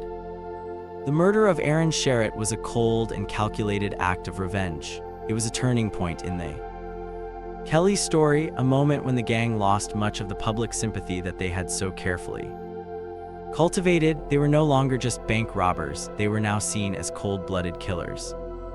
But the murder of Sherritt was also part of a larger and more desperate plan. The gang knew that the police would send a special train filled with officers and black trackers to the district to investigate the murder, and they decided to use this to their advantage. They would set a trap. They would derail the train, and they would ambush and kill the policemen on board. It was a plan of breathtaking audacity and of murderous intent. It was a plan that would lead to the final, bloody, and iconic confrontation of the Kelly outbreak, the siege at Glenruin. The plan for the Glenruin siege was the Kelly gang's final, desperate gamble. It was a plan born desire for a final, decisive confrontation, a battle that would, in End Kelly's eyes, be a revolutionary act, a blow struck for the creation of a new and independent republic. The gang chose the small railway town of Glenruin as the site for their ambush. They rode into the town on the 27th of June, 1880, and as they had done at Ura and Jerilderie, they took the entire town hostage, herding the 60 or so residents into the Glenruin Inn, a small wooden hotel run by a woman named Ann Jones. They then forced 2 local railway workers to tear up a section of the track at a sharp bend just outside the town. The plan was to derail the police train and then, as the surviving officers scrambled from the wreckage, to slaughter them. But the plan was foiled by the courage of one of the hostages, a schoolteacher named Thomas Curnow. Curnow managed to win End Kelly's trust, and he was allowed to leave the inn with his family. But instead of going home, he ran to the railway line, and using a candle and a red scarf, he managed to flag down the approaching police train and to warn them of the danger. The police, now alerted to the trap, surrounded the inn. The siege of Glenruin had begun. What followed was a long and chaotic gun battle that lasted for most of the night and into the next day. The small wooden inn was riddled with bullets, the air filled with the sound of gunfire and the screams of the terrified hostages. But the Kelly gang had one final, extraordinary surprise for the police. They had fashioned for themselves suits of armor made from the thick iron moldboards of plows. The armor, which weighed over 40 kilograms, covered their heads, their chests, and their backs. It was a crude and cumbersome form of protection, but it was remarkably effective against the police bullets. As the siege wore on, the other three members of the gang, Joe Biden, Dan Kelly, and Steve Hart, were killed or mortally wounded inside the inn. But End Kelly, clad in his iconic suit of armor, decided to make a final desperate stand. In the gray light of dawn, he emerged from the back of the inn and walked out into the open, firing his revolver at the police. It was a surreal and terrifying apparition, a figure that seemed to be half man, half machine, a creature from a nightmare. The police fired at him, but their bullets simply bounced off his iron armor. He seemed to be invincible. The journalist who was at the scene, a man named Tom Carrington, described the moment in a famous and evocative passage. There was no head visible, and in the dim light of the morning, with the steam rising from the ground, it looked for all the world like the ghost of a headless man. But Kelly was not invincible. A police sergeant, realizing that his legs were unprotected, shot him in the thighs and the hips. The ironclad figure, the man who had terrorized the colony for 2 years, finally crashed to the ground. He was captured alive but seriously wounded. The siege ended shortly after. The police set fire to the inn, and the charred bodies of Dan Kelly and Steve Hart were later found in the ruins. Joe Biden had died earlier from a gunshot wound to the groin. End Kelly was the sole survivor of the gang. He was taken to Melbourne, where he was tried for the murder of Constable Lonigan at Stringybark Creek.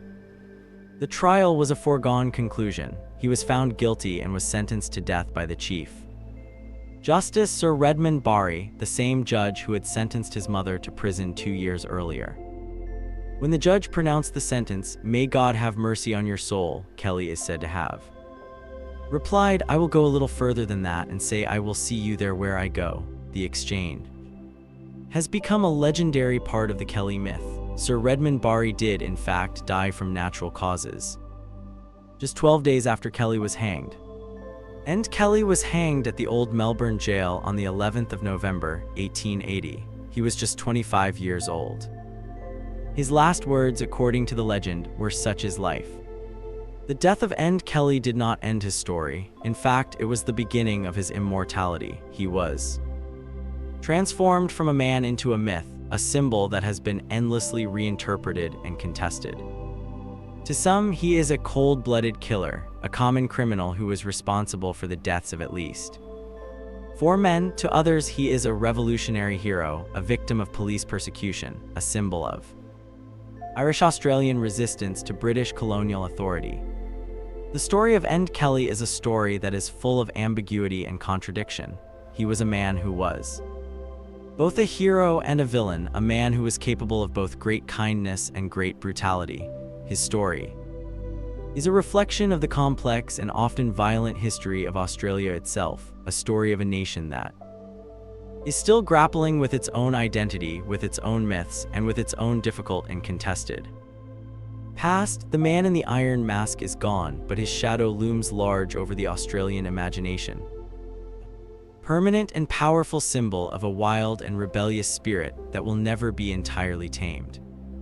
We now take a step back from the stories of individuals and of specific events, and we turn our attention to a broader and more foundational chapter in the history of European Australia.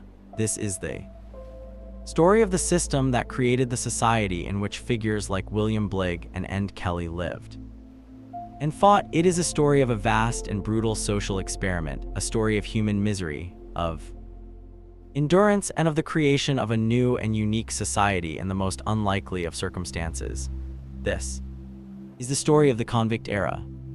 Imagine yourself in London in the late 18th century. The city is a place of immense wealth and of desperate poverty. The Industrial Revolution is in full swing, and the cities are swelling with people who have been driven from the countryside in search of work. Crime is rampant, and the prisons are overflowing. The authorities are in a state of crisis. They need a solution to the problem of what to do with their criminal class. The old solution, the transportation of convicts to the American colonies, has been lost since the American War of Independence. A new solution is needed, a new place to dump the unwanted and the undesirable, and the place that is chosen is a land that is almost literally on the other side of the World, a place that is known only from the recent voyages of Captain James Cook. It is a place called New South Wales.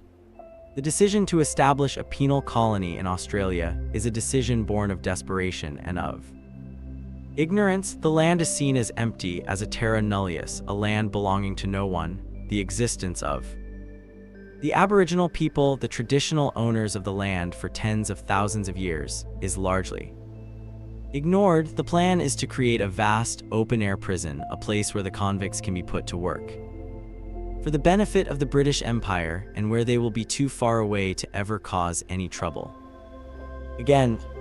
And so begins one of the largest forced migrations in human history.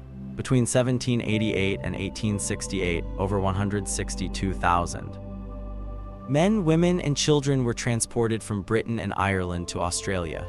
They were not, for the most part, hardened and violent criminals. The vast majority of them were poor and working-class people who had been convicted of petty crimes, of theft, of poaching, of protest. There were men who had stolen a loaf of bread to feed their families. There were women who had been forced into prostitution. And there were political prisoners, Irish rebels and English trade unionists who had dared to challenge the authority of the state. The journey to Australia was an ordeal in itself. The convicts were packed into the dark and fetid holds of the transport ships, the hulks. The conditions were appalling. Disease was rampant, the food was meager, and the discipline was brutal. Many of them died on the long and arduous voyage, which could take up to 8 months.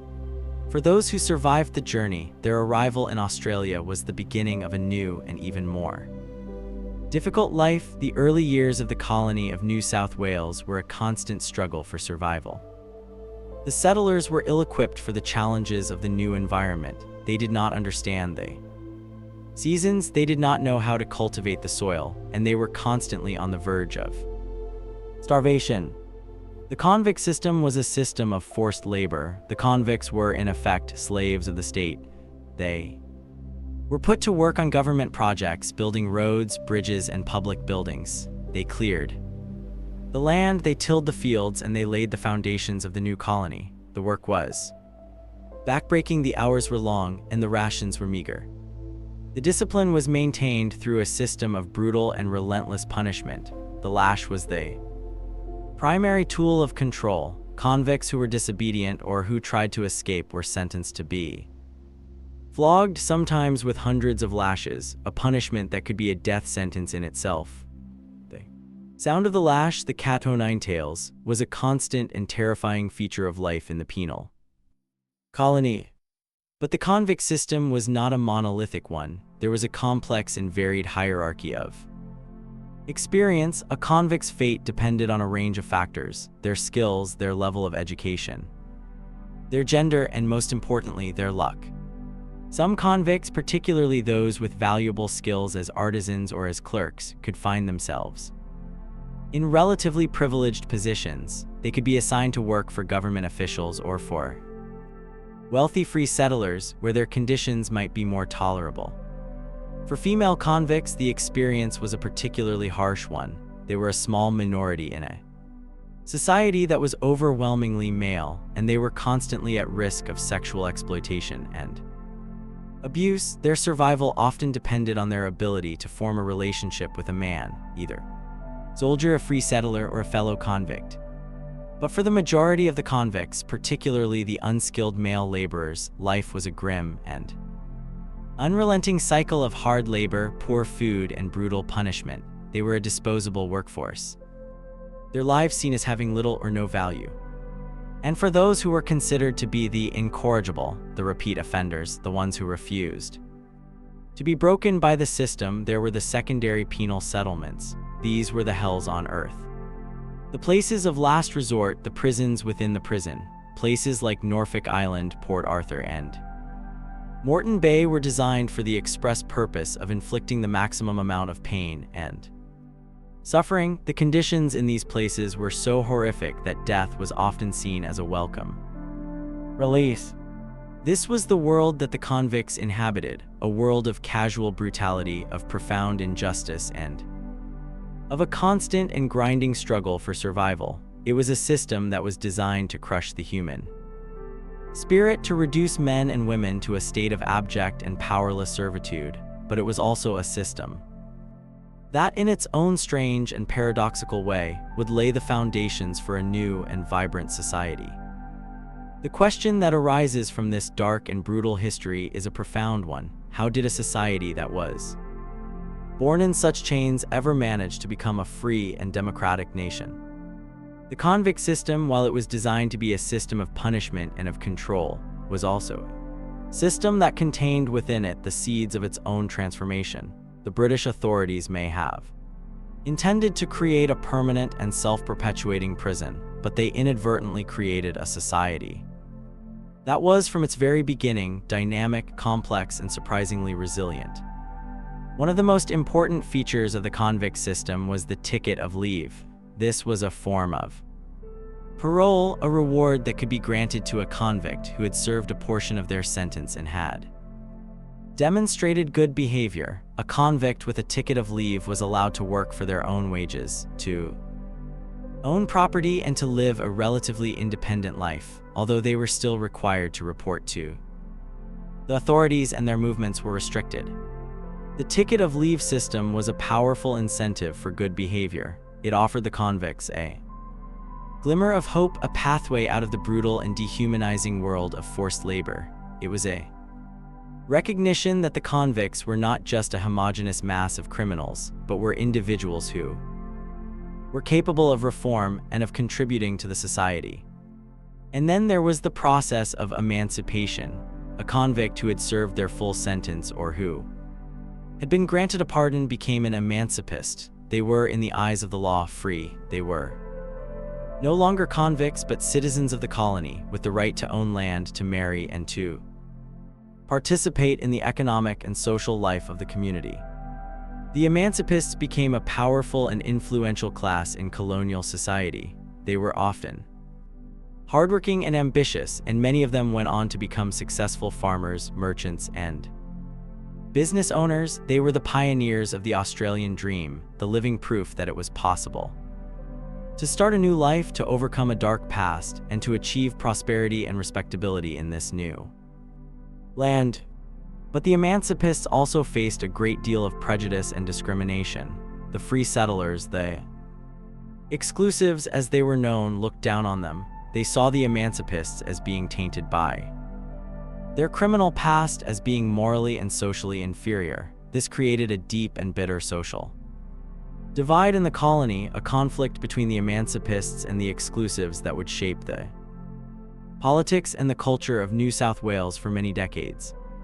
The struggle for the rights of the emancipists was a crucial chapter in the development of Australian democracy. The emancipists, led by figures like the wealthy and influential businessman Simeon Lord, fought for the right to serve on juries, to vote, and to participate fully in the governance of the colony. It was a long and difficult struggle, but it was a struggle that they eventually won. The convict system also had a profound and lasting impact on the development of the Australian character and the Australian psyche. The experience of being a convict, of being a prisoner of a brutal and arbitrary system, bred a deep and abiding suspicion of authority. The convicts developed their own culture, their own language, their own code of conduct. It was a culture that valued mateship, loyalty to one's own kind, and a healthy disrespect for the rules and the regulations of the powerful. This convict stain, as it was once known, was for a long time a source of national shame. Australians were reluctant to talk about their convict origins, to acknowledge that their nation was founded as a jail, but in more recent times there has been a profound shift in attitude. The convict past is now seen not as a source of shame, but as a source of pride. To have a convict ancestor is now seen as a badge of honor, a sign that one's family has been in Australia from the very beginning, that one is a part of the foundational story of the nation. The convict era also had a devastating and tragic impact on the Aboriginal people of Australia. The establishment of the penal colony was an invasion, an act of dispossession that was carried out without treaty and without consent. The convicts, who were themselves the victims of a brutal and oppressive system often became the perpetrators of violence and of injustice against the Aboriginal people. The frontier, the line where the world of the settlers met the world of the traditional owners, was a place of constant and brutal conflict. The convict system was the sharp end of the colonial project, the instrument that was used to clear the land and to pave the way for the expansion of the British Empire. The transportation of convicts to New South Wales ceased in 1840 and to the eastern colonies in 1853. The last convict ship arrived in Western Australia in 1868. The convict era was over, but its legacy was everywhere. It was there in the roads and the buildings that the convicts had built. It was there in the social and political structures of the colonies, and it was there in the language, the culture, and the character of the Australian people. The convict system was a brutal and inhuman experiment. It was a system that inflicted an immense amount of suffering on hundreds of thousands of people, but it was also a system that, through a series of unintended and paradoxical consequences, gave birth to a new and unique nation. The story of the convict era is a story of a society that was forged in chains, but that somehow managed to find a pathway to freedom. The legacy of the convict era is a complex and deeply woven thread in the fabric of modern Australia. It is a history that has been subject to a long process of forgetting and of rediscovery, a story that has been reinterpreted and reevaluated by each new generation. For much of Australia's history, the convict stain was a source of collective shame, a dark secret that was best left unspoken. National narrative was one of heroic pioneers and of a peaceful and orderly settlement, a narrative that deliberately erased the brutal and violent realities of the nation's founding. But the past has a way of making its presence felt. The physical legacy of the convict era is still visible in the Australian landscape: the grand sandstone buildings of Sydney, the elegant bridges, the winding roads that snake their way through the mountains. Many of these were built by convict labor. These structures are a silent and enduring testament to the skill, the artistry, and the immense and unacknowledged toil of the convict workforce. In recent decades, there has been a profound shift in the way that Australians think about their convict origins. The shame has been replaced by a sense of fascination and of connection. The rise of genealogy and a family history has led many Australians to discover that they have convict ancestors. This discovery is often a source of pride, a way of establishing a deep and personal connection to the foundational story of the nation. The convicts are no longer seen as a source of shame, but as the true pioneers, the unwilling founders of a new society. This shift in attitude has been accompanied by a new and more critical understanding of the convict system itself. Historians have moved beyond the simple narrative of crime and punishment and have begun to explore the complex social, economic, and political dynamics of the penal colonies. They have uncovered the stories of convict resistance, of the ways in which the convicts created their own culture, their own communities, and their own forms of solidarity in the face of an oppressive and dehumanizing system. The convict experience has also had a profound and lasting impact on the Australian character. The deep-seated suspicion of authority, the belief in a fair go, the importance of mateship, the laconic an anti-authoritarian sense of humor, all of these are cultural traits that can be traced back to the convict era. The experience of being on the wrong side of a powerful and often unjust system forged a culture of resilience, of pragmatism, and of a fierce and egalitarian independence. But the legacy of the convict era is not just a story of the white settlers, it is also a story that is inextricably linked to the dispossession and the marginalization of the Aboriginal people. The convict system was the instrument of the invasion, the mechanism that was used to seize the land and to establish British sovereignty. The convicts, while they were themselves oppressed, were also the agents of oppression. The story of the convict era is a stark and powerful reminder that the history of modern Australia is a history that is built on a foundation of profound and unresolved injustice. Today, the convict sites of Australia have been recognized by UNESCO as a World Heritage Area. Places like the Hyde Park Barracks in Sydney, the Port Arthur Historic Site in Tasmania, and the Fremantle Prison in Western Australia are now important centers for tourism, for education, and for historical reflection. They are places where visitors can confront the brutal realities of the convict system, but also where they can learn about the resilience, the creativity, and the humanity of the men, women, and children who were transported to this land. The story of the convict era is a story that is full of darkness and of light. It is a story of human cruelty and of human endurance. It is a story of a society that was born in chains, but that managed to create a new and vibrant culture, a culture that is still grappling with the complex and often contradictory legacies of its own creation. To understand the convict era is to understand the very heart of the Australian story, a story of a nation that is still coming to terms with its own difficult and extraordinary past. Our story now moves to a chapter in Australian history that is defined by a single, powerful, and intoxicating word: gold. We enter the second half of the 19th century, a period of dramatic and convulsive change, a time when the discovery of a precious yellow metal would transform the Australian colonies from remote and sleepy outposts of the British Empire into a land of opportunity, of frantic ambition, and of a new and boisterous sense of national identity. This is the story of the Australian gold rushes. The year is 1851. The Australian colonies are a collection of vast and sparsely populated pastoral economies. The society is still dominated by the legacy of the convict era, and the population is small and relatively stagnant, but all of that is about to change. In February 1851, a man named Edward Hargreaves, a prospector who had just returned from the goldfields of California, discovered a few specks of gold in a creek near Bathurst in the colony of New South Wales. Hargreaves was a master of self-promotion, and he immediately announced his discovery to the authorities and to the press. He named the place Ophir, after the legendary biblical land of gold, and he declared that he had found a treasure that would make the colony rich. The news of the discovery spread like wildfire. At first there was skepticism, but then, as more gold was found, the skepticism turned into a fever.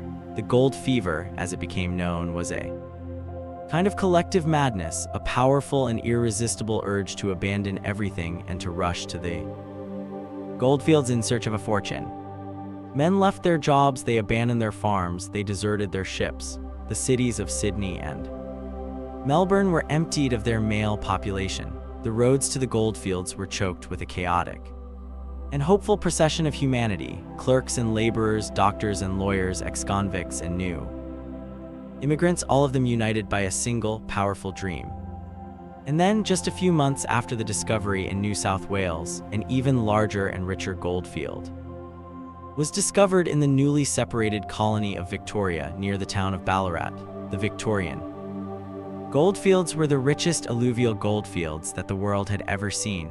Here, the gold was not just in specks, it was in nuggets, in massive, water-worn lumps of pure gold that could be found lying on the ground or just a few inches below the surface.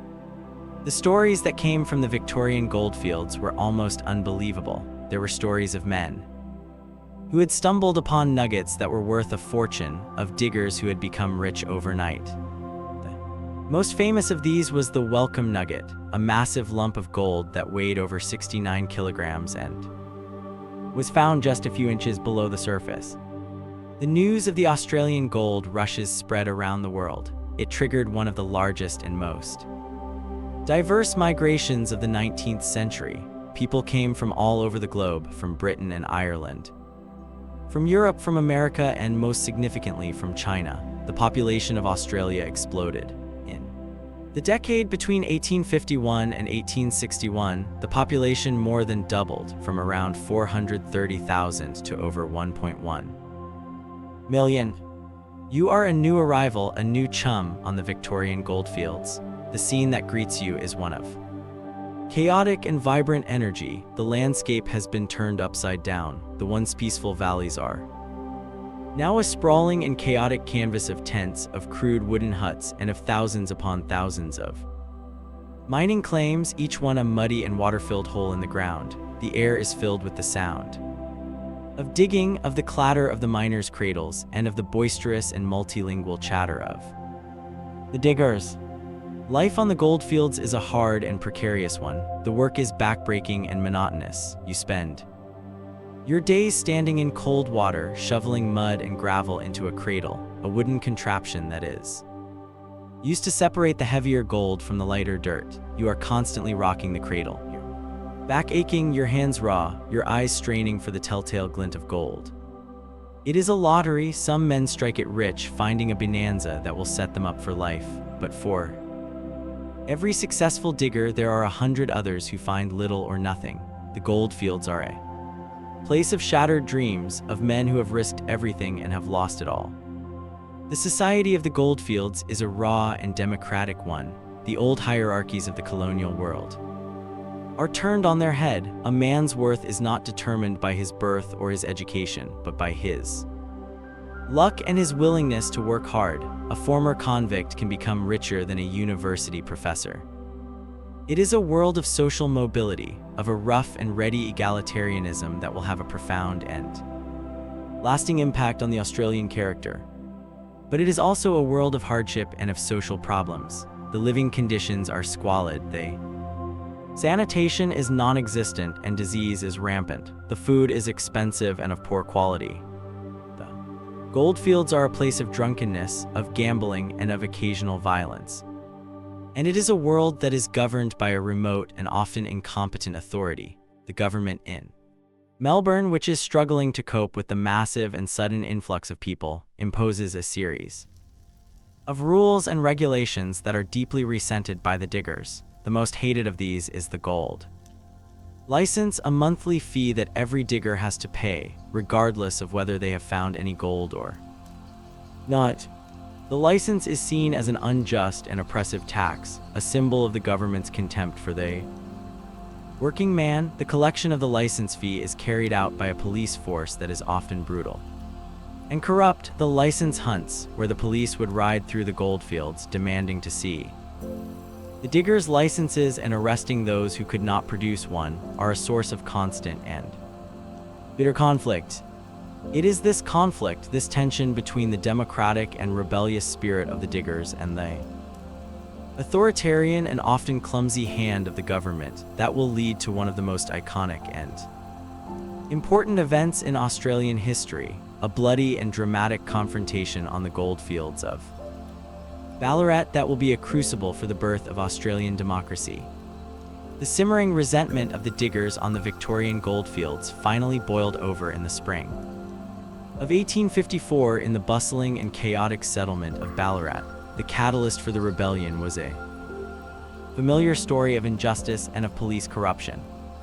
In October 1854, a Scottish digger named James Scobie was kicked to death outside the Eureka Hotel, pub owned by a man named James Bentley, who was a friend of the local police magistrate.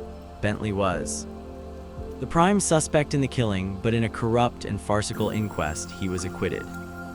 The diggers were outraged. They saw the acquittal of Bentley as a clear and undeniable case of one for the rich and another for the poor. They held a mass protest meeting, and in a spontaneous outburst of anger, they burned the Eureka Hotel to the ground.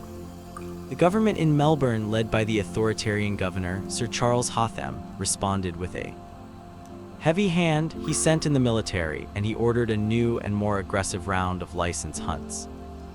He was determined to crush the spirit of rebellion among the diggers. But his actions only served to inflame the situation. The diggers, their sense of injustice now at fever pitch, began to organize. They formed the Ballarat Reform League, a political organization that demanded not just the abolition of the gold license, but also a range of democratic reforms, including the right to vote, the payment of members of parliament, and the abolition of the property qualification for members of parliament. These were the core demands of the Chartist movement, the Great working-class democratic movement that had been active in Britain in the 1830s and 1840s. Many of the diggers were former Chartists, and they had brought their democratic ideals with them to the goldfields of Australia. The leader of the Ballarat Reform League was a charismatic and eloquent Irishman named Peter Lalor. Lalor, with his fiery rhetoric and his passionate sense of justice, quickly became the voice of the Diggers' Rebellion. At a massive protest meeting on the 29th of November, 1854, the Diggers made a dramatic and symbolic gesture of defiance. They burned their gold licenses and they raised a new and beautiful flag, a flag of dark blue with a white cross and 5 white stars representing the Southern Cross. This was the Eureka flag, the flag of the rebellion. Under this flag, Peter Lalor led the Diggers in an oath. We swear by the Southern Cross to stand truly by each other and fight to defend our rights and liberties.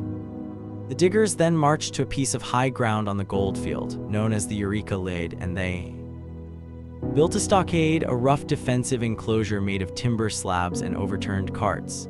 Inside the stockade, about 500 diggers armed themselves with pikes, with muskets, and with whatever other weapons they could find. They were preparing for a confrontation with the forces of the government. The Eureka stockade was an act of open and armed rebellion. The government's response was swift and brutal. In the early hours of Sunday, the 3rd of December, 1854, a force of over 270 soldiers and police stormed the stockade.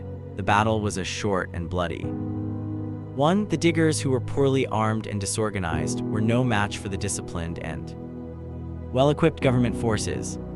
The battle lasted for less than 20 minutes. At least 22 diggers were killed and many more were wounded. Peter Lalor, the leader of the rebellion, was shot in the arm, an injury that would later require the amputation of his arm. He managed to escape from the stockade and to go into hiding.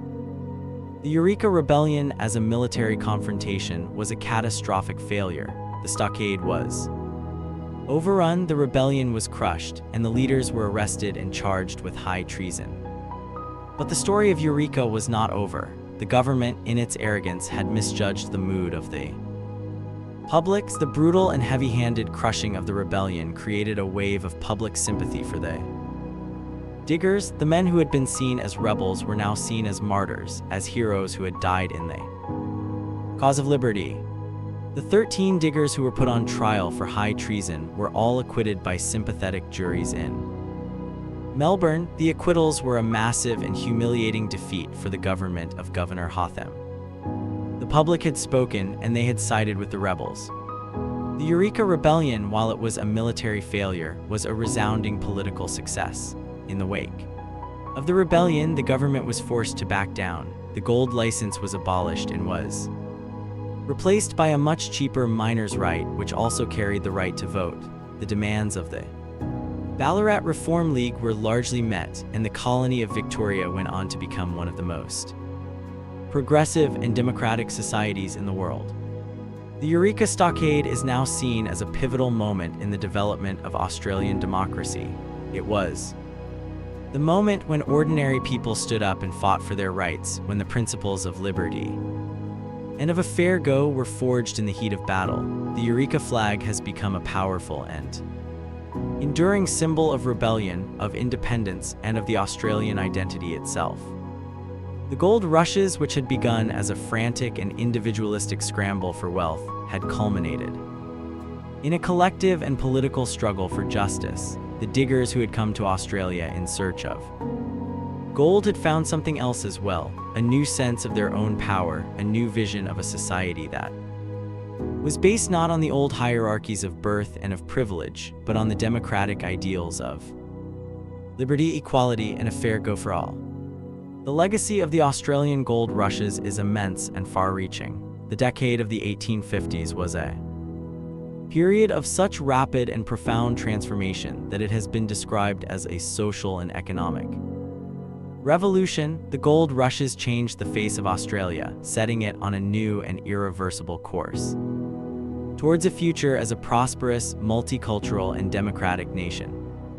The most immediate and obvious legacy of the gold rushes was a demographic one: the massive influx of Migrants from all over the world created a new and diverse society. The population of Australia, which had been small, stagnant, and predominantly Anglo-Celtic, was suddenly transformed into a vibrant and cosmopolitan melting pot. The Chinese, in particular, became a significant and enduring part of the Australian social fabric, although their presence was also the cause of a great deal of racial tension and of the first stirrings of the White Australia policy. The economic legacy was equally profound. The immense wealth that was generated by the goldfields fueled a massive economic boom. It financed the construction of the grand public buildings, the railways, the telegraph lines, and the other infrastructure of a modern and prosperous society. The cities of Melbourne and Sydney were transformed from small colonial towns into major international centers of commerce and of culture. Melbourne, for a time, was one of the richest cities in the world. A marvelous Melbourne that was a testament to the power of gold. The gold rushes also had a transformative effect on the Australian class structure, the old, pastoral elite. The squatters who had dominated the colonial society were challenged by a new and powerful middle class of merchants, of bankers, of industrialists, all of whom had grown rich on the back of the gold economy, and the gold rushes created a new and assertive working class, the diggers who had fought for their rights at Eureka and who would go on to form the backbone of the Australian Trade Union movement and the Australian Labor Party. The political legacy, as we have seen, was a profound one. The Eureka Rebellion was a catalyst for the rapid development of parliamentary democracy in the Australian colonies, the principles of manhood, suffrage, of the secret ballot, and of payment for members of parliament were all introduced in Victoria in the years immediately following the Eureka Stockade, long before they were adopted in Britain or in many other parts of the world. The gold rushes, with their democratic and egalitarian spirit, helped to create a political culture that was unique and progressive. And finally, the gold rushes had a deep and lasting impact on the Australian character and the Australian identity. The figure of the digger, the independent, resourceful, and anti-authoritarian individual who was willing to risk everything in the search for a fair go, became a central and enduring archetype in the Australian imagination. The experience of the goldfields, with its emphasis on mateship, on resilience, and on a healthy disrespect for authority, helped to shape the national character in ways that are still visible today. But the legacy of the gold rushes is not an entirely positive one. The frantic and destructive nature of alluvial mining had a devastating impact on the environment. The rivers were polluted, the forests were cleared, and the land was scarred and eroded. And the gold rushes were a disaster for the Aboriginal people of Australia. The massive influx of people into the interior led to a new and more intense phase of dispossession and of frontier violence. The gold rushes were a period of great opportunity for the new arrivals, but they were a period of great tragedy for the traditional owners of the land. As you reflect on the story of the Australian gold rushes, you are left with a sense of the immense and chaotic energy of this transformative period. It was a time of great hope and of great despair, of fabulous wealth and of grinding poverty, of democratic idealism and of brutal exploitation. It was a period that brought out the best and the worst in human nature. The gold rushes were a defining moment in the history of Australia, a period that laid the foundations for the nation that we know today. A nation that is still grappling with the complex and often contradictory legacies of its own tumultuous and golden past. Our final story takes us into the second half of the 20th century, to a project that represents a different kind of national ambition. We leave behind the goldfields and the bushrangers, and we enter an era of post-war optimism, of nation-building, and of a belief in the power of science and of engineering to transform the Australian landscape. This is the story of a monumental undertaking that would not only reshape the physical geography of the nation, but would also reshape its social and cultural identity. This is the story of the Snowy Mountains hydroelectric scheme. The year is 1949. Australia is a nation that is emerging from the shadow of the Second World War. it is. A country that is looking to the future with a new sense of confidence and of purpose. The post-war era is a time of massive industrialization, of economic growth, and of a new and ambitious program of nation building, and at the heart of this vision for a new Australia is a problem that has haunted the nation since the very beginning of European settlement, the problem of water. Australia is the driest inhabited continent on Earth. The rainfall is unreliable, the rivers are few, and the vast interior is a land of chronic and debilitating drought. The economic development of the nation has always been constrained by this fundamental reality. The dream of making the desert bloom, of turning the dry inland plains into a fertile and productive agricultural heartland, has been a long and elusive one. But there is one part of the country that has an abundance of water, the Australian Alps, the high country of southeastern New South Wales. Here, the snow that falls in winter melts in the spring, feeding a series of powerful and fast-flowing rivers, but these rivers, the Snowy, the Murrumbidgee, and the Murray, flow in a way that is, from an engineering point of view, inefficient. The Snowy River, which carries a vast amount of water, flows east through a sparsely populated region and empties into the Tasman Sea. The Murray and the Murrumbidgee, which flow west through the dry inland plains where the water is most needed, are often reduced to a trickle in the dry season. For decades, engineers and visionaries had dreamed of a grand and audacious solution to this problem.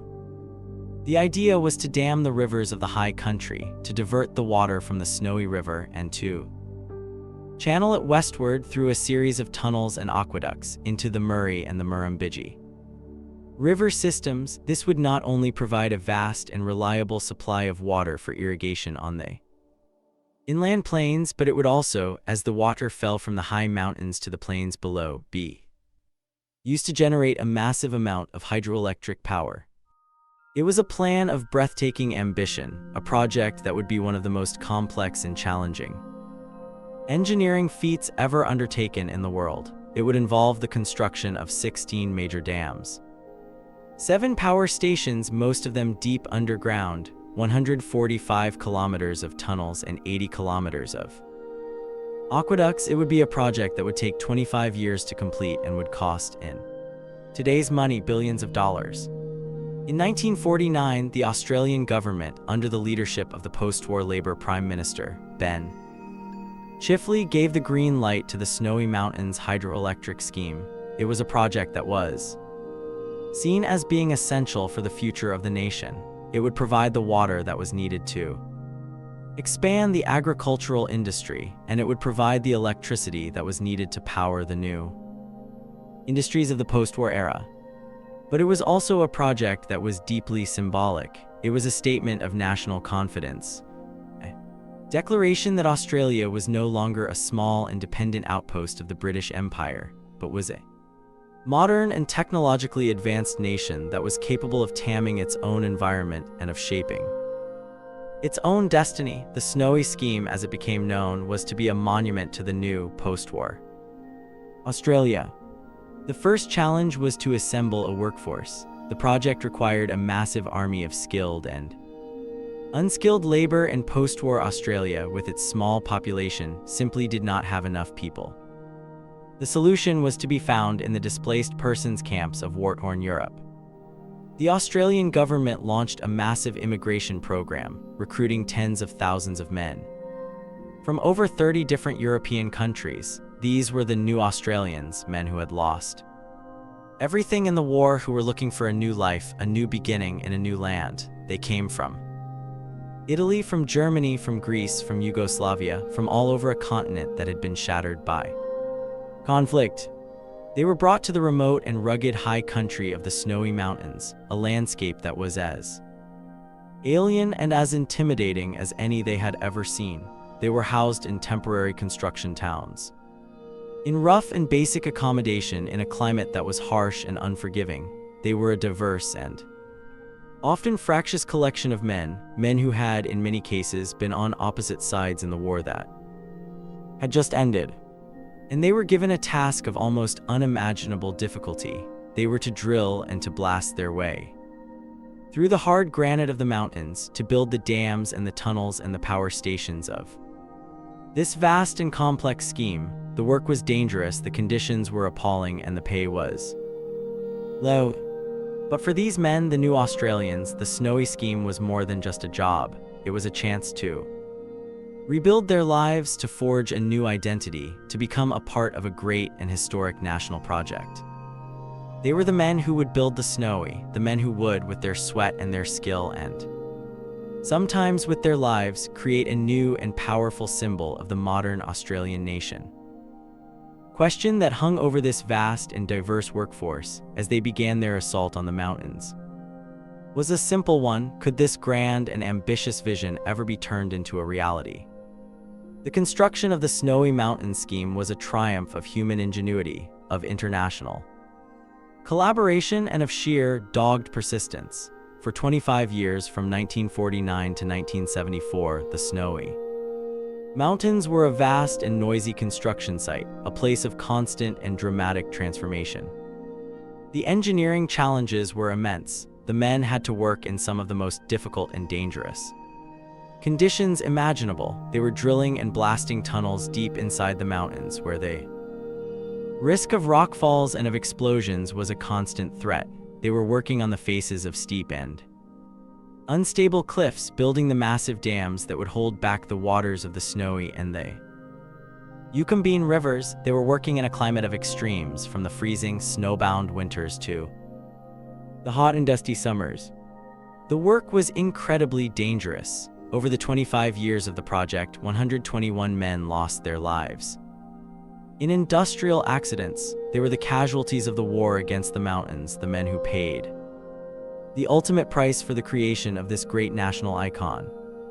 But the Snowy scheme was also a place of remarkable innovation. The engineers of the Snowy Mountains Authority, the government body that was responsible for the project, were at the forefront of their field. They developed new techniques for tunneling, for dam construction, and for the generation of hydroelectric power. The Snowy scheme became a world-renowned center of engineering excellence, a place where engineers from all over the globe came to learn and to train. The project was also a remarkable social experiment. The workforce of over 100,000 people was a microcosm of the new multicultural Australia that was emerging in the post-war era. Men from over 30 different countries, men who had been on opposite sides in the war, were now working side by side, united by a common purpose.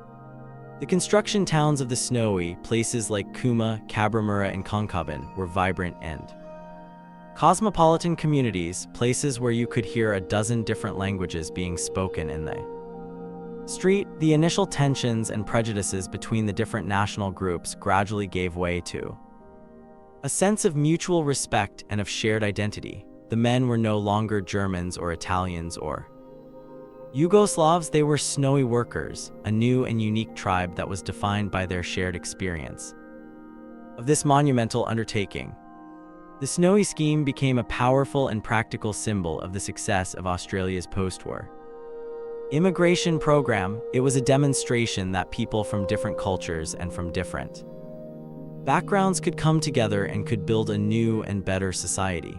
The project helped to break down the old Anglo-centric model of Australian identity and to create a new and more inclusive vision of what it meant to be an Australian. The physical achievements of the scheme were staggering. The construction of the dams created a series of vast new lakes in the high country, the largest of which, Lake Yucumbene, holds 9 times the volume of Sydney Harbour. The network of tunnels drilled through the heart of the mountains diverted the water of the Snowy River westward, providing a massive and reliable supply of water for the irrigation areas of the Murray and the Murrumbidgee valleys. The impact on the agricultural industry was transformative. The new supply of water allowed for massive expansion of irrigated agriculture, turning the dry inland plains into one of the most productive food bowls in the nation. The towns of the Riverina and the Murray Valley grew and prospered, and the dream of making the desert bloom became, in a very real sense, a reality. And then there was the power, the 7 power stations of the scheme, most of them located deep Underground in vast, cathedral-like caverns, generated a massive amount of clean, renewable electricity. The Snowy scheme became the powerhouse of southeastern Australia, providing the electricity that was needed to fuel the growth of the cities and the industries of New South Wales and Victoria. In 1974, the Snowy Mountains scheme was officially completed. It was a moment of great national pride, a celebration of a project that had been delivered on time and on budget. The scheme was hailed as one of the engineering wonders of the modern world, a testament to the skill, the courage, and the vision of the men and women who had built it. The Snowy scheme was more than just a piece of infrastructure. It was a symbol of a new and confident Australia, a nation that was no longer content to be a remote and dependent outpost of the British Empire, but was now a modern, multicultural, and technologically advanced nation that was ready to take its place on the world stage. The scheme had not only changed the landscape of the nation, it had changed the nation itself. The legacy of the Snowy Mountains scheme is a powerful and enduring one, but it is also a legacy that has become more complex and more contested over time. The project that was once seen as an unalloyed symbol of national progress is now viewed through a more critical and environmentally conscious lens. The environmental impact of the scheme has been profound and, in some cases, devastating. The diversion of the Snowy River, which was the central achievement of the project, has had a catastrophic effect on the health of the river downstream from the dams. The once powerful and wild river has been reduced to a trickle. Its flow just 1% of what it was before the scheme was built. This has had a devastating impact on the ecosystems of the lower Snowy, on the native fish populations, and on the agricultural and recreational users of the river.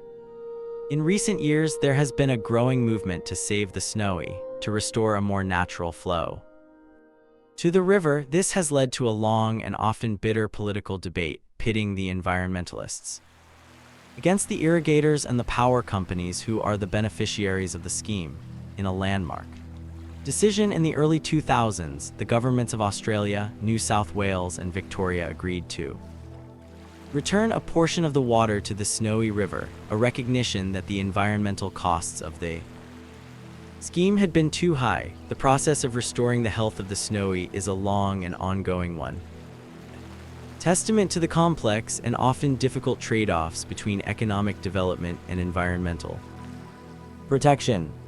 The Snowy scheme has also had a significant impact on the high country ecosystems of the Australian Alps. The construction of the dams, the roads, and the power lines has fragmented the landscape, and the introduction of invasive species, such as trout in the rivers and weeds in the surrounding bushland, has had a detrimental effect on the native flora and fauna. But the legacy of the Snowy scheme is not just an environmental one, it is also a social and a cultural one. The project was a crucible for the creation of modern, multicultural Australia. The new Australians who came to work on the scheme brought with them their food, their music, their languages, and their cultures, and they helped to transform Australia from a monolithic Anglo-Celtic society into one of the most diverse and successful multicultural nations in the world. The Snowy scheme is a powerful and enduring symbol of the contribution that immigrants have made to the development of the Australian nation.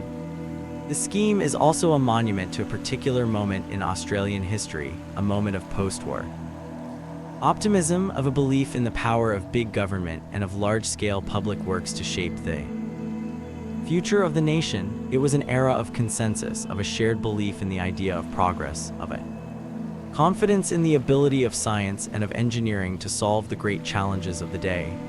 That era has now passed, and the Snowy scheme stands as a kind of magnificent and slightly melancholy relic of a more confident and ambitious time. Today, the Snowy Mountains scheme is still a vital piece of national infrastructure.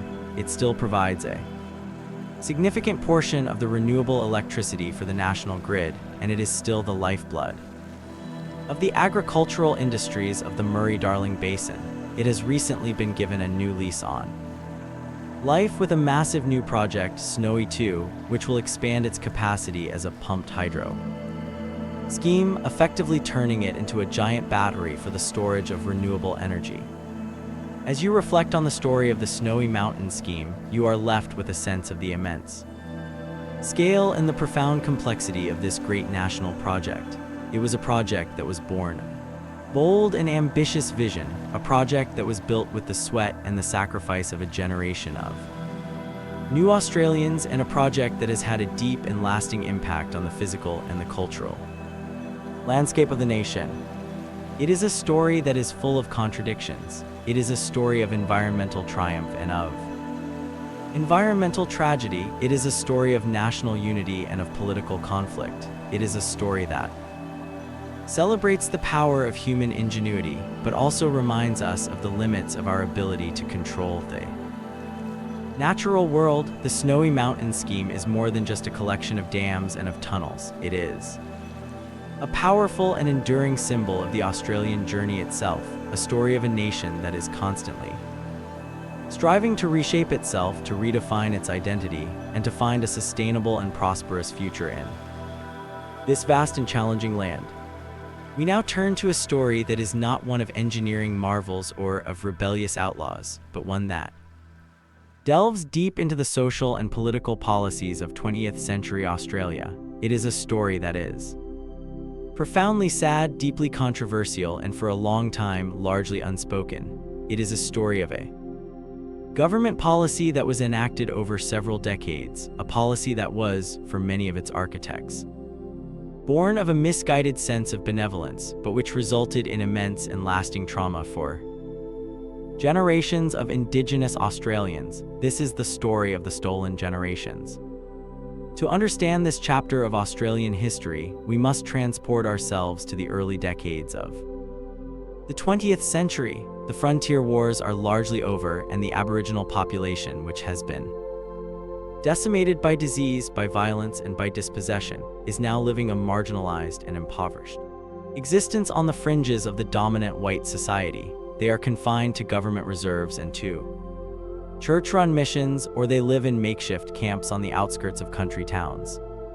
The prevailing attitude of the white authorities towards the Aboriginal people is a complex mixture of racism, of paternalism, and of a genuine, if profoundly misguided, belief in their own cultural and racial superiority. The dominant scientific theory of the time is social Darwinism, the belief that human races are engaged in a struggle for survival, and that the weaker races are doomed to extinction. It is widely believed by the white authorities that the full-blood Aboriginal population is a dying race, a primitive people who are simply unable to cope with the challenges of the modern world. But there is another group that is of particular concern to the authorities: the growing population of mixed descent children, the children of relationships between white men and Aboriginal women. These children, who are often referred to by the derogatory and offensive term half-castes, are seen as a problem. They do not fit neatly into the racial categories of the time. They are seen as being caught between two worlds, belonging to neither. It is in this context that a new and insidious policy begins to emerge, a policy of protection and of assimilation. The architects of this policy, men like A.O. Neville, the chief protector of Aborigines in Western Australia, believe that they have a solution to the Aboriginal problem. They believe that the full-blood population should be segregated on reserves, where they can be allowed to die out peacefully, and they believe that the mixed descent population can and should be bred out.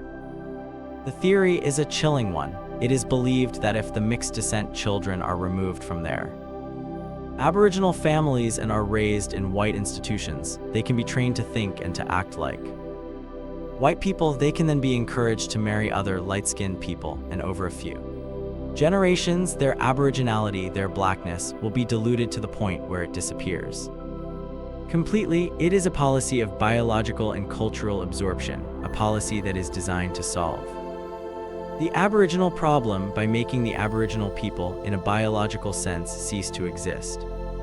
To implement this policy, the state governments across Australia pass a series of laws known as the Aborigines Protection Acts. These laws give the government sweeping and almost total control over the Lives of Aboriginal people. The Chief Protector or the Aborigines Protection Board becomes the legal guardian of every Aboriginal child, with the power to remove them from their families and to place them in institutions without the need for parental consent or a court order.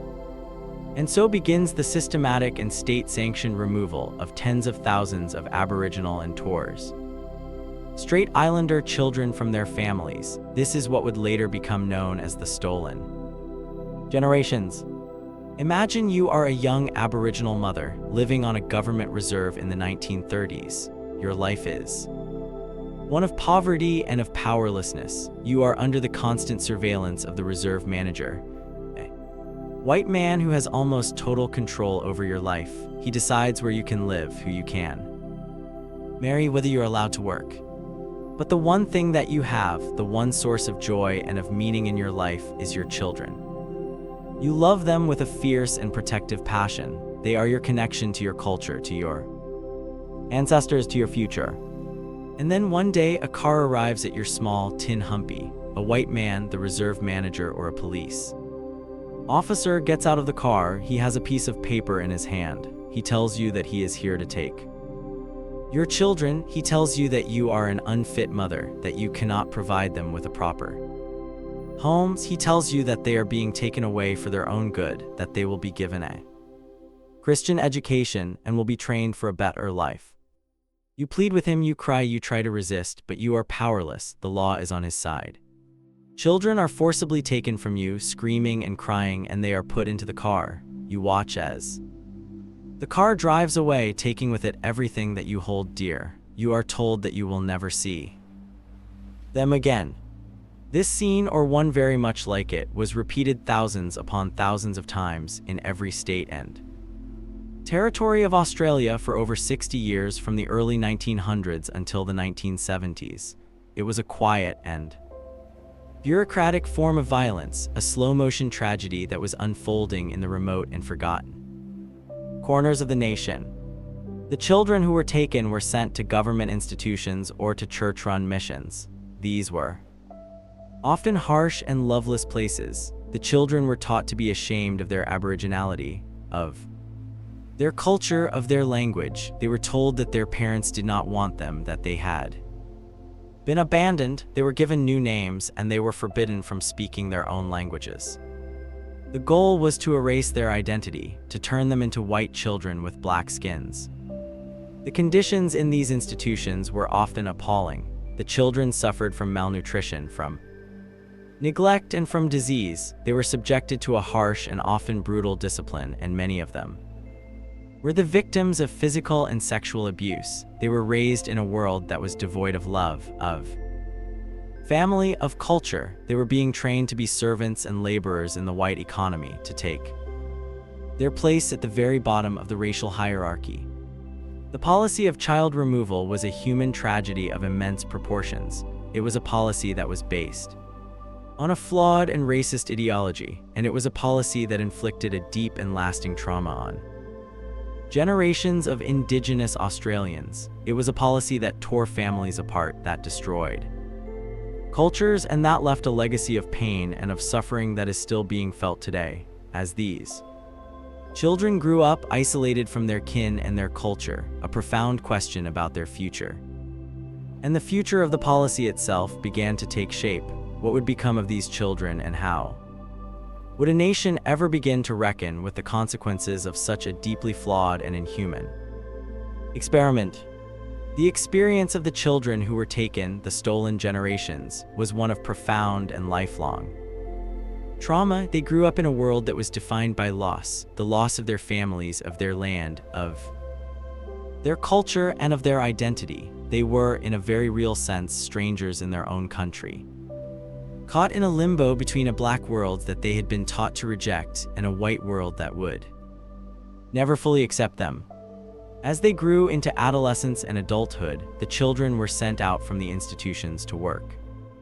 The boys were often sent to work as laborers on farms and on cattle stations, while the girls were sent to work as domestic servants in the homes of white families. They were, in effect, a source of cheap and unfree labor for the white economy. their wages were often paid to the Aborigines Protection Board, which was supposed to hold the money in trust for them, but in many cases the money was mismanaged or was never paid to them at all.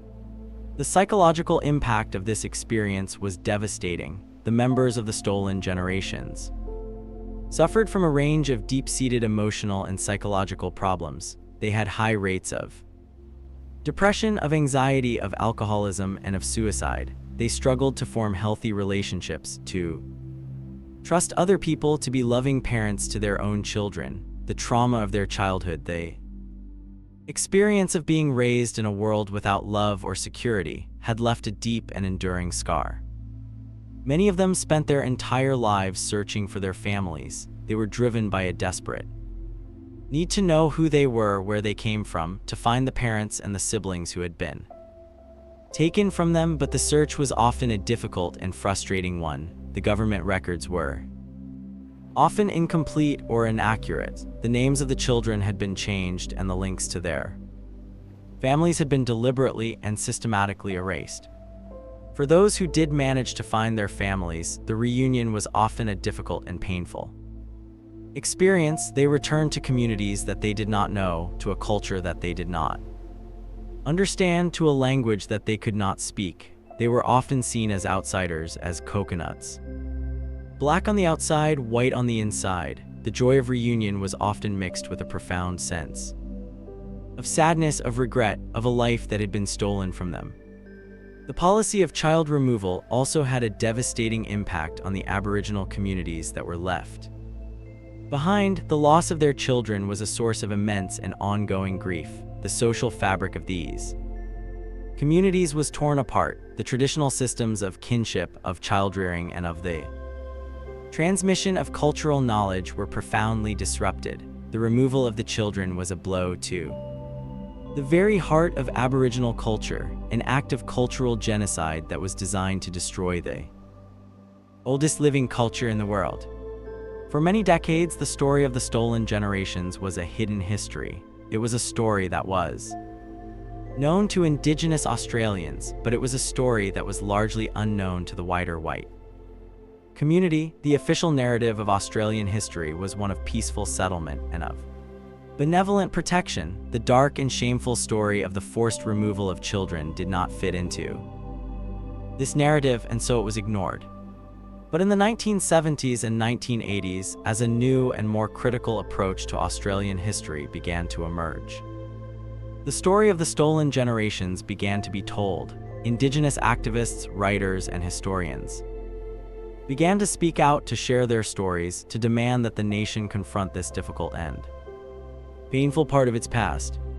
The term stolen generations was first used in a book by the historian Peter Reid in 1981. The term was a powerful and evocative one, and it quickly entered the public consciousness. It gave a name to a shared experience of trauma and of injustice, and it became a rallying cry for a movement that was demanding recognition, truth, and justice.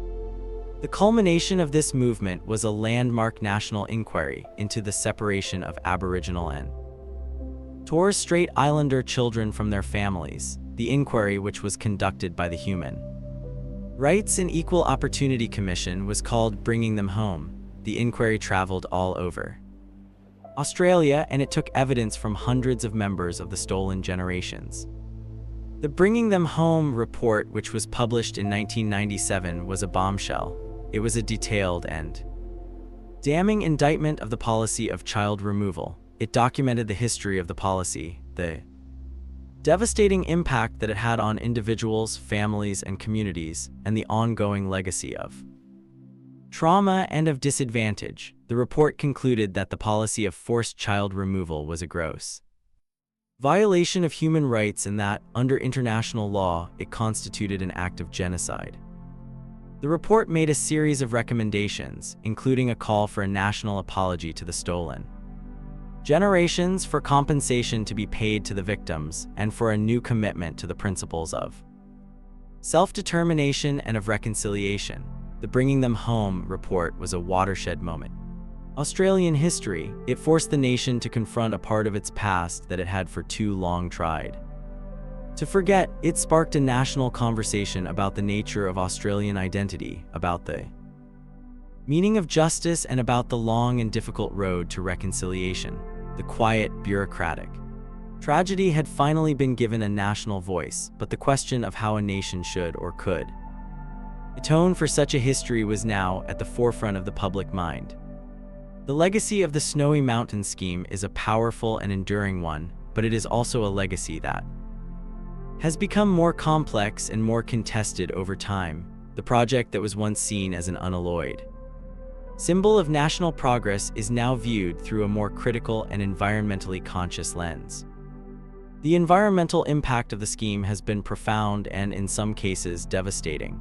The diversion of the Snowy River, which was the central achievement of the project, has had a catastrophic effect on the health of the river downstream from the dams. The once powerful and wild river has been reduced to a trickle, its flow just 1% of what it was before the scheme was built. This has had a devastating impact on the ecosystems of the lower Snowy, on the native fish populations, and on the agricultural and recreational users of the river.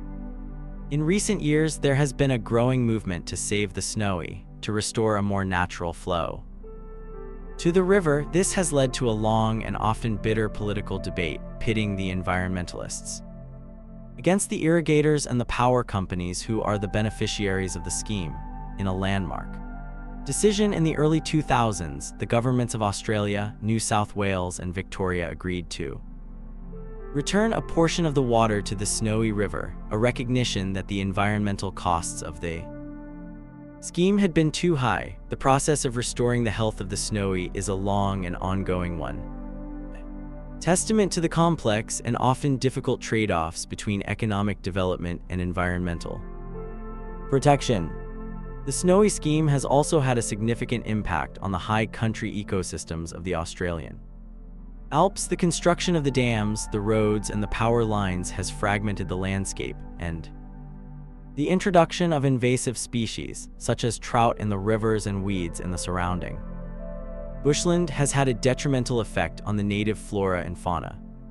But the legacy of the Snowy scheme is not just an environmental one, it is also a social and a cultural one. The project was a crucible for the creation of modern, multicultural Australia. The new Australians who came to work on the scheme brought with them their food, their music, their languages, and their cultures, and they helped to transform Australia from a monolithic Anglo-Celtic society into one of the most diverse and successful multicultural nations in the world. The Snowy scheme is a powerful and enduring symbol of the contribution that immigrants have made to the development of the Australian nation.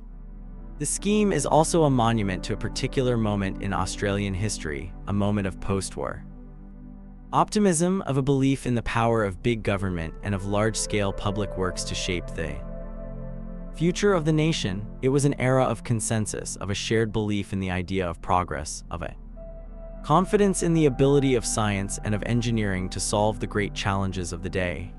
That era has now passed, and the Snowy scheme stands as a kind of magnificent and slightly melancholy relic of a more confident and ambitious time.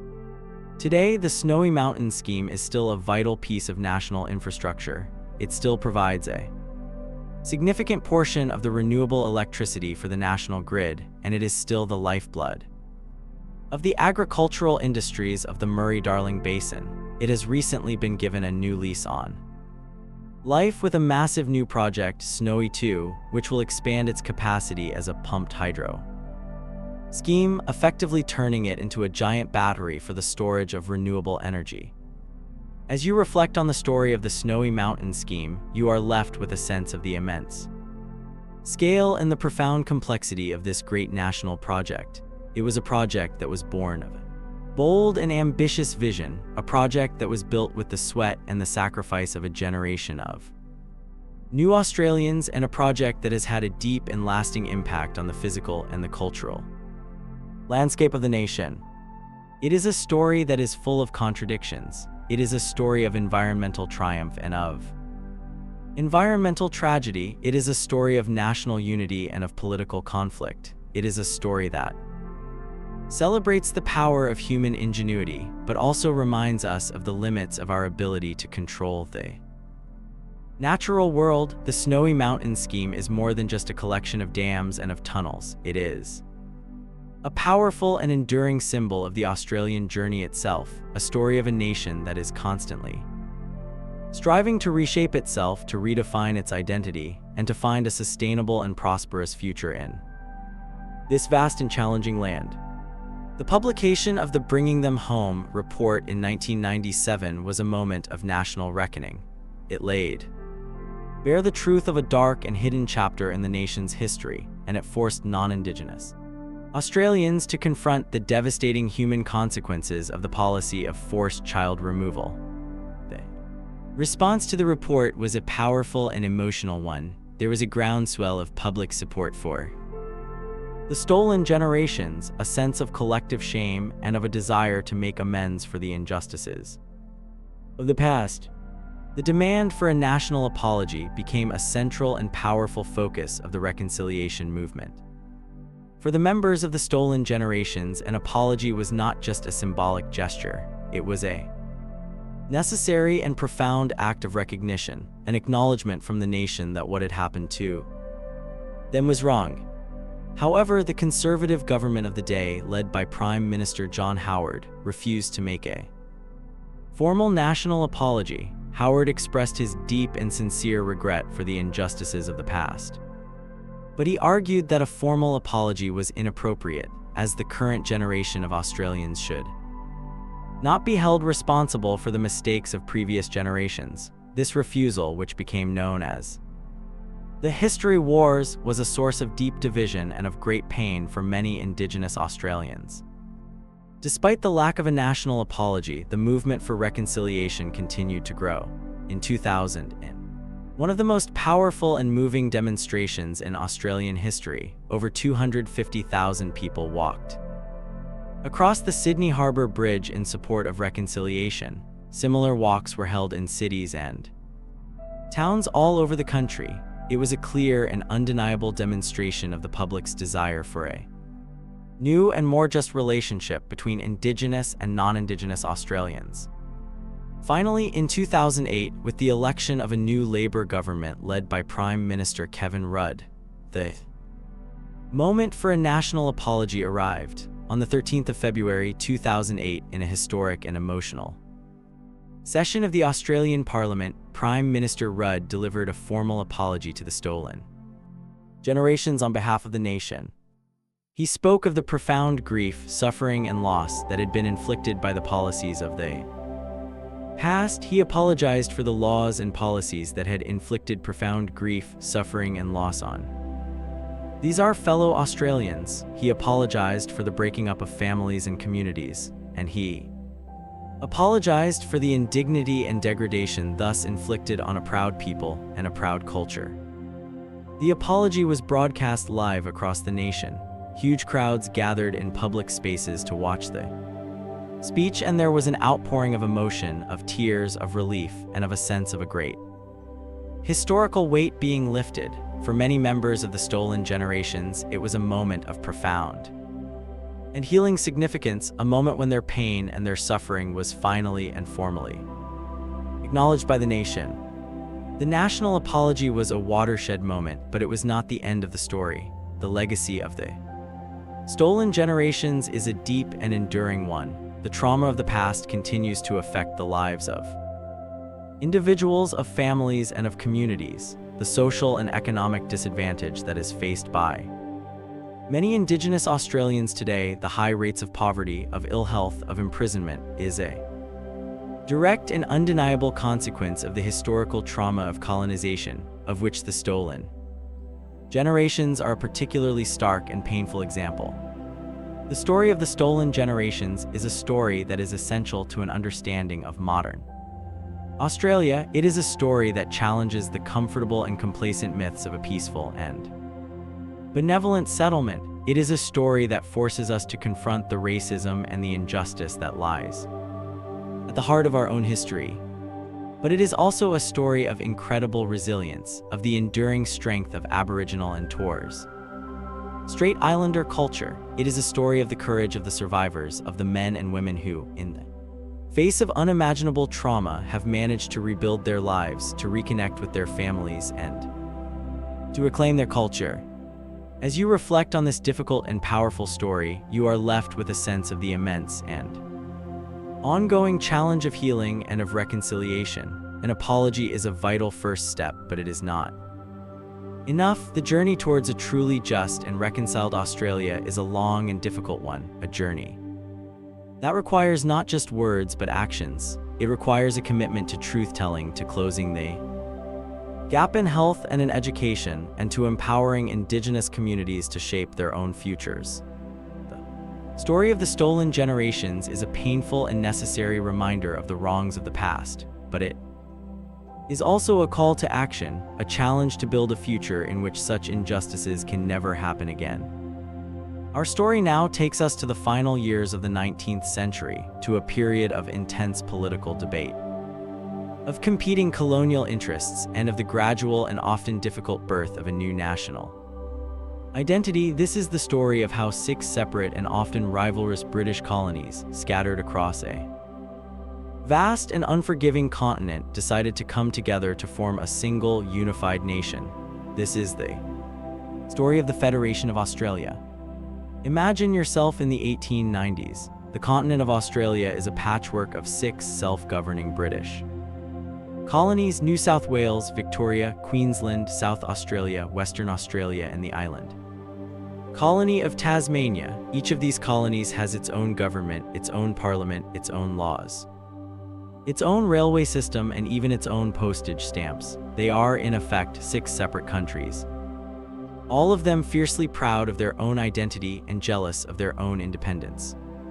The idea of uniting these 6 colonies into a single nation had been around for decades, but for a long time it was an idea that was met with indifference or with outright hostility. The colonies were separated by vast distances, by poor communication, and by a deep-seated sense of regional rivalry. 2 most powerful colonies, New South Wales and Victoria, were locked in a bitter and long-standing competition for economic and political dominance. New South Wales, the mother colony, was a proponent of free trade, while Victoria, with its booming manufacturing sector, was a staunch advocate of protectionism. But in the final decades of the 19th century, a series of powerful forces began to push the colonies towards the idea of federation. One of the most important of these was the growing sense of a shared national identity. The generation that was coming to power in the 1890s was the first generation of native-born white Australians. They did not think of themselves as being English or Irish or Scottish. They thought of themselves as being Australian. This new sense of national identity was celebrated. The popular culture of the time, in the bush ballads of Banjo Patterson, in the short stories of Henry Lawson, and in the paintings of the Heidelberg School, there was a growing feeling that the people of the 6 colonies had more in common with each other than they had with the distant mother country of Britain. There were also powerful practical arguments for federation. The colonial borders, which were often just arbitrary lines on a map, were becoming a major obstacle to trade and to travel. A train journey from Sydney to Melbourne, for example, required a change of trains at the border, as the 2 colonies had deliberately built their railway lines with different gauges to hinder any potential military invasion from their rival. The collection of customs duties at the colonial borders was a constant source of frustration and of inefficiency. A single national government, it was argued, could abolish these internal barriers and could create a single, unified Australian market. And then there was the issue of defense. The colonies were becoming increasingly anxious about the growing power of the European and Asian nations in the Pacific region. The German and the French were expanding their colonial empires, and the rise of a modern and assertive Japan was a source of particular concern. It was clear that the 6 small and separate colonies, with their tiny and independent military forces, would be vulnerable to any potential aggressor. A single national defense force, it was argued, was essential for the future security of the continent. These arguments for federation were championed by a group of dedicated and visionary politicians, men, who would become known as the Fathers of Federation.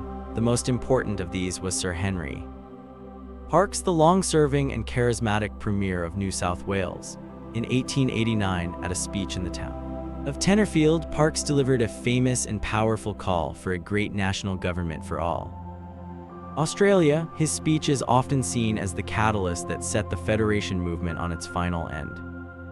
Successful course. The journey to federation was a long and difficult one. It was a process of intense and often acrimonious debate, of a series of constitutional conventions, and of a massive and unprecedented exercise in popular democracy. The first constitutional convention was held in Sydney in 1891. Delegates from each of the colonies came together to draft a constitution for the new nation. They were a remarkable group of men, some of the finest legal and political minds in the country. They drew on the models of the British and the American systems of government, and they crafted a document that was a unique and innovative blend of the two. They proposed a system of government that would be both a parliamentary democracy in the British tradition and a federation of states in the American tradition. But the draft constitution of 1891 was met with a wave of opposition and of apathy. The colonial parliaments were reluctant to give up their powers, and the public was not yet convinced of the benefits of federation. The movement seemed to have stalled. It was revived in the mid-1890s, this time as a popular movement, driven by the passion and the commitment of ordinary citizens. A series of people's conventions were held, and a new and more democratic process was established for the drafting and the approval of the Constitution. A second constitutional convention was held, in a series of sessions in Adelaide, Sydney, and Melbourne in 1897 and 1898. This time, the delegates were elected by the people, and they produced a revised and improved version of the Constitution. This new constitution was then put to the people of the colonies in a series of referendums. It was the first time in history that an entire continent had been asked to vote on the creation of its own nation. The referendum campaigns were hard-fought and passionate affairs. The supporters of federation, the Federalists, argued that a new nation would be stronger, more prosperous, and more secure. The opponents, the anti-federalists, warned that federation would be too expensive, that it would destroy the independence of the colonies, and that it would lead to the dominance of the larger states over the smaller ones. The first round of referendums in 1898 was a mixed success. The Constitution was approved in Victoria, in South Australia, and in Tasmania, but in New South Wales, the most populous and powerful of the colonies, it failed to reach the required majority. The dream of a united Australia was once again on the brink of collapse. The fate of the nation now rested on the ability of the Federalists to win over the hearts and the minds of the people of the mother colony. The failure of the first referendum in New South Wales was a major setback for the cause of federation. But it was not a fatal blow. The Federalists, though disappointed, were not defeated. They regrouped. They refined their arguments, and they prepared for a second and decisive campaign. The leaders of the other colonies, realizing that there could be no federation without the participation of New South Wales, agreed to a series of amendments to the draft constitution to make it more palatable to the mother colony. The most significant of these was the concession that the new national capital would be located within the territory of New South Wales, but at least 100 miles from Sydney. This was a compromise that was designed to appease the deep-seated rivalry between Sydney and Melbourne, the two cities that were vying for the status of the national capital. With these amendments in place, a second round of referendums was held in 1899. This time, the campaign in New South Wales was even more intense and more passionate than the first. The Federalists, led by figures like the eloquent and persuasive politician Edmund Barton, argued that federation was a matter of national destiny, that it was time for Australia to take its place as a proud and independent nation on the world stage. The Anti-Federalists, led by the powerful and pugnacious Premier of New South Wales, George Reid, continued to argue that federation would be a disaster for the colony. Reid, who was a master of political maneuvering, was a slippery and unpredictable opponent. He was nicknamed Yes-No Reid because of his tendency to support federation in principle, but to oppose it in practice. But the tide of public opinion was now flowing strongly in favor of federation, the new sense of national identity, the practical arguments for a single market and a single defense force, and the growing belief that Australia had a unique and special destiny, all combined to create a powerful and irresistible momentum. In June 1899, the people of New South Wales went to the polls, and this time they voted yes. Majority was a comfortable one, and the result was a decisive victory for the cause of federation. Other colonies quickly followed suit, and by the end of 1899, 5 of the 6 colonies had voted to join the new nation. The only remaining holdout was Western Australia, the vast and isolated colony on the other side of the continent was deeply skeptical of federation.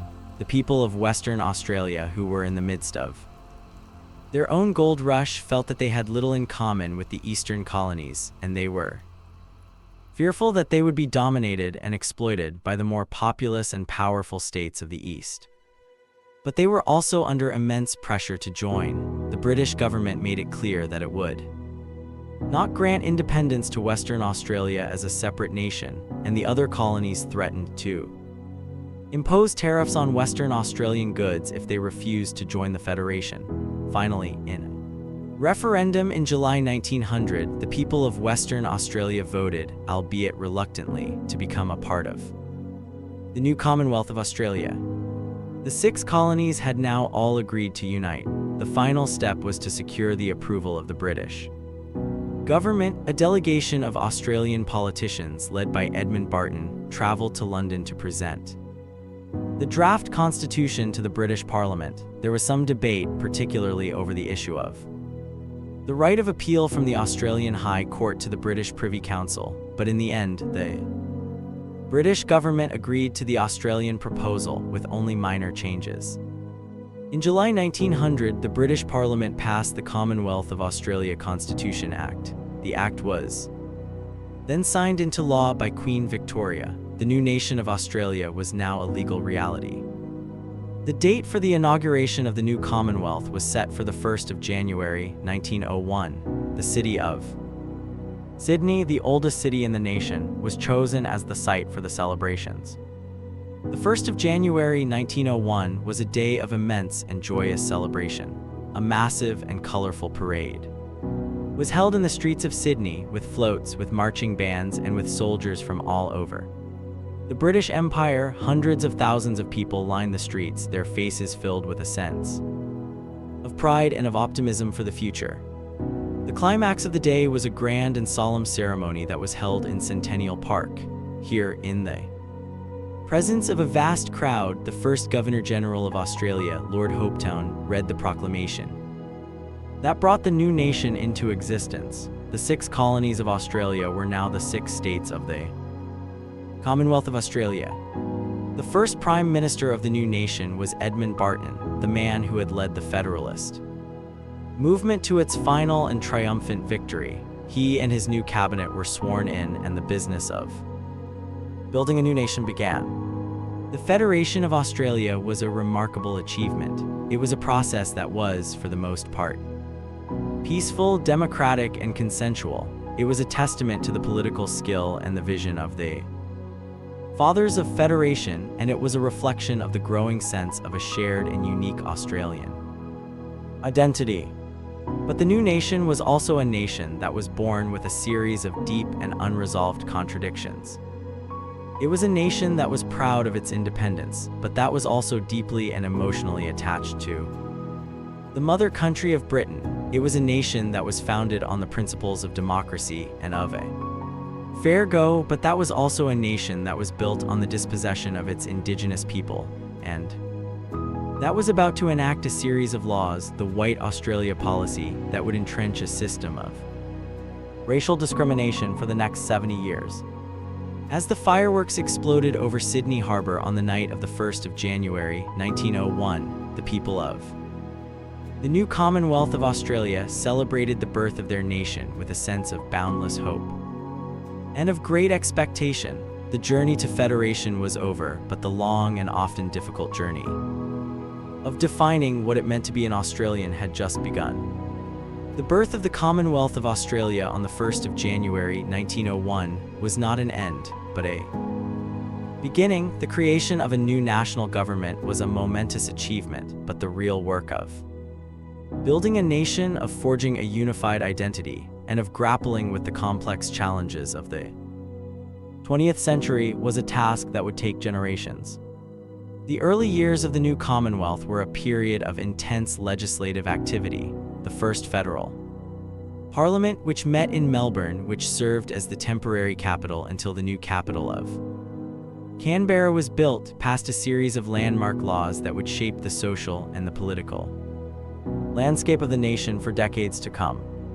One of the very first acts of the new Parliament was the passage of the Immigration Restriction Act of 1901. This act, which became known as the White Australia Policy, was designed to prevent non-European people, particularly Asians, from immigrating to Australia. It was a policy that was based on a deep-seated and widespread racism, and it was a policy that was supported by all of the major political parties of the time. The new nation of Australia, which was celebrating its own birth, was also a nation that was defining itself in terms of racial exclusion. The White Australia Policy would remain a central and defining feature of Australian society until it was finally dismantled in the latter half of the 20th century. The early federal parliaments also passed a series of progressive social and industrial reforms.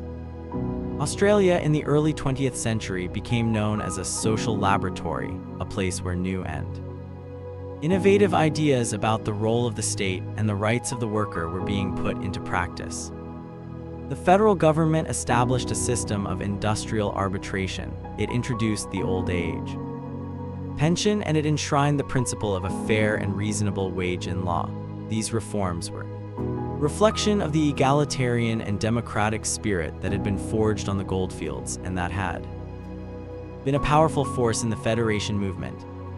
The new nation also had to grapple with its place in the world. The Federation of Australia did not mean that Australia was a fully independent nation. It was still a self-governing dominion of the British Empire, and the ties of loyalty and of affection to the mother country were still incredibly strong. This deep and emotional connection to Britain would be put to the ultimate test in 1914. With the outbreak of the First World War, Australia entered the war without hesitation, and the sacrifice of the Australian soldiers on the battlefields of Gallipoli and the Western Front would become a central and defining chapter in the story of the young nation. The legacy of federation is a complex and a contested one. The creation of a single, unified nation was a remarkable political achievement, and it laid the foundations for the prosperous and stable democracy that Australia is today. The federation movement was a testament to the vision and the pragmatism of the politicians who led it, and it was a reflection of a genuine and popular desire for a new and shared national identity. But the Federation of Australia was also a moment of exclusion and of marginalization.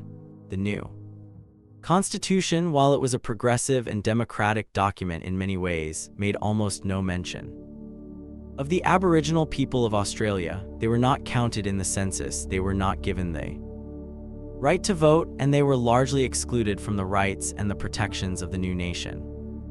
The birth of the Commonwealth of Australia was, for the Indigenous people of the continent, a further and more profound act of dispossession. As you reflect on the story of federation, you are left with a sense of the complex and often contradictory nature of nation building. The creation of a nation is not a simple or a linear process. It is a process that is full of compromises, of conflicts, and of unresolved tensions. The Federation of Australia was a moment of great hope and of great achievement, but it was also a moment that was Deeply flawed, a moment that sowed the seeds of many of the social and political challenges that the nation would have to face in the century to come. The story of federation is a story of how a continent became a nation. It is a story of how six squabbling colonies managed to overcome their differences and to create a new and unique political entity. It is a story that is full of grand speeches, of complex legal arguments, and of the quiet and often forgotten work of the thousands of ordinary people who voted yes for a new and uncertain future. It is a story that is at the very heart of the Australian experience, a story of a nation that is still in many ways in the process of becoming itself. Our story now takes us to a different kind of national monument, a structure that is not a fence or a dam, but a building. It is a building that is arguably the most famous and instantly recognizable architectural icon of the 20th century, a symbol not just of a city but of an entire nation. This is a story of artistic vision, of engineering audacity, of political intrigue, and of a long and often struggle to create a masterpiece. This is the story of the Sydney Opera House. The year is 1954. Sydney is a prosperous but architecturally conservative city, a place that is still, in many ways, a cultural backwater. The city's premier venue for classical music is the Sydney Town Hall, a building with poor acoustics that is ill-suited for the purpose. The conductor of the Sydney Symphony Orchestra, Sir Eugene Goossens, has been campaigning for years for a new, world-class concert hall, a venue that would be a fitting home for his orchestra and a symbol of Sydney's growing cultural maturity. The Premier of New South Wales, Joseph Cahill, is a pragmatic, working-class politician, a man who is more interested in building hospitals and schools than in funding the arts. But he is also a man with a vision, a man who wants to put Sydney on the world map. He is persuaded by Goossens' arguments, and in 1955 he announces an international competition to design a new National Opera House to be built on Bennelong Point, a spectacular and prominent site on the shores of Sydney Harbour. The competition attracts over 230 entries from architects all over the world. The judging panel is a distinguished one, but the process is a fraught and difficult one. The judges are struggling to find a design that is worthy of the magnificent site. And then, according to the legend, one of the judges, the renowned Finnish-American architect Eero Saarinen, arrives late. He pulls a design from the reject pile, a design that had been dismissed by the other judges as being too radical, too unconventional, too structurally impossible. The design is by a young and relatively unknown Danish architect named Jorn Utzon. It is not a conventional building. It is a series of soaring, shell-like forms, a piece of sculpture that seems to rise organically from the waters of the harbor. It is a design that is breathtakingly beautiful, a design that is unlike anything that has ever been seen before. Saarinen declares it to be a masterpiece, and he persuades his fellow judges to award the prize to Utzon. The announcement of Utzon's winning design in 1957 is met with a mixture of excitement and of disbelief. The public is captivated by the beauty and the originality of the design. The images of the sales of the Opera House, as they become known, are published in newspapers all over the world. The project is hailed as a symbol of a new and adventurous Australia, a nation that is willing to embrace the bold and the modern. But there is a problem. Utzon's design is a concept, a series of beautiful and evocative drawings. He has not yet worked out how to build it. The soaring, shell-like roofs, which are the defining feature of the design, have no defined geometry. They are free-form shapes, and no one, not even Utzon himself, knows how to engineer them. The government, in its eagerness to get the project started, makes a fateful decision.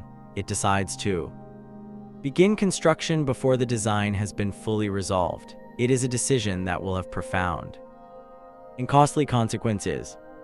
Construction begins in 1959. The first stage of the project is the construction of the massive concrete podium on which the Opera House will sit. This work is completed, but the problem of the shells remains unsolved. For 3 years, the world's leading engineers and architects grapple with the problem. They use the new and emerging technology of computers to perform complex structural calculations, but they can find no solution. The project is on the verge of collapse. The beautiful and visionary design seems to be unbuildable.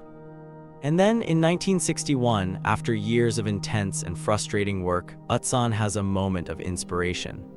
A eureka moment that will solve the problem of the shells. The story, as he tells it, is that he was peeling an orange, and as he looked at the segments of the orange, he realized that the complex freeform curves of his shells could all be derived from the surface of a single, perfect sphere.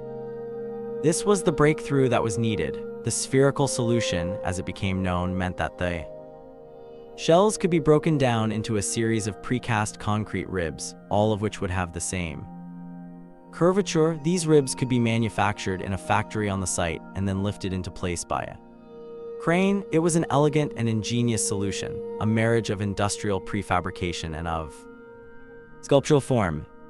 With the problem of the shells solved, the construction of the most iconic and most challenging part of the building could finally begin. The image of the great white sails of the Opera House slowly rising above the waters of Sydney Harbor became a symbol of a nation that was daring to dream, a nation that was building a masterpiece for the world. But the journey to the completion of this masterpiece was to be a long, a costly, and a deeply acrimonious one. The greatest challenges were not to be technical, but political.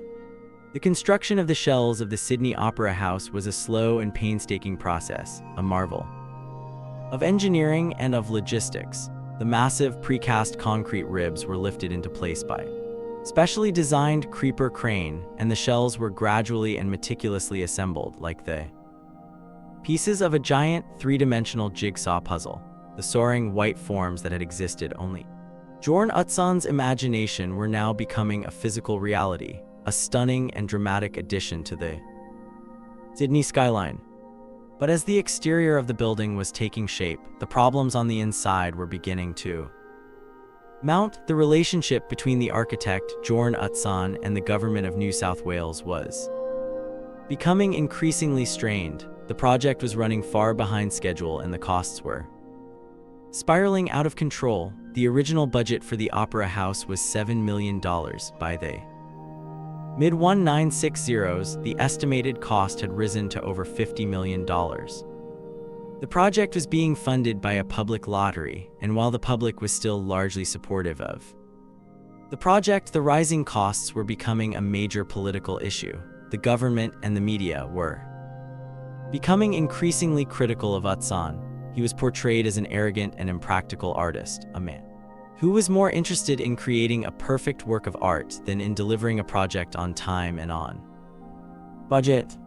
The situation came to a head in 1965 with the election of a new conservative liberal government in New South Wales. The new Minister for Public Works, a pugnacious and ambitious politician named Davis Hughes, was determined to get the project under control. He saw Utsan as the main cause of the delays and the cost overruns, and he was determined to rein him in. Hughes and Utsan were two men from different worlds, and they were locked in a classic and tragic conflict between the politician and the artist. Hughes was a pragmatist, a man who was concerned with budgets, with deadlines, and with political realities. Utsan was a visionary, an idealist, a man who was driven by a single-minded and uncompromising pursuit of architectural perfection. The conflict between the two men centered on the design of the interiors of the Opera House. Utsan had a bold and innovative vision for the interiors, a vision that was as radical and as beautiful as his design for the exterior. He wanted to use a new and experimental form of plywood to create a series of flowing, organic forms that would complement the sculptural quality of the shells. But Hughes and his technical advisors were skeptical. They saw Utsan's plans as being too expensive, too experimental, too difficult to build. They demanded that Utsan produce a set of final, detailed drawings and a firm estimate of the costs. Utsan, who was still in the process of developing his ideas, was unable to do so. The relationship between the two men deteriorated into a state of open hostility. Hughes withheld payments to Utsan, and he refused to approve his plans for the interiors. Utsan, his professional integrity and his artistic vision under attack, was pushed to the breaking point. In February 1966, in a moment of frustration and of anger, Bjorn Utsan resigned from the project. He wrote a letter to Davis Hughes, stating that he had been forced into a position where he had no alternative but to withdraw. He packed his bags and he left Australia with his family, never to return. The resignation of Bjorn Utsan was a national trauma. It was a moment of profound and bitter controversy. A cultural crisis that divided the nation. The architectural and artistic communities were outraged. They saw Utsan's departure as a betrayal, as an act of cultural vandalism, as a victory of the mediocre and the bureaucratic over the visionary and the creative. There were protests, there were petitions, and there was a campaign to have Utsan reinstated. But the government held firm. Davis Hughes appointed a new panel of Australian architects to complete the project. They were given the impossible task of finishing a masterpiece that had been started by genius. The new architects abandoned Utsan's plans for the interiors. They were faced with a series of difficult and intractable problems. The soaring sculptural spaces that Utsan had created were not well suited to the practical requirements of a modern performing arts center. The two main halls, which Utsan had intended to be a large, multi-purpose opera and concert hall and a smaller drama theater, were reconfigured. The larger hall was turned into a dedicated concert hall, and the smaller hall was turned into an opera theater. This decision, which was made for pragmatic and financial reasons, was a compromise that would have lasting and problematic consequences. The new opera theater was too small, its stage and its orchestra pit inadequate for the demands of grand opera. The concert hall, while it was a magnificent and acoustically brilliant space, was not the multi-purpose venue that had originally been intended. The interiors of the opera house were completed in a style that was a pale and conventional imitation of Utsan's original vision. The flowing, organic forms that he had imagined were replaced by a more functional and less inspiring design. The building that was finally completed was a hybrid masterpiece that was flawed at its very heart. It was a building with the body of a genius and the mind of a committee. The Sydney Opera House was finally opened by Queen Elizabeth II on the 20th of October, 1973. It had taken 14 years to build, and the final cost was $102 million, more than 14 times the original budget. Bjorn Utsan's name was not mentioned at the opening ceremony. He was not invited to attend. The man whose vision had created one of the most beautiful and iconic buildings in the world was an exile from his own masterpiece. The completion of the Sydney Opera House was a moment of immense national pride, but it was a pride that was tinged with a sense of regret and of a great unresolved controversy. The building was a triumph, stunning and universally acclaimed architectural masterpiece, but the story of its creation, the story of the bitter and acrimonious departure of its original architect, was a wound that was slow to heal.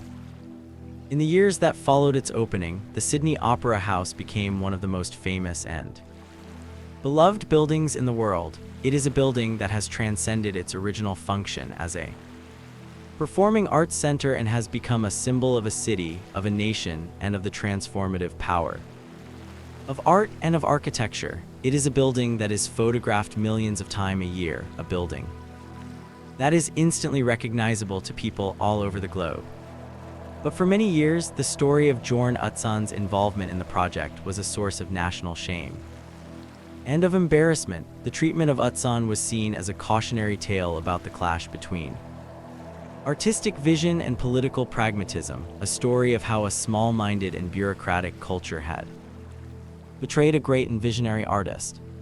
In the late 1990s, as the Opera House approached its 30th anniversary, a new and more enlightened generation of civic leaders decided that it was time to make amends. A process of reconciliation with Bjorn Utsan was begun. He was invited to re-engage with the building that he had created, to develop a set of design principles that would guide its future development, and that would bring the interiors more into line with his original vision.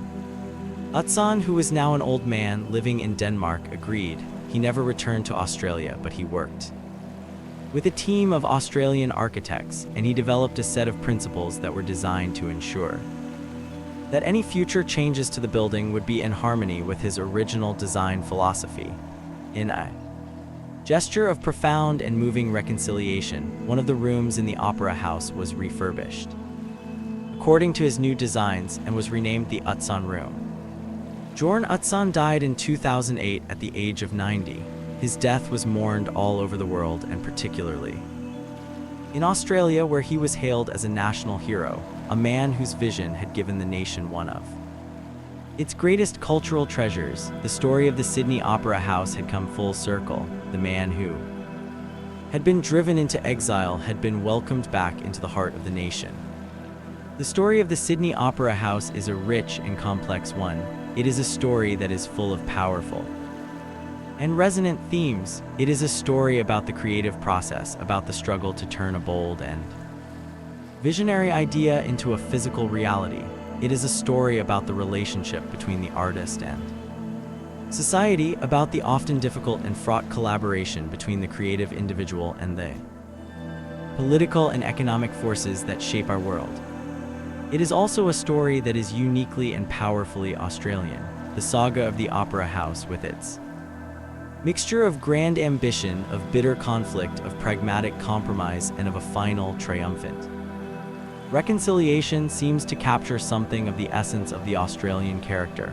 It is a story of a young and confident nation that dared to dream, that stumbled and made mistakes, but that ultimately, through a combination of luck, of persistence, and of a deep-seated belief in the importance of a fair go, managed to create something of enduring and universal beauty.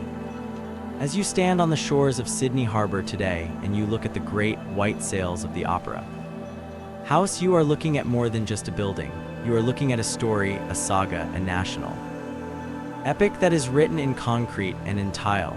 You are looking at a symbol of the messy, the difficult, and the ultimately triumphant journey of a nation that is still, in many ways, in the process of creating itself. The Sydney Opera House is a testament to the power of a single brilliant idea to transform a city, to inspire a nation, and to create a work of art that will endure for the ages.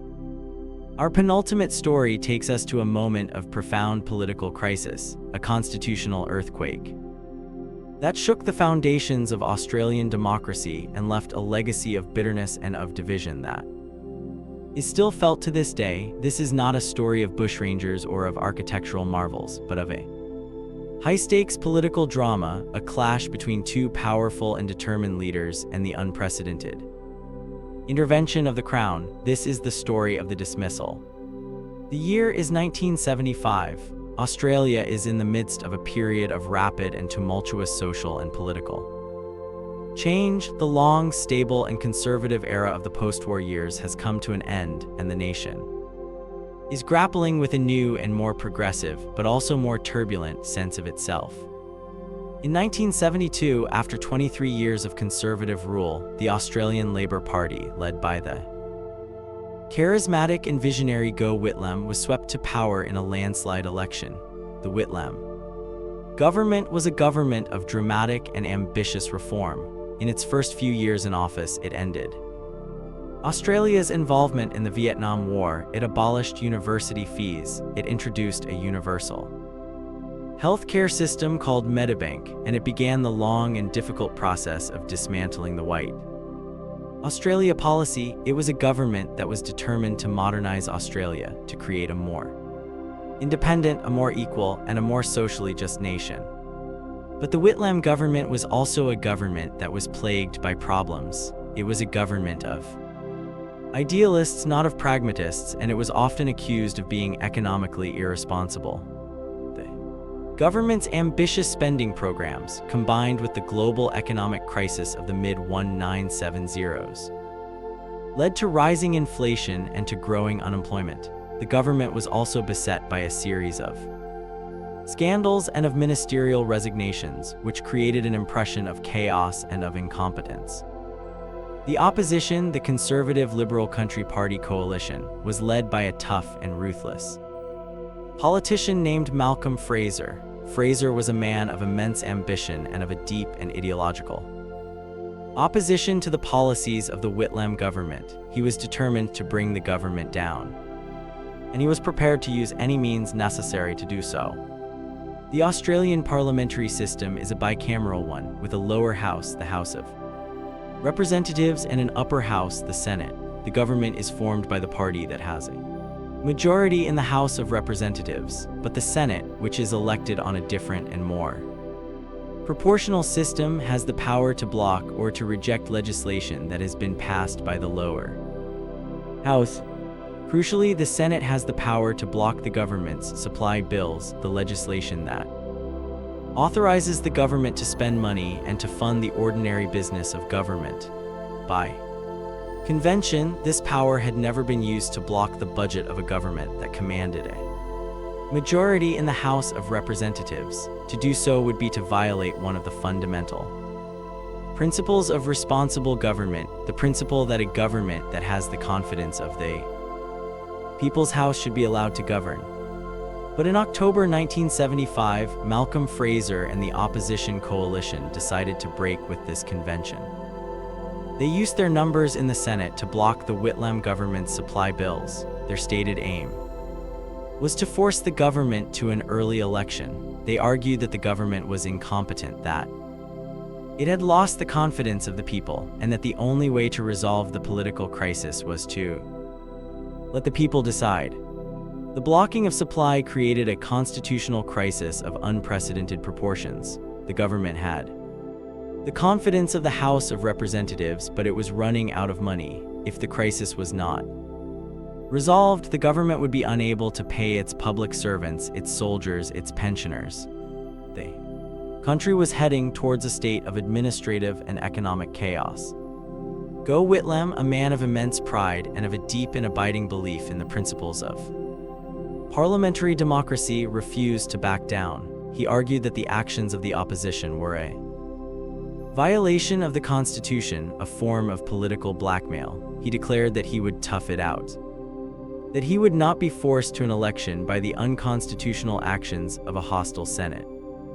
The nation was plunged into a state of political deadlock. The two leaders, Whitlam and Fraser, were locked in a high-stakes game of political chicken, each one waiting for the other to blink.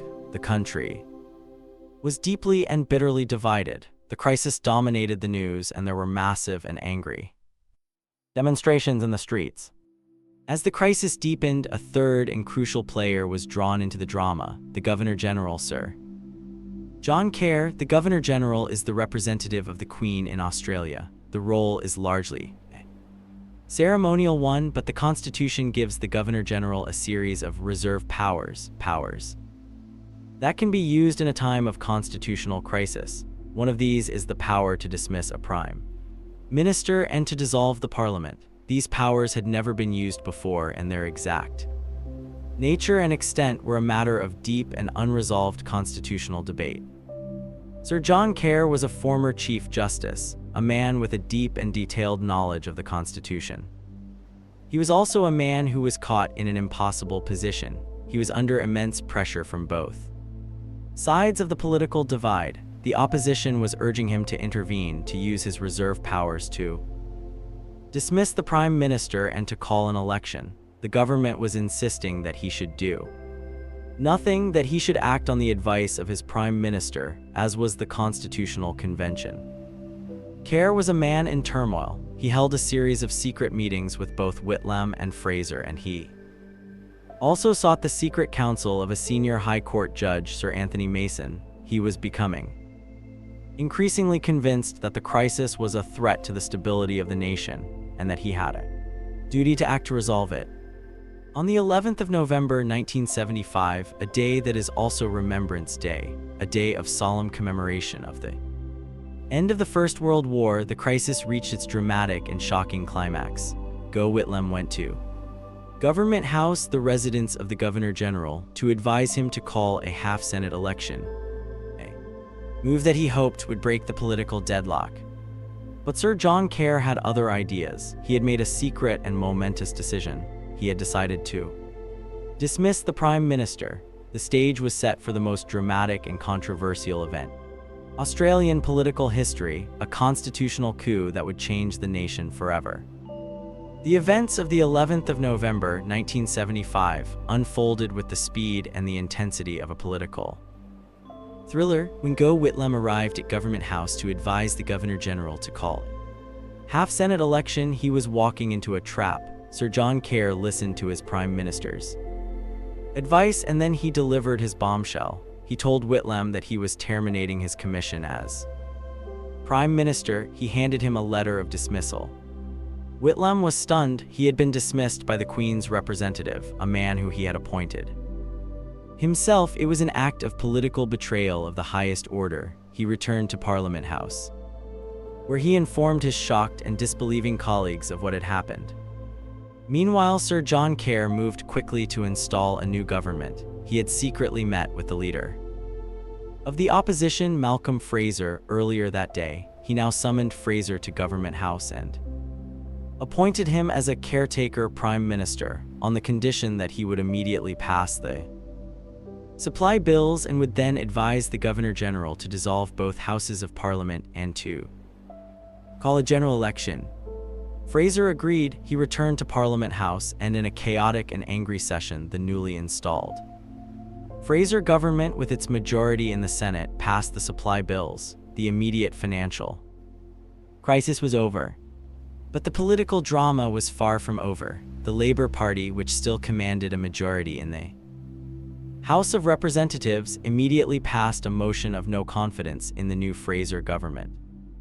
This was a clear and unambiguous statement that the new government did not have the support of the People's House. According to the conventions of the Westminster system, a Prime Minister who loses a vote of no confidence in the House of Representatives should immediately resign or advise the Governor-General to call an election, but Fraser did neither. He had already been given his commission by the Governor-General, and he had already been given the authority to call an election. The final act of the drama took place on the steps of Parliament House. The Governor-General's official secretary, a man named David Smith, read the proclamation dissolving the Parliament. It was a moment of high political theater. As he finished reading the proclamation, Gough Whitlam, who was standing behind him, stepped forward and delivered one of the most famous and iconic speeches in Australian political history. He addressed the large and angry crowd that had gathered on the steps of Parliament House. "Well, may we say God save the Queen," he declared, his voice filled with a mixture of anger and of defiance. "Because nothing will save the Governor-General." He went on to denounce the actions of Malcolm Fraser, calling him Kerr's cur, and he urged his supporters to maintain your rage and enthusiasm for the coming election campaign.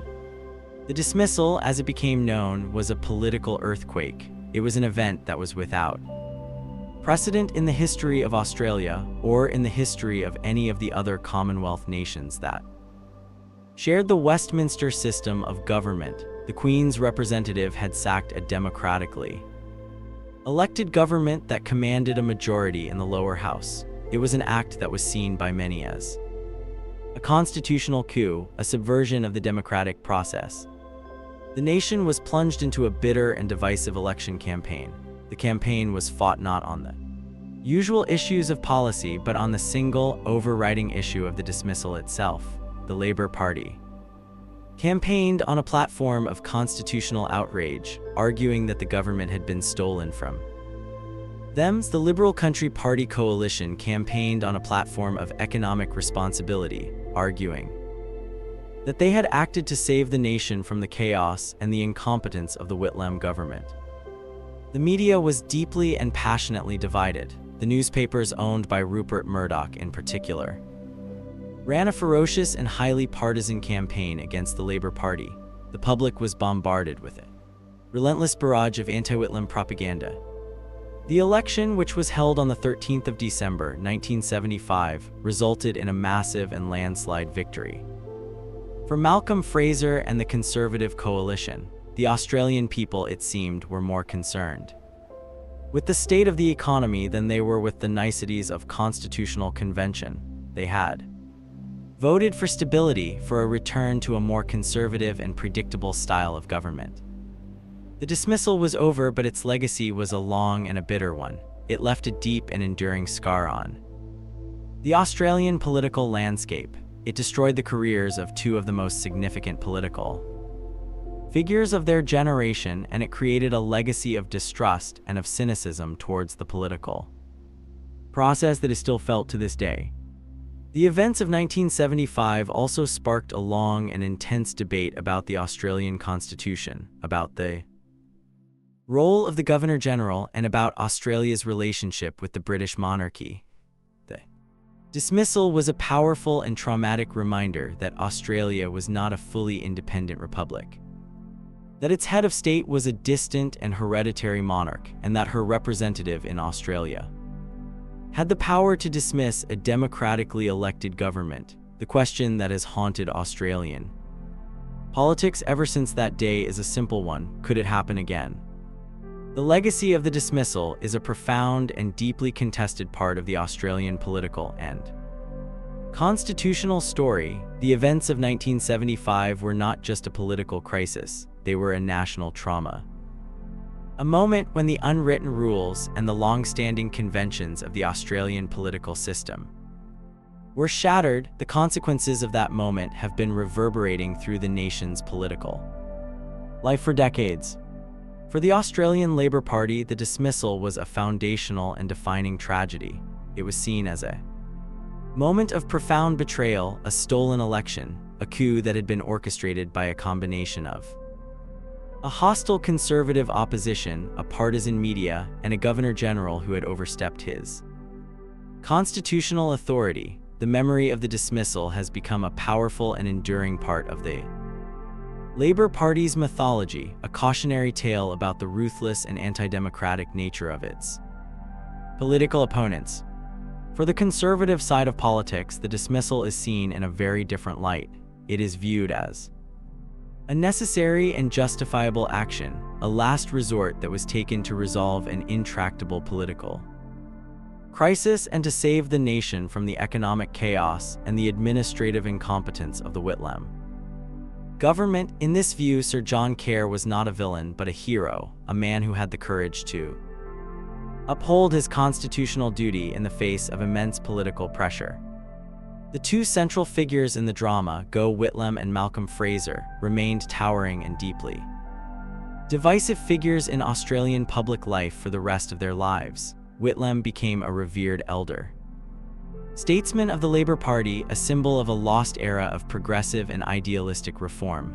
Fraser, who went on to serve as Prime Minister for 7 years, was a successful and pragmatic leader, but he was never able to escape the shadow of the dismissal. In a strange and ironic twist of fate, in his later years, he became a vocal critic of the conservative side of politics and a surprising and unlikely friend of his old adversary, Gough Whitlam.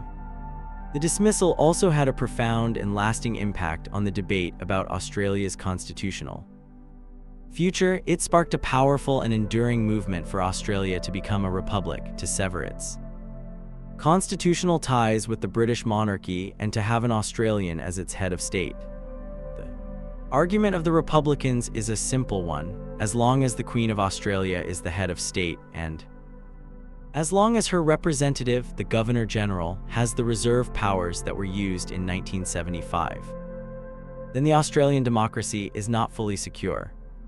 The Republican movement reached its high point in 1999 with a national referendum on the question of whether Australia should become a republic. The referendum was defeated in part because of a division among the Republicans themselves about the best model for choosing a president. But the debate has not gone away, and the memory of the dismissal continues to be a powerful and potent argument for constitutional change.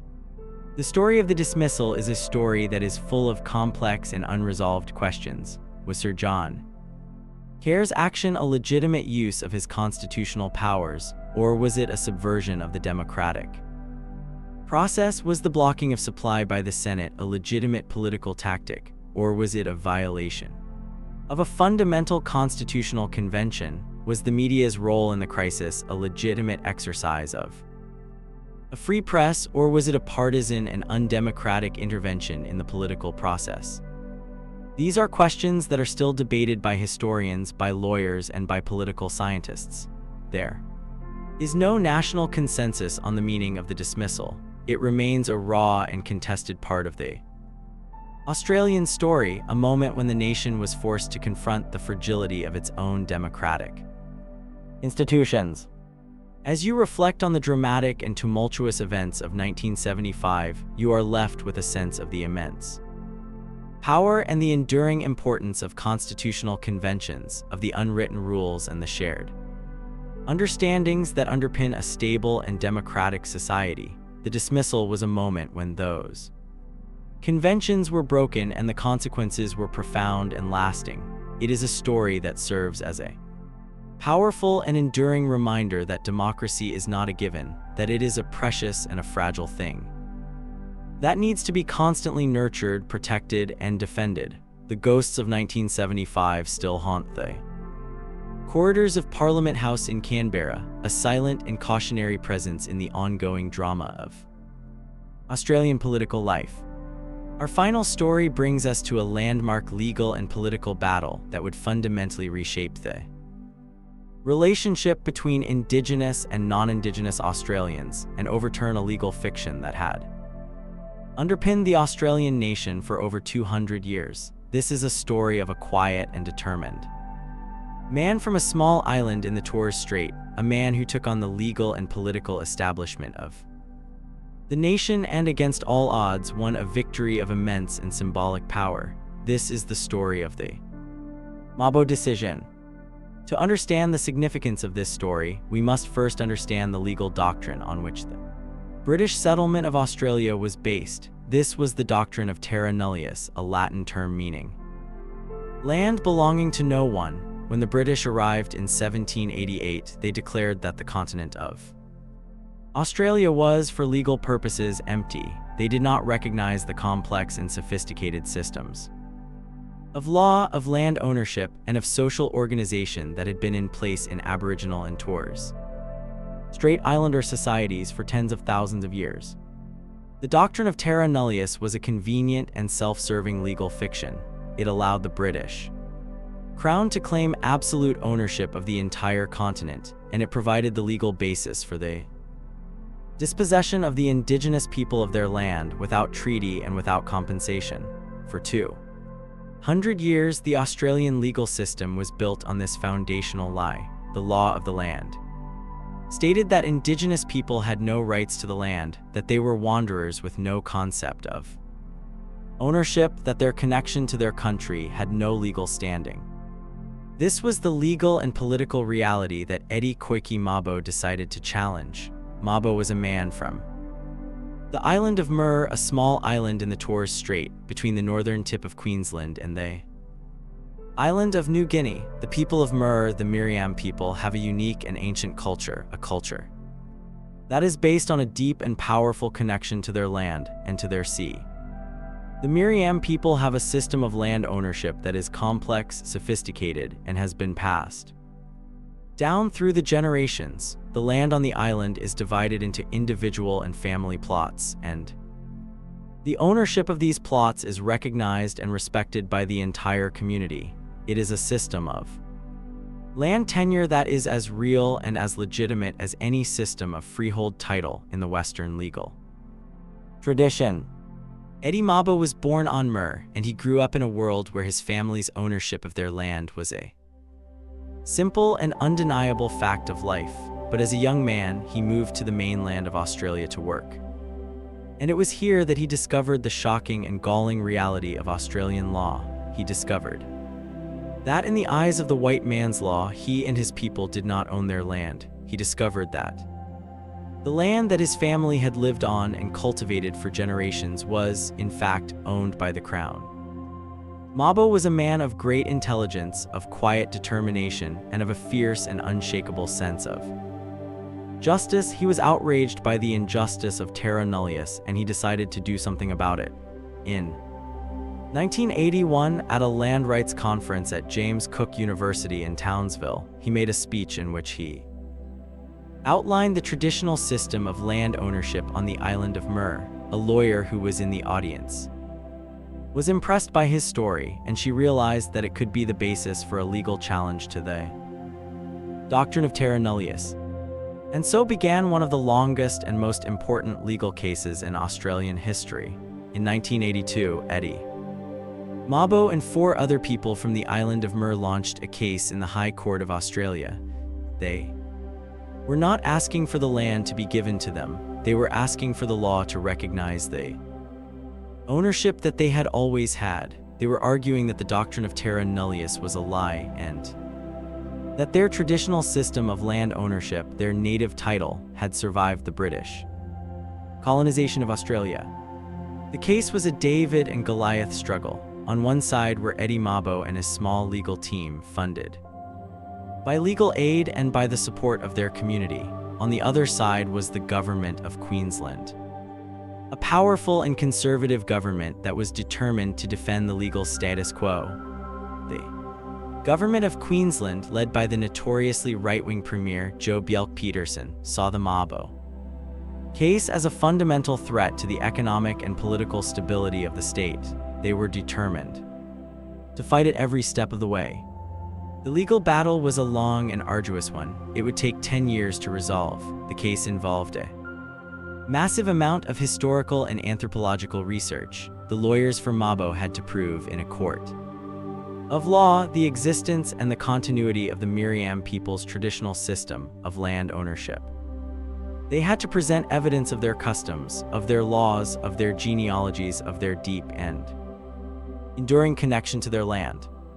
The government of Queensland, for its part, used every legal and political tactic at its disposal to try to defeat the case. In a particularly cynical move, they passed a special act of parliament, the Queensland Coast Islands Declaratory Act, which was designed to retrospectively extinguish any native title rights that the Miriam people might have had. This act was later challenged in the High Court and was found to be invalid, as it was inconsistent with the Federal Racial Discrimination Act.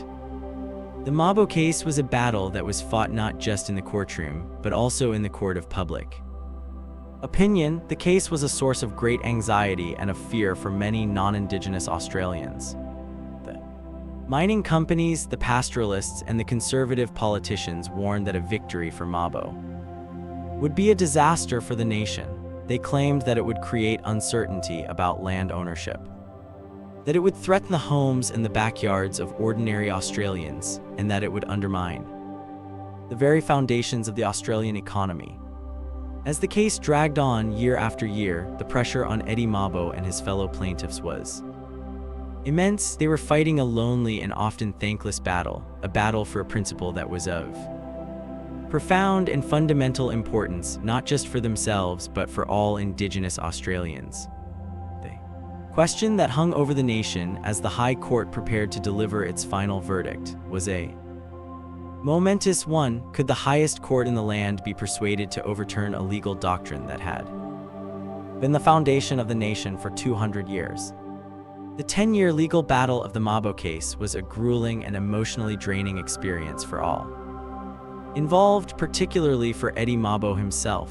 He was the driving force behind the case, a man who had dedicated the final years of his life to this single, all-consuming cause. He was a man of immense strength and of unwavering conviction, but the long and difficult struggle took a heavy toll on his health.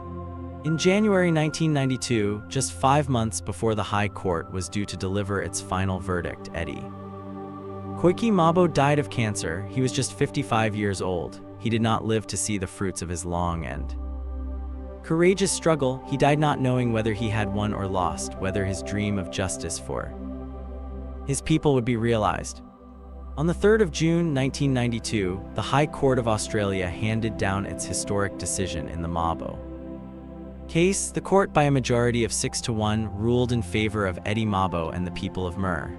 It was a legal and political bombshell, a decision that would change Australia forever.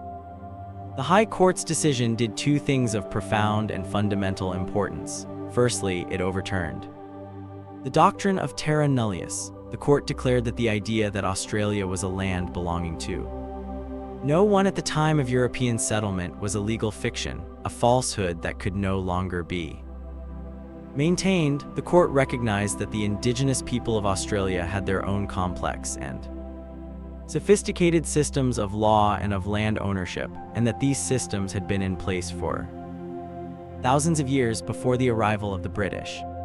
Secondly, the court recognized for the first time in Australian law the existence of a new form of land title, which it called native title. The court ruled that the native title of the indigenous people of Australia had survived the British Crown's assertion of sovereignty. It stated that where indigenous people had maintained a continuous connection to their traditional lands, and where their title had not been extinguished by a legitimate act of government, such as the granting of a freehold or a leasehold title, then their native title was still valid and could be protected by the Australian legal system. The Mabo decision was a moment of immense and joyous celebration for Indigenous Australians. It was a victory that was 200 years in the coming, a moment of profound legal and moral vindication. The highest court in the land had finally acknowledged the truth of their history, the reality of their connection to their country, and the injustice of their dispossession. But the decision was also a source of deep and widespread anxiety for many non-Indigenous Australians. The conservative politicians, the mining companies, and the pastoralists who had been warning of the dire consequences of a Mabo victory now ramped up their campaign of fear and of misinformation. They claimed that the Mabo decision would lead to a flood of land claims, that it would threaten the security of people's homes, that it would create a legal and economic nightmare for the nation. The Prime Minister of the day, the Labour leader Paul Keating, was faced with a political crisis of immense proportions. He had to find a way to respond to the High Court's decision to translate the legal principles of the Mabo judgment into a practical and workable legislative framework.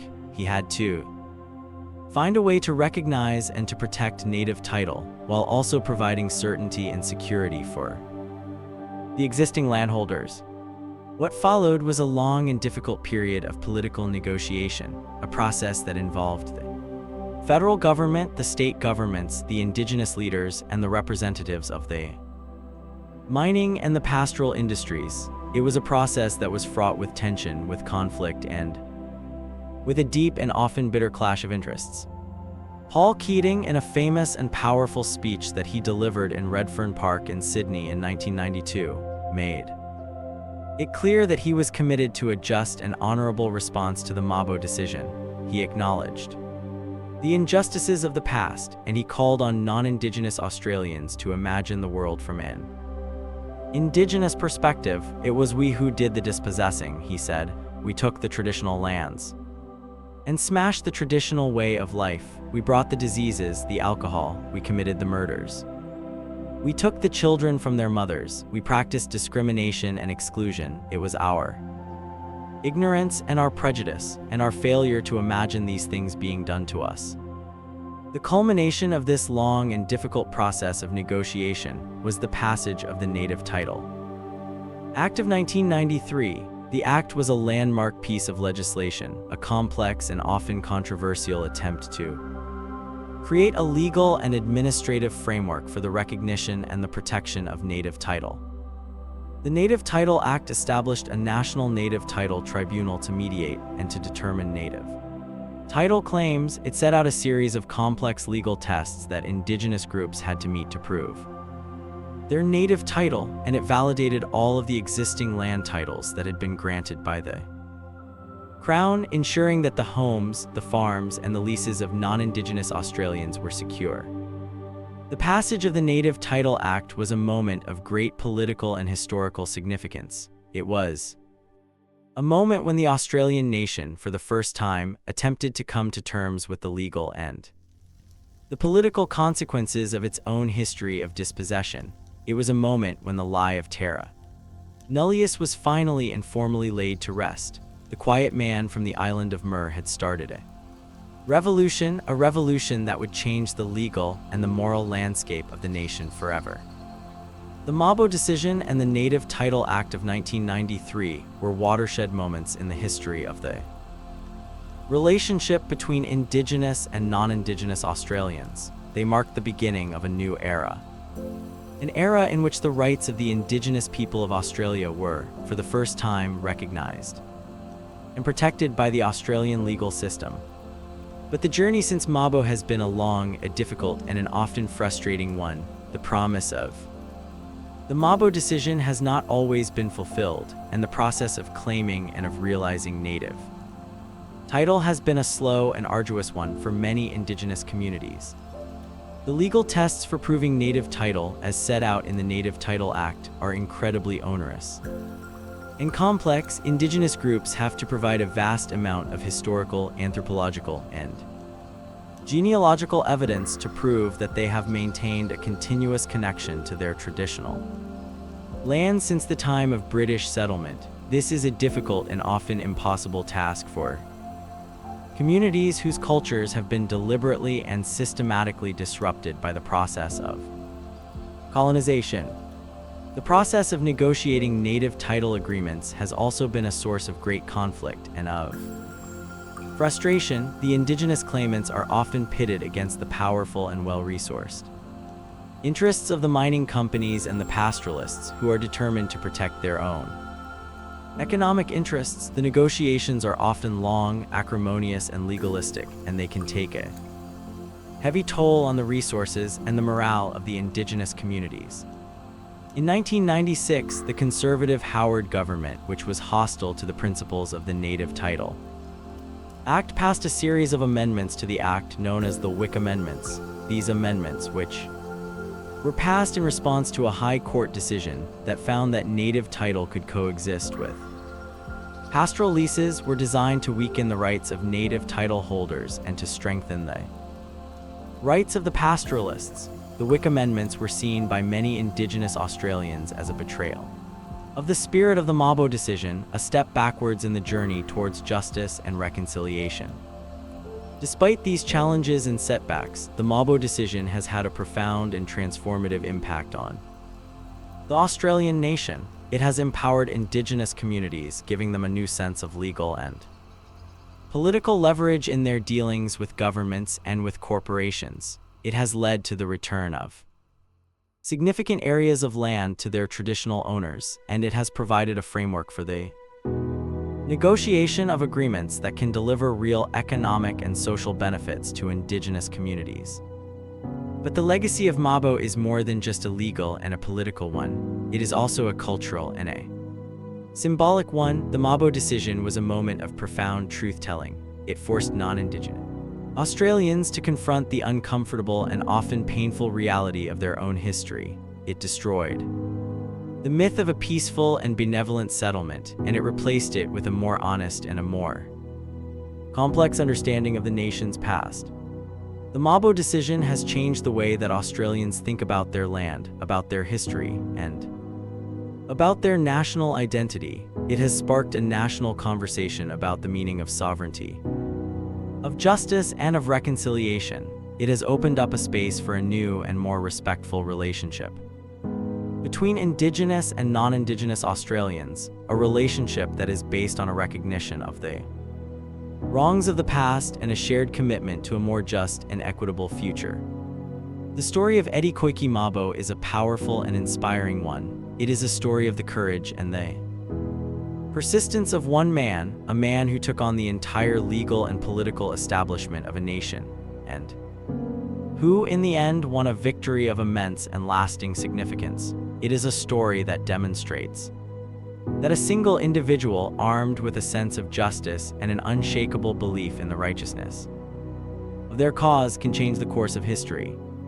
As you reflect on the long and difficult journey of the Mabo case, you are left with a sense of the immense and ongoing challenge of reconciliation in Australia. The Mabo Decision was not an endpoint. It was a beginning. It was a door that was opened, a pathway that was created, the journey towards a truly Reconciled nation, a nation that has come to terms with its past and that has built a future that is based on justice and on mutual respect for all its peoples, is a journey that is still far from over. The legacy of Eddie Mabo is a challenge to all Australians to continue on that journey, to keep alive the spirit of his long and courageous struggle for a better and a fairer Australia.